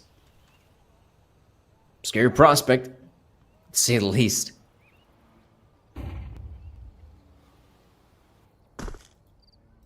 How about this?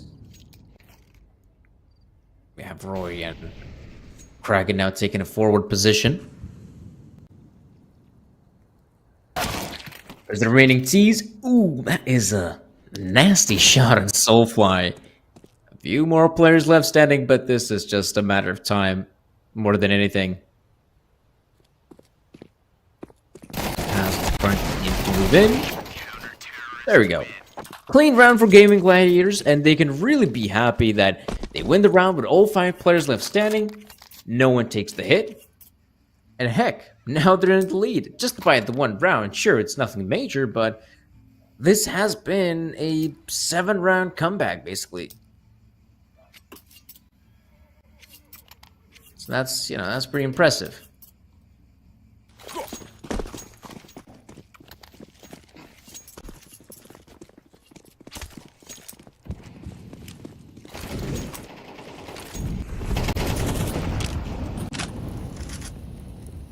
Again, some early utility being deployed from Gaming Gladiators, and they're also one of those teams that utilize the early smoke in bottom mid.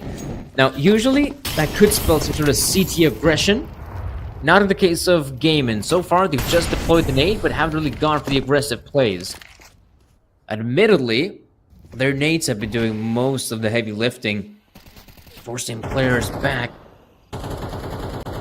Ooh, this is the first gunfight, the first major one. Soulfly is able to win it. Still, on full banana presence. There's still a certain Kraken in his position.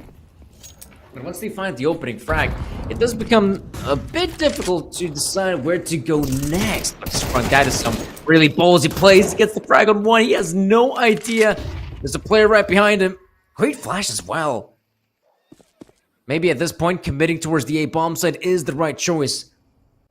The timing is a little bit awkward. Skrunk is probably expecting a player in library, and he's kind of right about it. Ooh, Benodios. You could see he's got the superior angle, and he should and does win the gunfight. Now they must commit on the side. 25 seconds. There's not a lot of time to work with it. Oh boy, Nodios is able to catch both of the players lined up. Easy frag for him.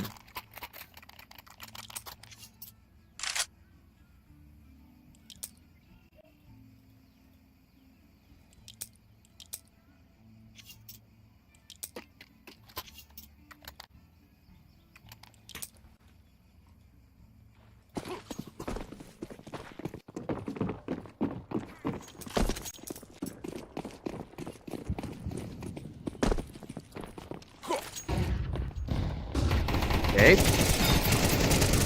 Got a very aggressive Nikodos in the apartments.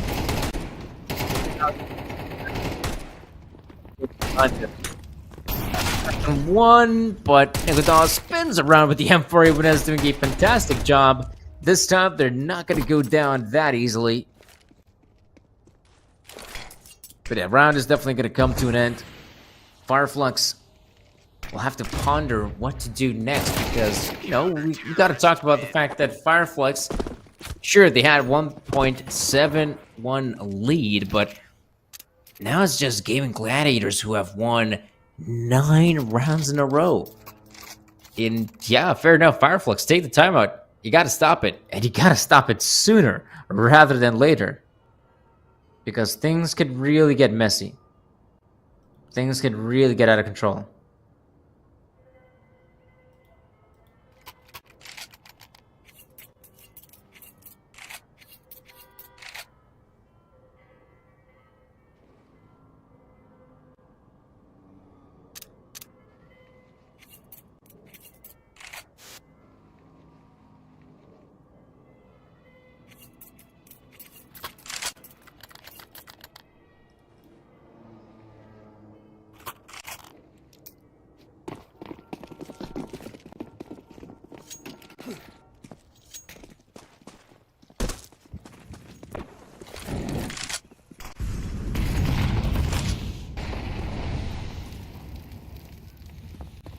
That's something we haven't seen in a long time. Snap rifle here for Nikodos. It's been absent on the T side, but now, oh, it looks like it's not going to play an important role on the CT side as well. That's already a big frag, one of the few opening frags we've seen that go the way of Fireflux. The nade, oh no, timing. It was there, they break the smoke right in the nick of time. Great frag from Skrunk though. Damage still being inflicted, and Nodios is able to drop the bomb carrier. They can still recover the bomb, but problem is it's a low HP pass, and pass, oh, he survives it luckily. He's intact. They're 3v3 retake. Usually you don't see these ones happen, but maybe Gaming Gladiators will make the exception, but I guess not. Actually, no, they're not going to go for it. I'm quite surprised because I was so sure that with the money they managed to rack up, maybe this time they'll try it, but I guess that's not the case. They just want to play it safe. Fair enough. But at the same time, they at least want to make sure that none of these players survive. Which, not sure if that's going to happen, because all they got to do is just get in the pit, and that'll be enough. Oh, pass. Oh, yeah, I thought he had the better of the player. Terrorists win. But yeah, Banjo and Skrunk was relatively high on HP, so no need to worry about them dying to the explosion.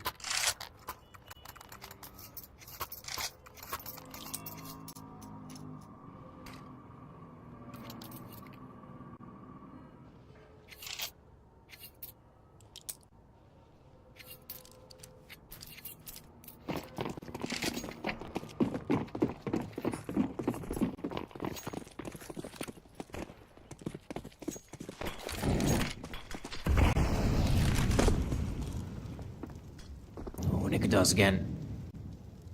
Looking for the opening frag for Gaming Gladiators. He's yet to find anything. In fact, you could say maybe from here on out, GG has to well, maybe even respect Fireflux a bit more. You saw some of those rounds for sure. GG was up against pistols. They would have players in the apartments and whatnot, but I feel like you don't want to underestimate Fireflux. To me, they still feel like a dangerous team to go up against. And now we do have some of that mid control coming through again. If this comes down to the A execute, I still want to see at least someone in long. I feel like that's desperately needed. Nikodos, though, can really get the better of Banjo in the apartments. Like, this is exactly what I'm talking about. They still need a player.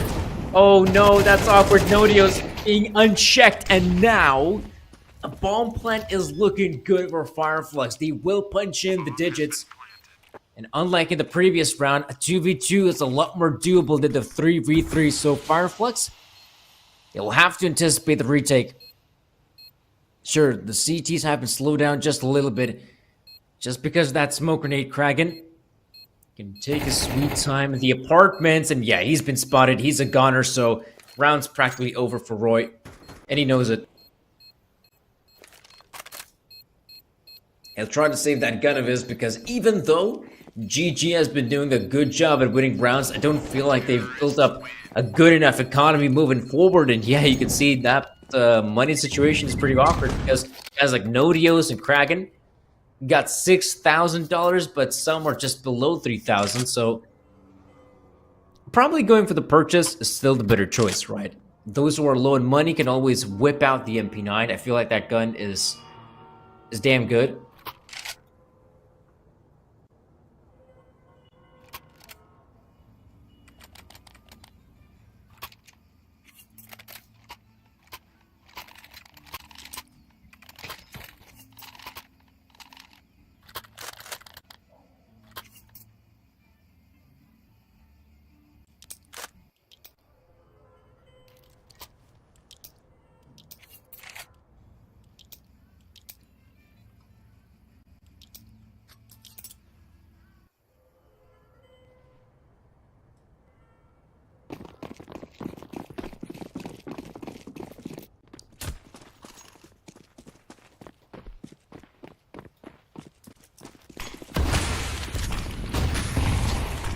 Ooh, look at the pace there in Banana. Very fast from Fireflux. Not really sure what kind of purchase to expect, so you have a player like Skrunk still in the back 10, which fair enough. They probably think they broke the economy of the CTs, but with so much utility coming through, they'll have to reevaluate their options. That usually is a telltale sign if the opponents have gone for a purchase, if they have utility to boot. And this round is pretty important, I feel like, for Gaming Gladiators, because in a world where they fail here, we're talking double digits for Fireflux, but also potential equal for GG. So you don't want to see it. But now, big question is whether the sort of potential fake might work, because we do have Banjo here in middle who has a smoke. And I feel like his position, he should be able to get at least one frag, if any. Roy in a very good position. Let's catch one of these players, a second, a third as well! Oh my goodness! Lonesome Roy single-handedly just shuts down that push. Now look at this as well. It's gonna get awkward from here on out because, yeah, Nodio's already second mid. That's an easy frag for him. And a massive one for Game Gladiators. That was some really solid positioning coming out from Roy. And I feel like that's, those smoke grenades? They thought, right, we're going to execute at the B bomb site, use our Molotovs, our smokes, and whatnot. And I feel like those smoke grenades in particular, that's the one thing that allows Roy to get so many frags, because with those smokes, you really have no idea where that player is. And sure, I think one Molotov landed close to him, but not enough to force him out of position. An absolute stellar victory. And you can see maybe an act of desperation. They've gone for the force buy despite the fact them having very little to work with. Money-wise, it's pretty bad. So, some players on pistols, some on the AKs. That's a good one for Paz, though. Uses the smoke to his advantage. What? Banjo, he just walks out the smoke as well. Again, another player using the smoke to his advantage. Nikodos goes down. Oh no, how has this round been turned on its head? Sure, the bomb is a long way from being picked up. But this is where, right now, if you're Fireflux, like, do not overcomplicate things. You got control of the bomb site, just hold that position. Hold down. Is Roy looking for the AWP? I think he dropped his gun. Oh, there we go. He recovers it, okay. He recovers it because they're probably aware that this time it's gonna be save city. Really don't see a world in which GG considers to try and go for the retake in this one. Oh, that's a sick nade. So yeah, guns will be saved, I think, for both parties, and fair enough, I can respect that. Save the rifles if you're Kragan and Roy. Keep them for the next round, and you know what? They'll still have a pretty solid purchase.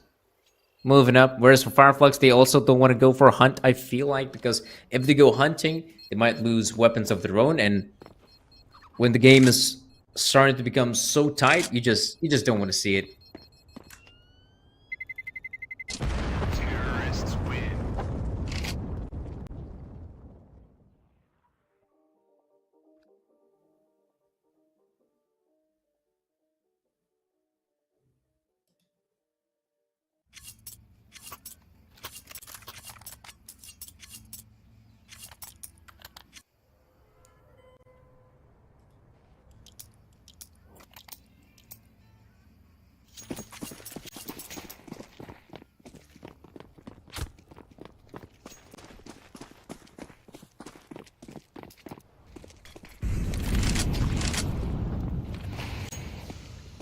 It's starting to become a lot more difficult to say who's going to come out on top in this second map. Really difficult.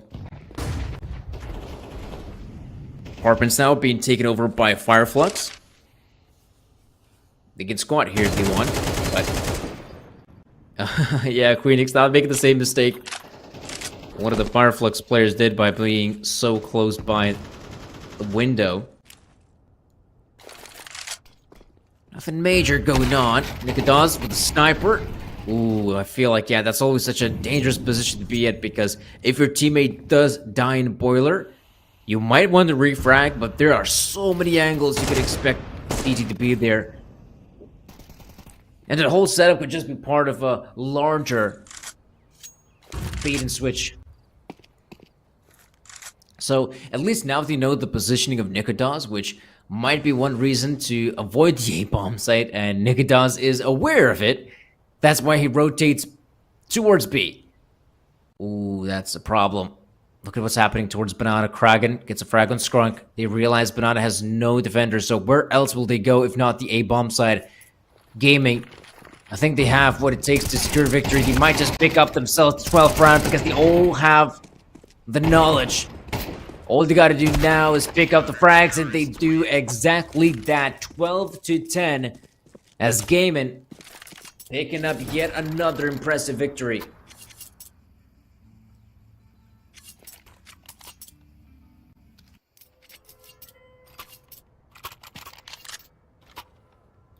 Well, guys, tonight we're definitely getting all the rounds. I feel like we're getting all the rounds. It's either overtime, or at least it's making regulation close. Like, looks like this matchup is no different. Well, Fireflux, keep up the pace. Try to take some of that fast banana control. Well, that's actually a solid start. A great pickup from Roy, though. Now, still trying to tap away here, Paz, but yeah, sure, banana falls, but maybe the remaining 3 players can find some success in brackets. I still feel like it's possible. That's on the agenda. Keep on moving forward. Pressing W. Or arrow keys, depending on your setup. Banjo, that's a solid pickup, and Nikodos, oh man, he's playing someone super aggressive. Very close. Oh, a second frag to boot. Not this time, though. The man gets dropped dead. But still quite a doable one for Banjo. 1v2. If he isolates the gunfights, I can definitely see a world in which Banjo wins this. At the same time, positioning is not looking that great. Roy, yep, spots out the first player, and that is also the last player to drop dead. So Gaiman, they get themselves the victory here on the second map. You could say they kind of deserved to get the victory on Anubis as well. Things were pretty close there. At the very end, it was Fireflux to win out a clutch to secure that first map of the best of 3. But hey, this second map is also pretty, well, close. There's no denying it. I mean, scoreline 13-10. It could have gone either way, especially at those later stages of the second half. But now, guys, break time it is. We're going to go to a very quick break. And, of course, we'll have our third and final map to decide who's going to come out on top here in the final quarterfinal matchup.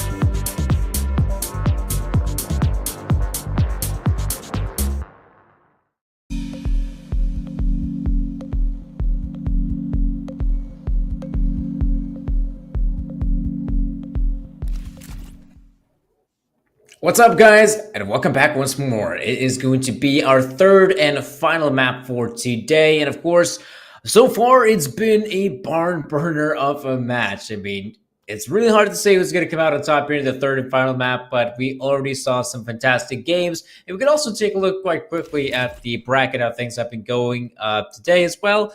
But video-wise, as you can see, things are definitely looking nice here. Ancient is going to be the third and final map to decide it all.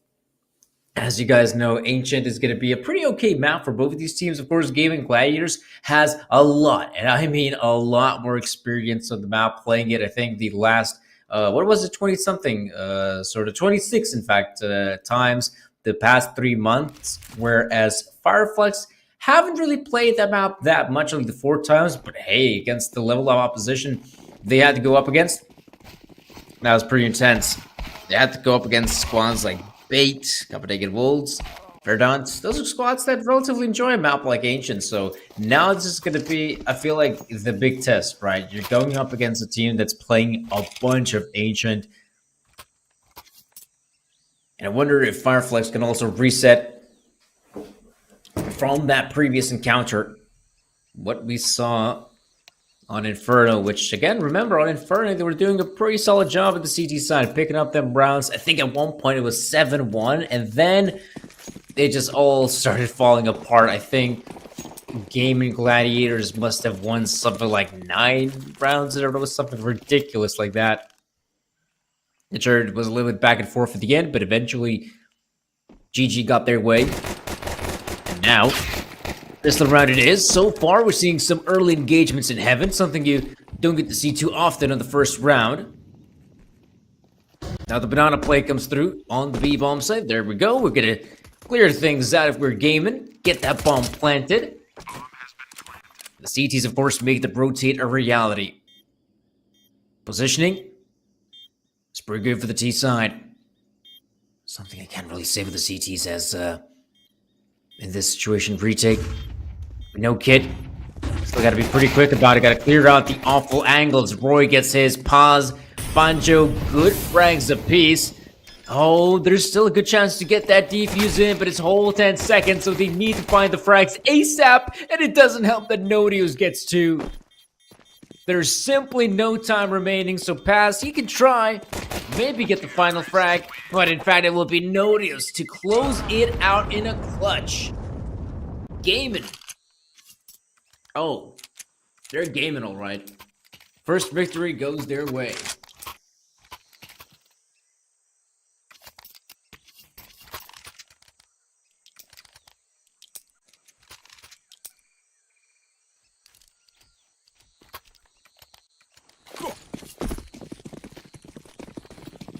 So I guess no surprise that Fireflex decided to go for a bit of a force buy.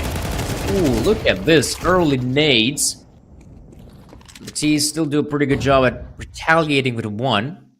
So Roy is expecting, advancements from Cheetah. Picks up a big frag on 1. And now with that mid-presence, GG also don't really have to overcomplicate things. I seem to see, yeah, there's already 1 player on the bomb side for Negadas, and a... Oh! Doesn't win the fight against Banjo, which I feel like it's a bit awkward. It's a good frag on Kragan, at least a headshot tag. These CTs are incredibly low HP, arguably, but yeah, bomb plant's still gonna come through, and if you're Banjo, I mean, I wouldn't be too surprised if saving that weapon is gonna be his top priority. Fair enough. Save the MP9, keep it for the next round. If you keep it for the next round, it can still come in handy. But this does tell me that so far things are going the way as years have been. You definitely have experience playing Ancient, which is, well, Terrorists win. not having Ancient in your map pool nowadays is a bit of a stretch. I feel like this map is definitely one you gotta have. considering that Ancient remains the most popular map of land play.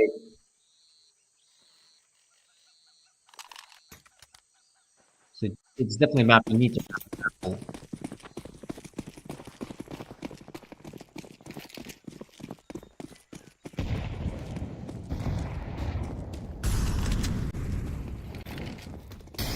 Okay, we might see the first point of contact here for Banjo. That's a good pickup for Nikodas. That was the only player they really had to worry about, as the remaining individuals are just armed with measly pistols. USBs. Dusting little guns. Shouldn't expect much here out of the guys. Oh. That dink felt like it did way more damage than it actually did. Oh, now that's big. That's an AK-47 retrieved. Sure, it's nothing major, but also it's a good round as any to try and inflict some economical damage. Now, the scary part is that, sure, Queenix has taken a pretty forward position, but it's still scary that he's out here by his lonesome. Right about now, we're seeing his teammates join the fight. They haven't really done a thorough enough job at clearing out the bombs, but maybe you don't have to worry about it too much. Then again, it is Soulfly on the other end. He's got the AK. But Roy will eventually stop the madness.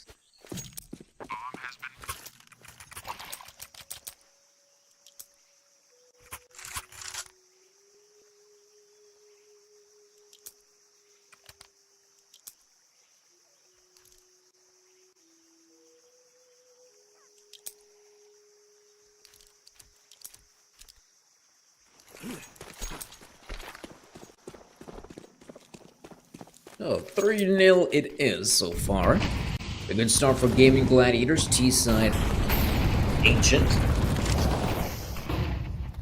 Again, we're seeing some of the fast-paced mid-control, which is something you definitely expect at Ancient, and despite the fact that even if CTs chuck in those smoke grenades and elbow, I still feel like the Ts have a good chance to push through. Speaking of which, though, Queenix, he just mops up middle. That's already some big frags for the T side. They can go wherever they want from here on out. Still maintain some presence towards the B bomb side, not really committing to it just yet. But if they can trade effectively, that's going to be more than enough to secure a victory in a round like this. But, as we can see, I'm not 100% sure whether this is a commitment on the gate bombs, but I feel like now GG is just hoping for guys like Nikodas and Roy to just, make noise in the B bomb site, pull off rotations. Ooh, big nade as well. And that kind of does it. That forces Sensei to abandon Donut, and if anything, they should start making the play on A right now. If they overstay their welcome, Fireflux will realize that this is part of a fake. Oh, there we go. Okay, that Sensei was just about to get poised in a very awkward position for the T's to deal with. And just the nick of time. Nikodas makes noise. Bomb's gonna get planted over at A. And this round is basically in the pockets of Fireflux. I mean, save your guns. That way you at least won't have to go deep into your pockets. If it does though, great pickup on one more, and yeah, Scrunk, last man standing, trying to save that gun of his, and yeah, that will not happen. Game in. A solid victory here, round number 4. Pretty simple stuff. I mean, once they get those initial frags, we obviously know that for the TS it becomes so much more easier to dictate the pace of that round, and as we saw, initially, Fireflux do decide to keep those 2 players on B. Lonesome Sensei over Donut.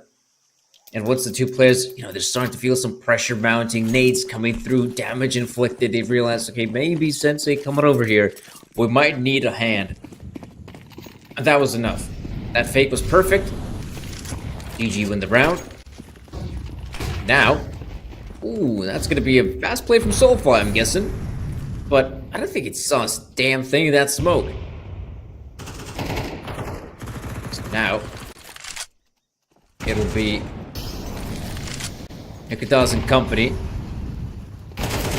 Be the first points of contact. There we go. Good one for Nodios.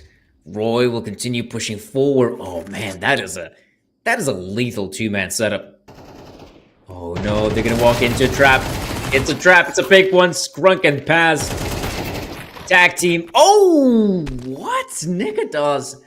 I was so sure he's gonna win the fight against Skrunk at least.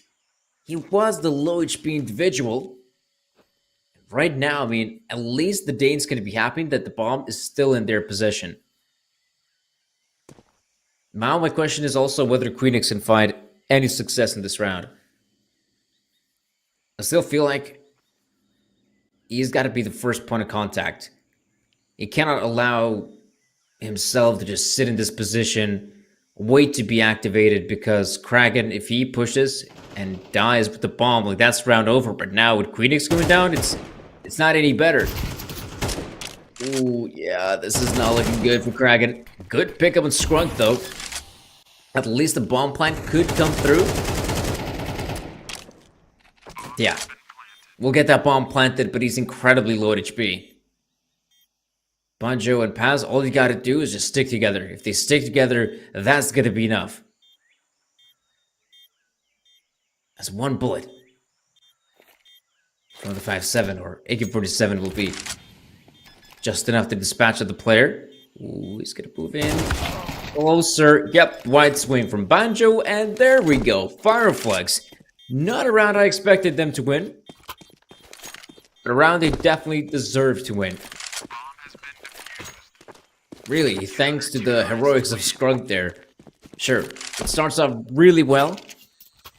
A two-man setup in cave, like it's impossible. Like, let's be real, that's impossible for GG to make out a cave alive. At the same time, phenomenal work.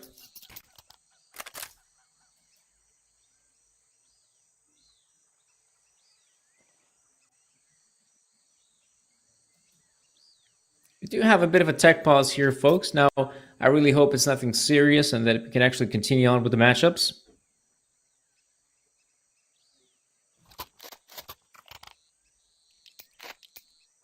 But admittedly,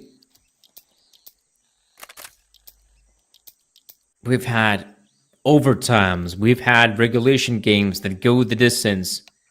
Things have not been easy whatsoever.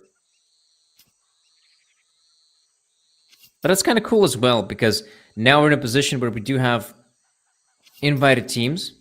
Those invited teams are solid as heck.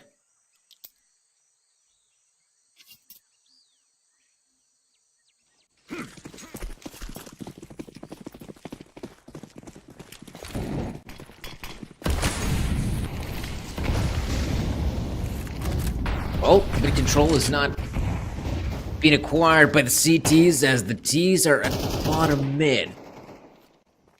Heaven is also firmly in the hands of the Ts. Quite surprised to note that Fireflex is relatively safe in this round. I was so sure that, you know, they'll be more than happy to fight some of that mid control, get their way.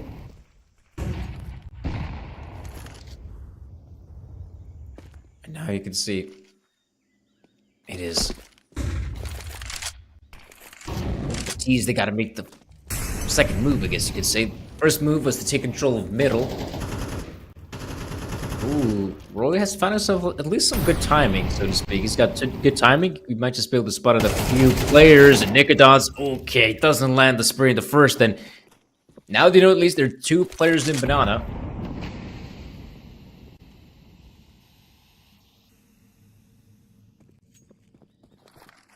The round is still down to a crawl.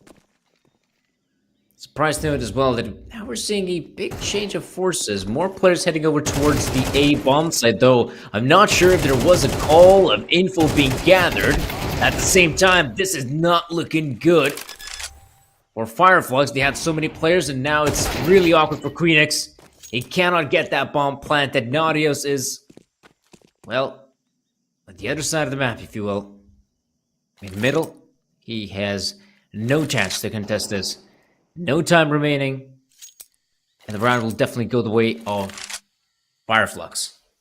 Counter-terrorists win.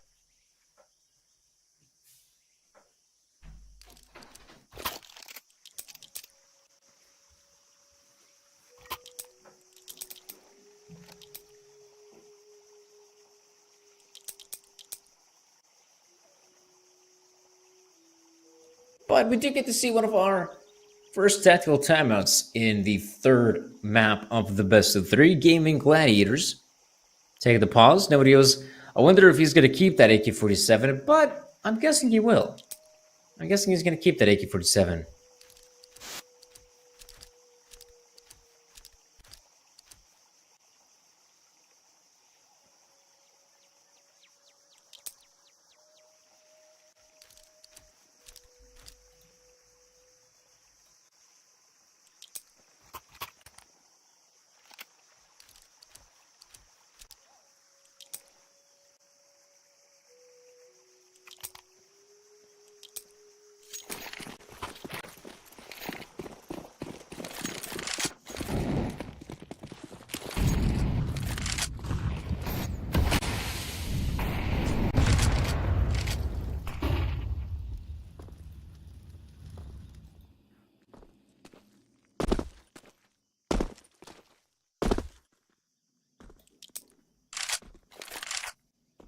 Well, usually we talk about the hero AK, but I guess we have a tag team duo of Nodios and Kraken together in this one.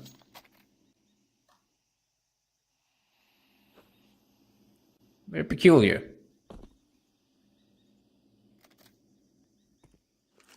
Guess we'll have to just wait and see.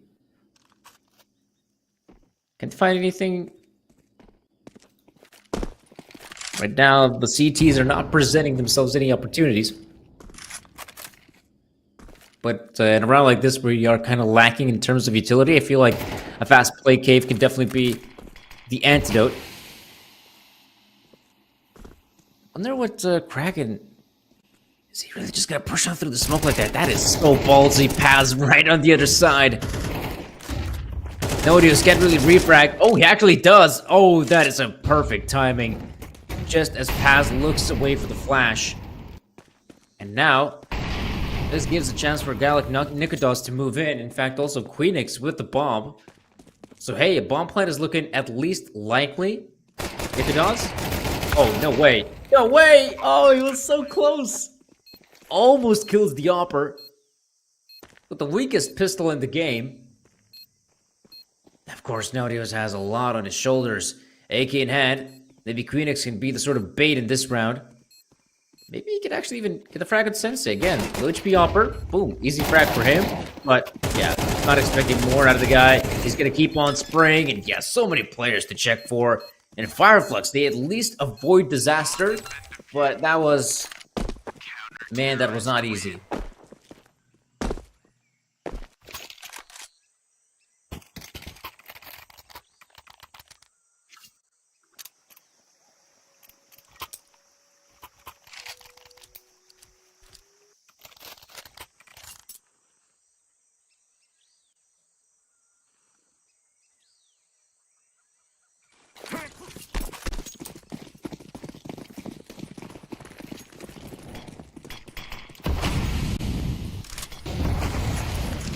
Some at least gave it. Gladiators have a lot more utility to boot, but doesn't help that early nade dispatches of Kraken and a lot of damage inflicted on the rest. I'm quite surprised as well that Fireflux hasn't, well, gone for any sort of mid presence these past couple rounds, if we're being honest. Primarily,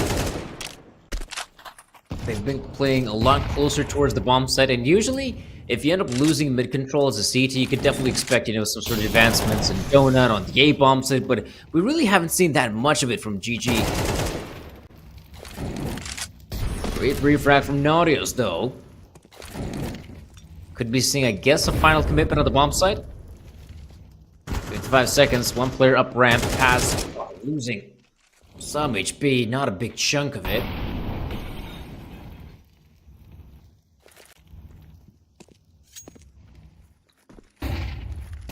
Oh, that's a good flash as well. Especially against the low HP Nautilus. The clear out cave, no one to go up against, and now you can see GG are starting to feel a lot more pressure mounting. Fireflex has a player in mid, and Nikodos is just the only man left standing. Not looking good for him. With Soulfly in the backlines and a peek from Banjo. That'll be it for this one. 4-4.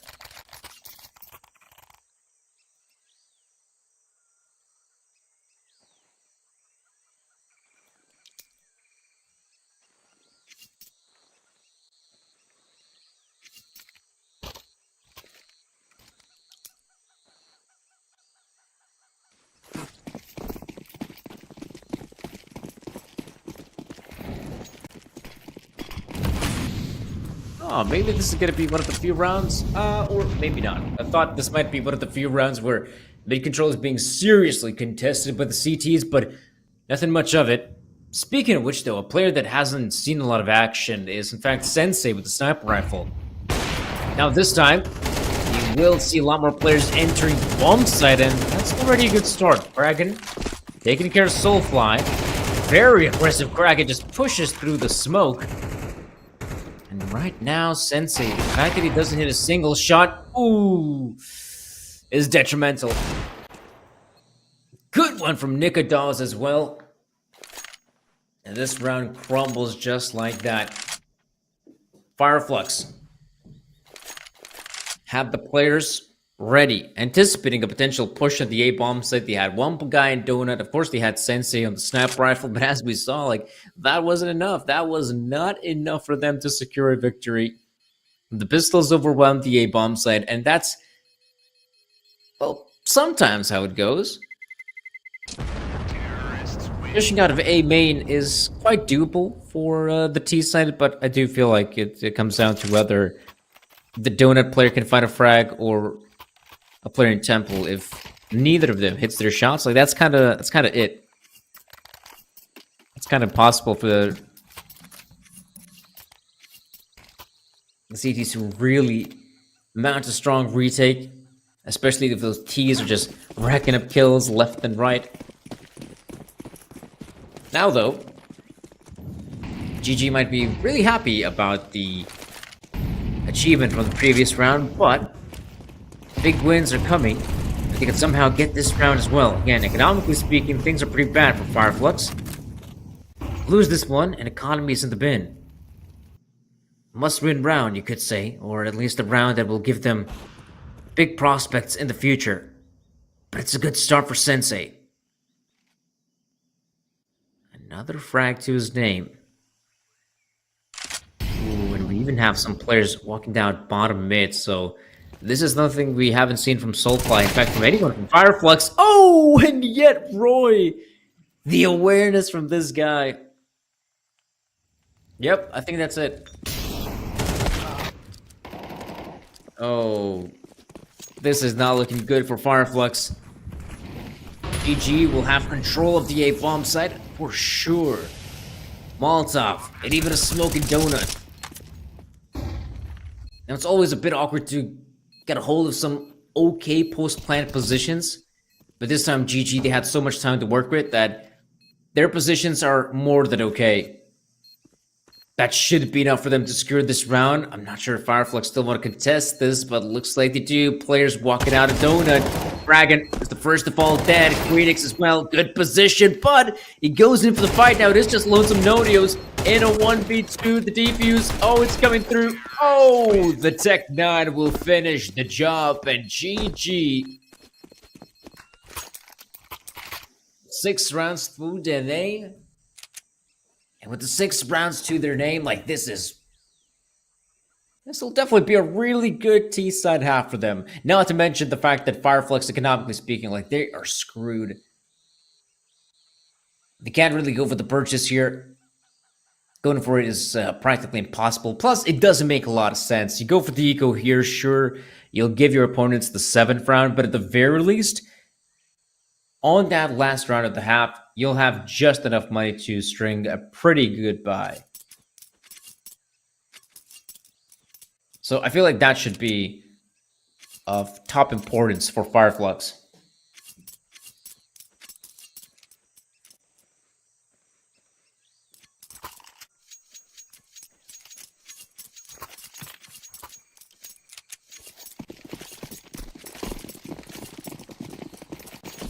Yeah, eco, as to be expected. Not gonna get much out of this, I think, if you're a Fireflux. But they do have the majority of their players close by the B-bomb site. Wonder if they can even recover a rifle out of this. So far, so good, but since he's dishing out the damage, at least one player goes down. Kraken. We're looking bigs in middle, just in case anyone tries to sneak through. Now it is just Lonesome Banjo. Now that I think of it, probably Banjo is Banjo. But I feel like Banjo just sounds better.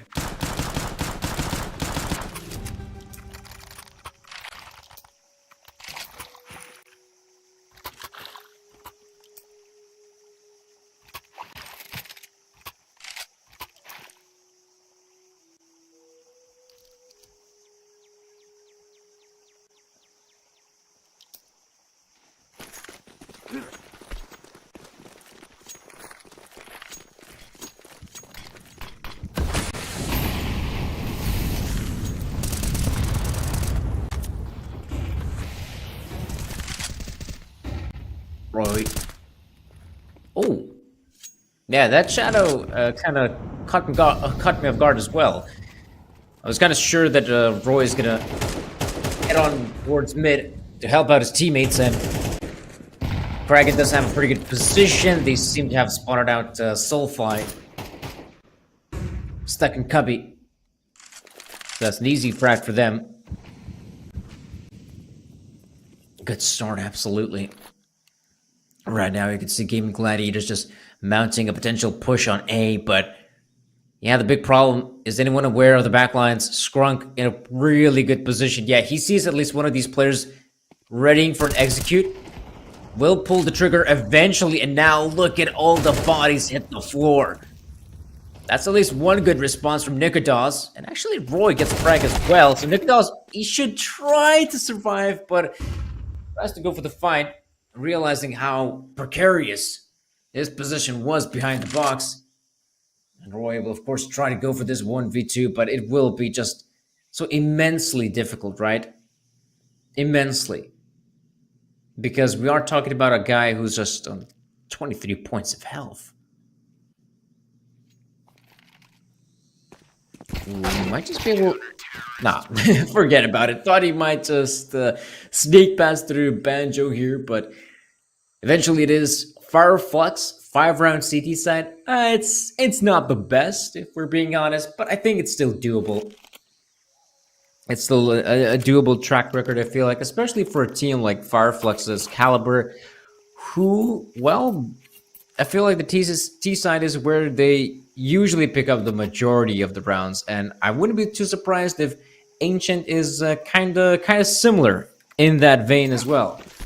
But I guess we'll have to wait and see. Now pistol round it is. Oh, and it's already an aggressive setup from Gaming Gladiators. A few of the players have pushed up A main, so yeah, it's obvious there's no one going towards the A bomb site. At least that's what you think. But they have gone mid, and now they're going to take donut control, and from there on out, they might just push the A bomb site. The B bomb site is also a potential. There's Roy spawning out one, damage inflicted, and now we know the B bomb site is the final destination for Fireflux, but this is not looking good for Fireflux. Oh no, they're dropping left and right. Still have a few more players remaining at the bomb site, but this is not looking good. No, this is probably the end of the road here for Banjo. 1v3. So many players to find, so many players to contest, and angles. He's expecting. Oh, there we go. No, there's one Cheetah. Good. Oh, gets the play and ramp as well. Audios is quite low in HP. Oh no, what? Just look at the damage inflicted on Queenix. Suddenly, Banjo's got a chance. No, he even gets a second. Oh my goodness. Does he have what it takes? No, he's got his back turned. And man, oh man, was that a poorly played round from GG. But luckily, Nodios swoops in just when Banjo has his back turned. Otherwise, I feel like that round was practically over. I feel like Banjo had everything going his way. I felt like he should have just won that one.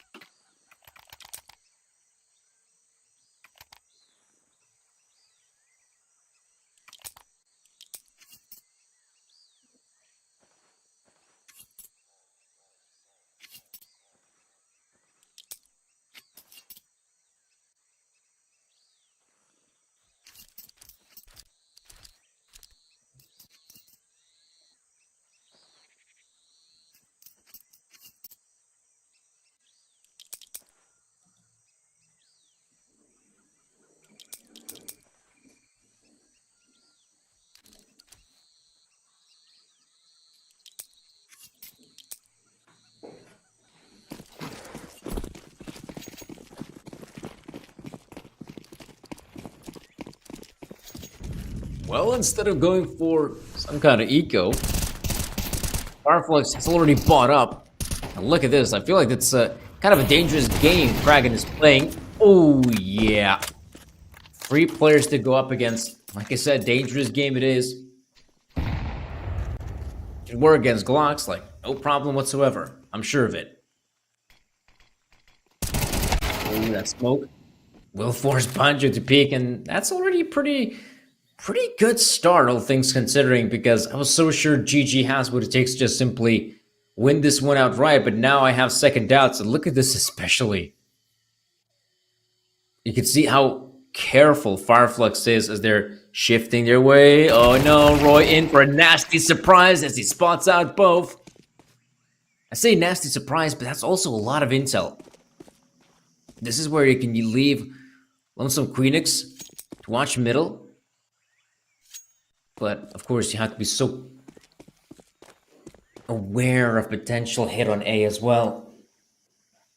So maybe having both players play together is also a good choice. There we go. One smoke deployed. But this is good. This is good for the CTs because, yeah, they see that one smoke being deployed, but if you're Queenix, you can see, yeah, there's no one here. There's no one here.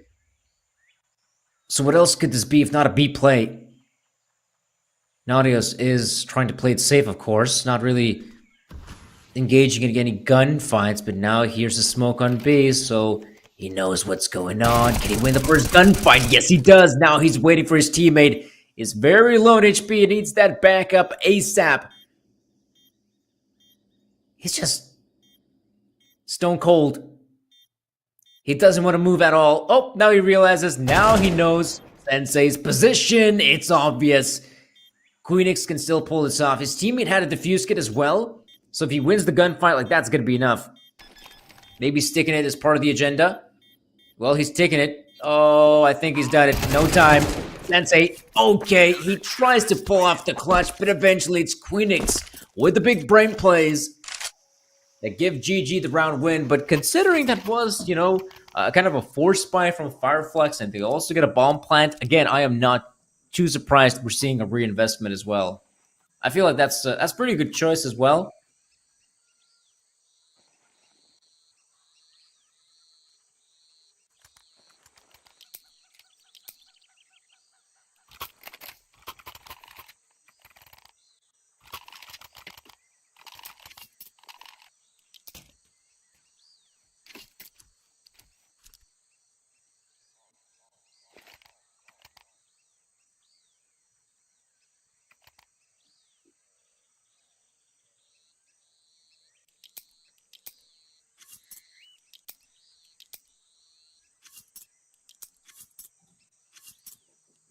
A pause comes through. And it makes a lot of sense. If you're gaming gladiators, you want to think things through, which is something we haven't seen a lot of from Fireflux. I feel like they haven't really slowed things down. Usually they play pretty fast stuff. Oh man, that is the most annoying, shitty gun. You get to see an ancient.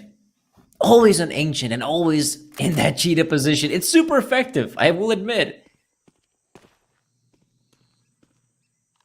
But it's definitely annoying to see it. But at least now, there's a good chance for Fireflux to maybe enter the A bomb set of all places. I feel like that's kind of doable for them. If you take a look at the minimap, there are 2 players here, but one of them is pretty far away from the action. And in fact, you might even just rotate away the A bomb set altogether. So who knows? This could still work out, I feel like. I wonder if you can really find any success moving forward. They're inching their way forward. Fireflux now have wasted a fair amount of time, and Queenix could be in for a nasty surprise, but he sees the shadow, though that will not be enough to save him. And now with 28 seconds, yeah, it becomes apparent this play here from Fireflux. They're not gonna complicate things, and Nikodos, no way he's gonna push through the smoke. I feel like, that's a bit too much, man. Nodios gets 1. No! Okay. Kragan will secure the final frag, but it got super scary in that round. Once again, it comes down to just 1 player surviving and a feeble side of GG, which, again, Fireflux maybe going for a purchase, considering how close it was. Like, I don't blame them at all. Like, economically speaking, both teams are kind of similar. They're kind of similar, which is weird to say.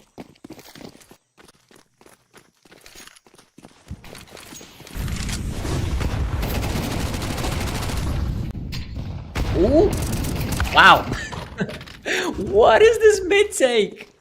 Look at Banjo go! Mac 10! Guns blazing, 2 big frags, and another player bites the dust. It's just Lonesome Roy remaining. And that mid play coming out from Fireflux, that is spectacular, you know. Like I said, this team really can keep up the pace. Be super fast and aggressive at this round, really demonstrates how well their aggression can work. Now, I feel like Roy's main agenda would be to try and save that gun of his, but now they'll have to face the same economical turmoil the Fireflux had to face these past couple, I don't know, 3 rounds or something. Especially now, we're talking double eco territory, which is definitely scary. But I feel like, you know, why double eco when you could just go for the force buy here, then eco in the next round, right? But if you go for the force buy here, then you still have a pretty good chance, I feel like.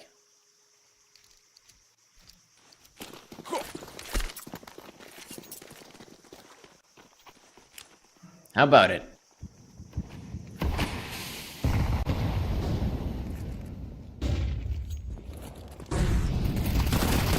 Right, nice flash coming through. Sadly, though, not okay, there's 1 frag. The second one, thanks to the loving arms of Nikodos, but all in all, considering they had 4 players in middle, I'm quite surprised GG doesn't get any more than that. Just the 2 frags, which, fair enough. Maybe that'll be enough. I'll take it on the chin. There's still rounds remaining.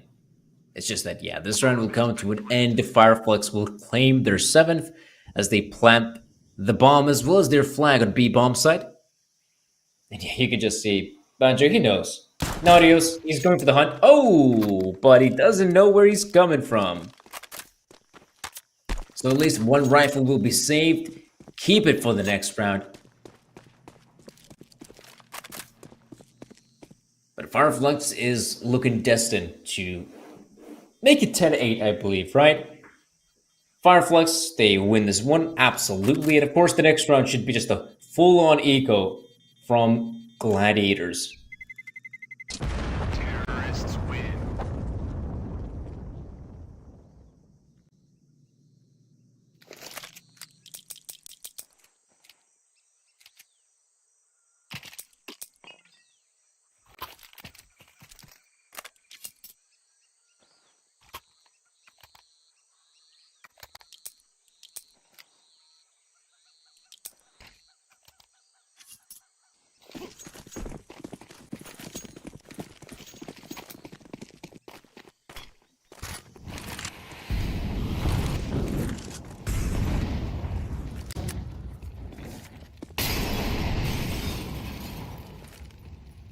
I wonder what Nautilus can do with this hero M4 of his. He's in middle, so that's a position where you can definitely expect early points of contact. But man, what is that from Nikodas?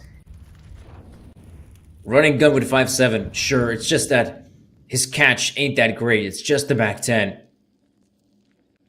Would have loved to get it. Oh! What? A second frag? And almost a third frag as well with the player barely alive. Okay, guys, this round is getting interesting. This round has suddenly gotten a whole lot more interesting. A low HP Sensei gives Kragan a chance. Not to mention, ooh, Roy, he does get caught out. Will they expect the second player to be here? Oh, they kinda do it. It's a shame that Nodios with the M4 doesn't get any more damage in. And Kragan and Queenix, they'll just be left stranded here on the bomb site. But hey, they can still, salvage some good guns out of this round. An AK-47 is known. There's also the M4A1S of Nautilus. So hey, at least they get to keep some weapons for the next round. So as far as an eco round is concerned, and in this case, practically a full-on eco, it's all right in my book. It's all right.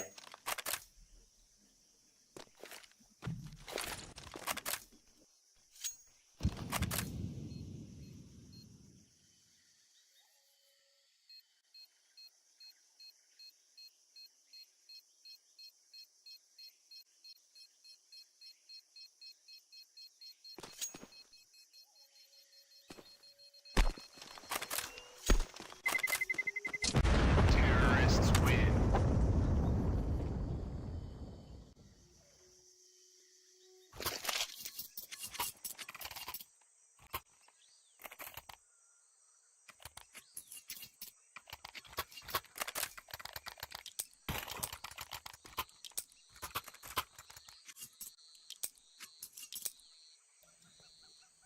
One of the final tactical pauses from Gaming Gladiators. It's happening here at round number 19, which, as you guys can tell,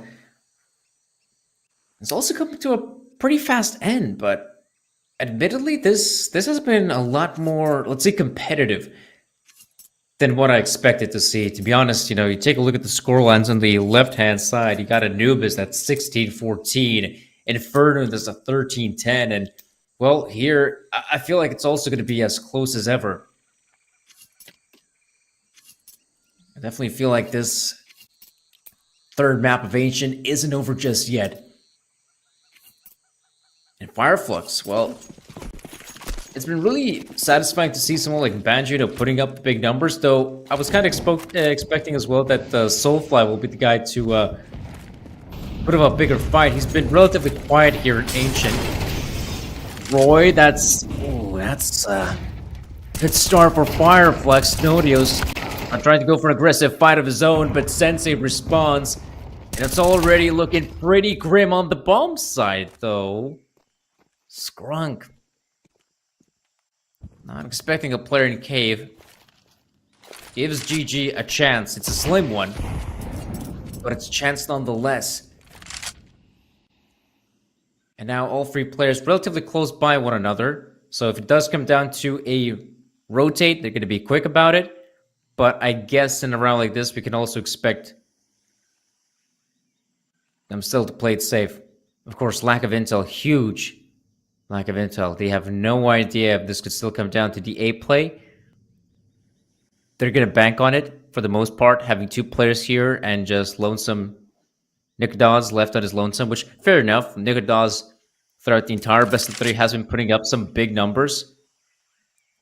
So if I'm gaming Gladiators, I'm more than happy to leave him alone on the bomb side, do his thing. Now 30 seconds remain, and this is where we should see the commitment. The Incendiary will slow things down just a little bit. Oh man, how does Banjo even get that one frag? That's kind of funny that Queenix, it didn't really have to do anything. It was his opponents that shot each other in the face. Now Fireflux pick up a crucial 9th round, and the repercussions of it are massive because Gaming Gladiators, once again, economy is just not there. They're about to reach maximum lose money bonus, which for the CTs, that's pretty good. They're going to be happy about it. But at the same time, they will allow their opponents to reach double digits, which by one point, I'm thinking, wasn't the scoreline 10-4 in favor of Gaming Gladiators? 9-4 at least. Something like that. Queenix doesn't hold a candle to Sprunk, who has been doing also some fine work. Relatively quiet in some of the other maps, but here, entry fragging, first point of contact. Audios and Roy, yeah, don't expect much out of the guys. Though, that's at least Roy recovering an AK-47, so that's good. But apart from that, don't expect much. There we go. 10-10. Fireflux, they actually equalized the scoreline. This is something I did not expect to witness so fast. I did expect this game to be somewhat close, but man, oh man. The fact that they got away with a 5-round streak, now that's something you just don't expect out of the guys. They have been somewhat, I feel, inconsistent. And some of the other maps. Thought that might follow through here in Ancient, but now consistency set aside. Who's going to be the better team? Oh, a nice boost here up in heaven. Nikodon's the first point of contact, as always, for Gaming Gladiators.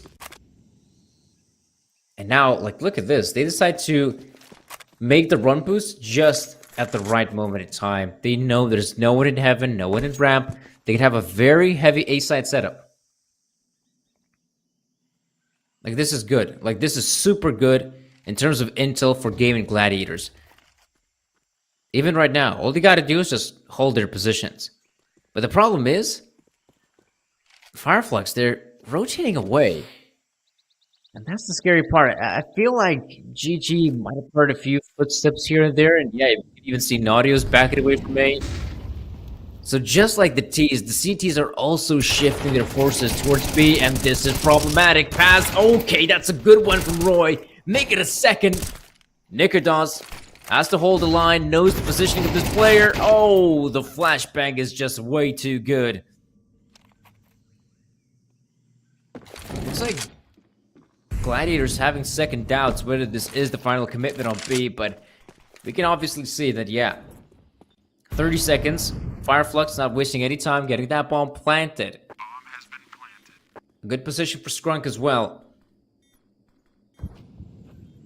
Naudios and Queenix will stick together in this one. There could be a flash. Ooh, forget about that flash.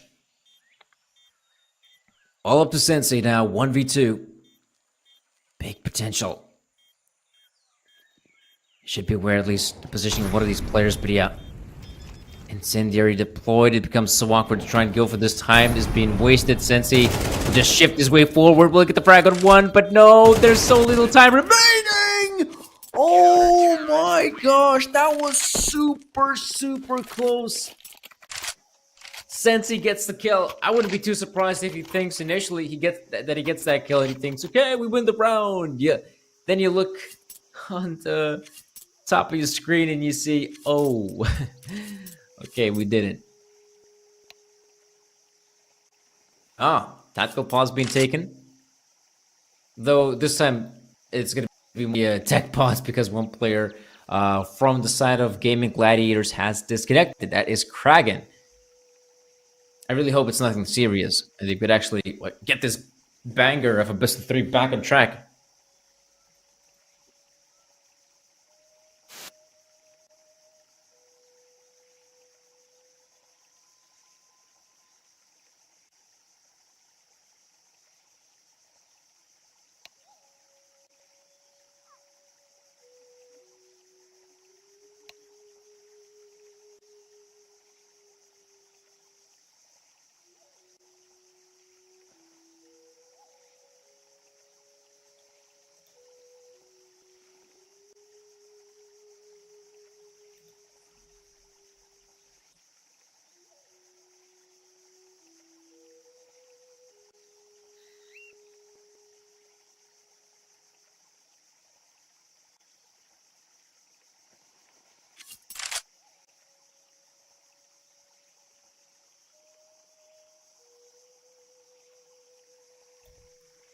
But looks like we do have Kragan back in the server.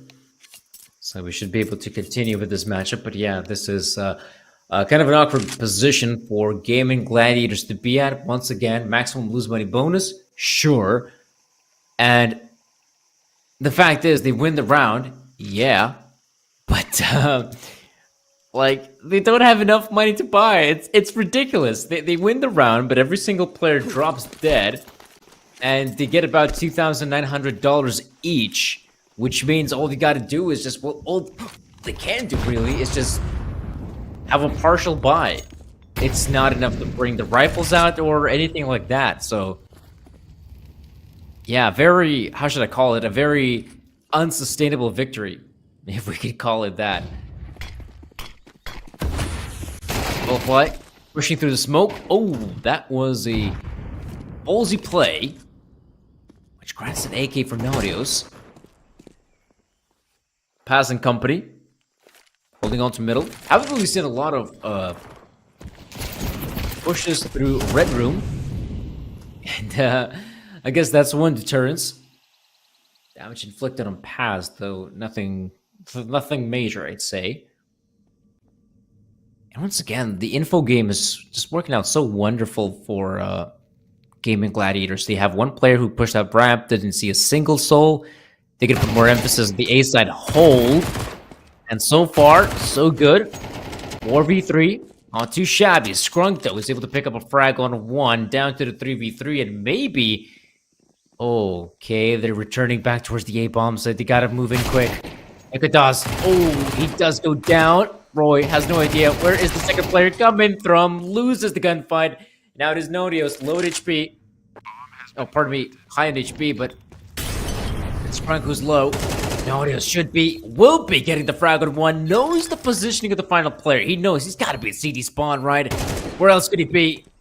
And he should be able to win this one outright, as he does. Splendid work by Nodios and company, as they secured themselves 12 rounds on Ancient. So good showing from the boys, considering they had to play with just the MP9s. Just the MP9s. Sad days. But hey. With the MP9s, as we know, they're pretty fine. Pretty fine indeed.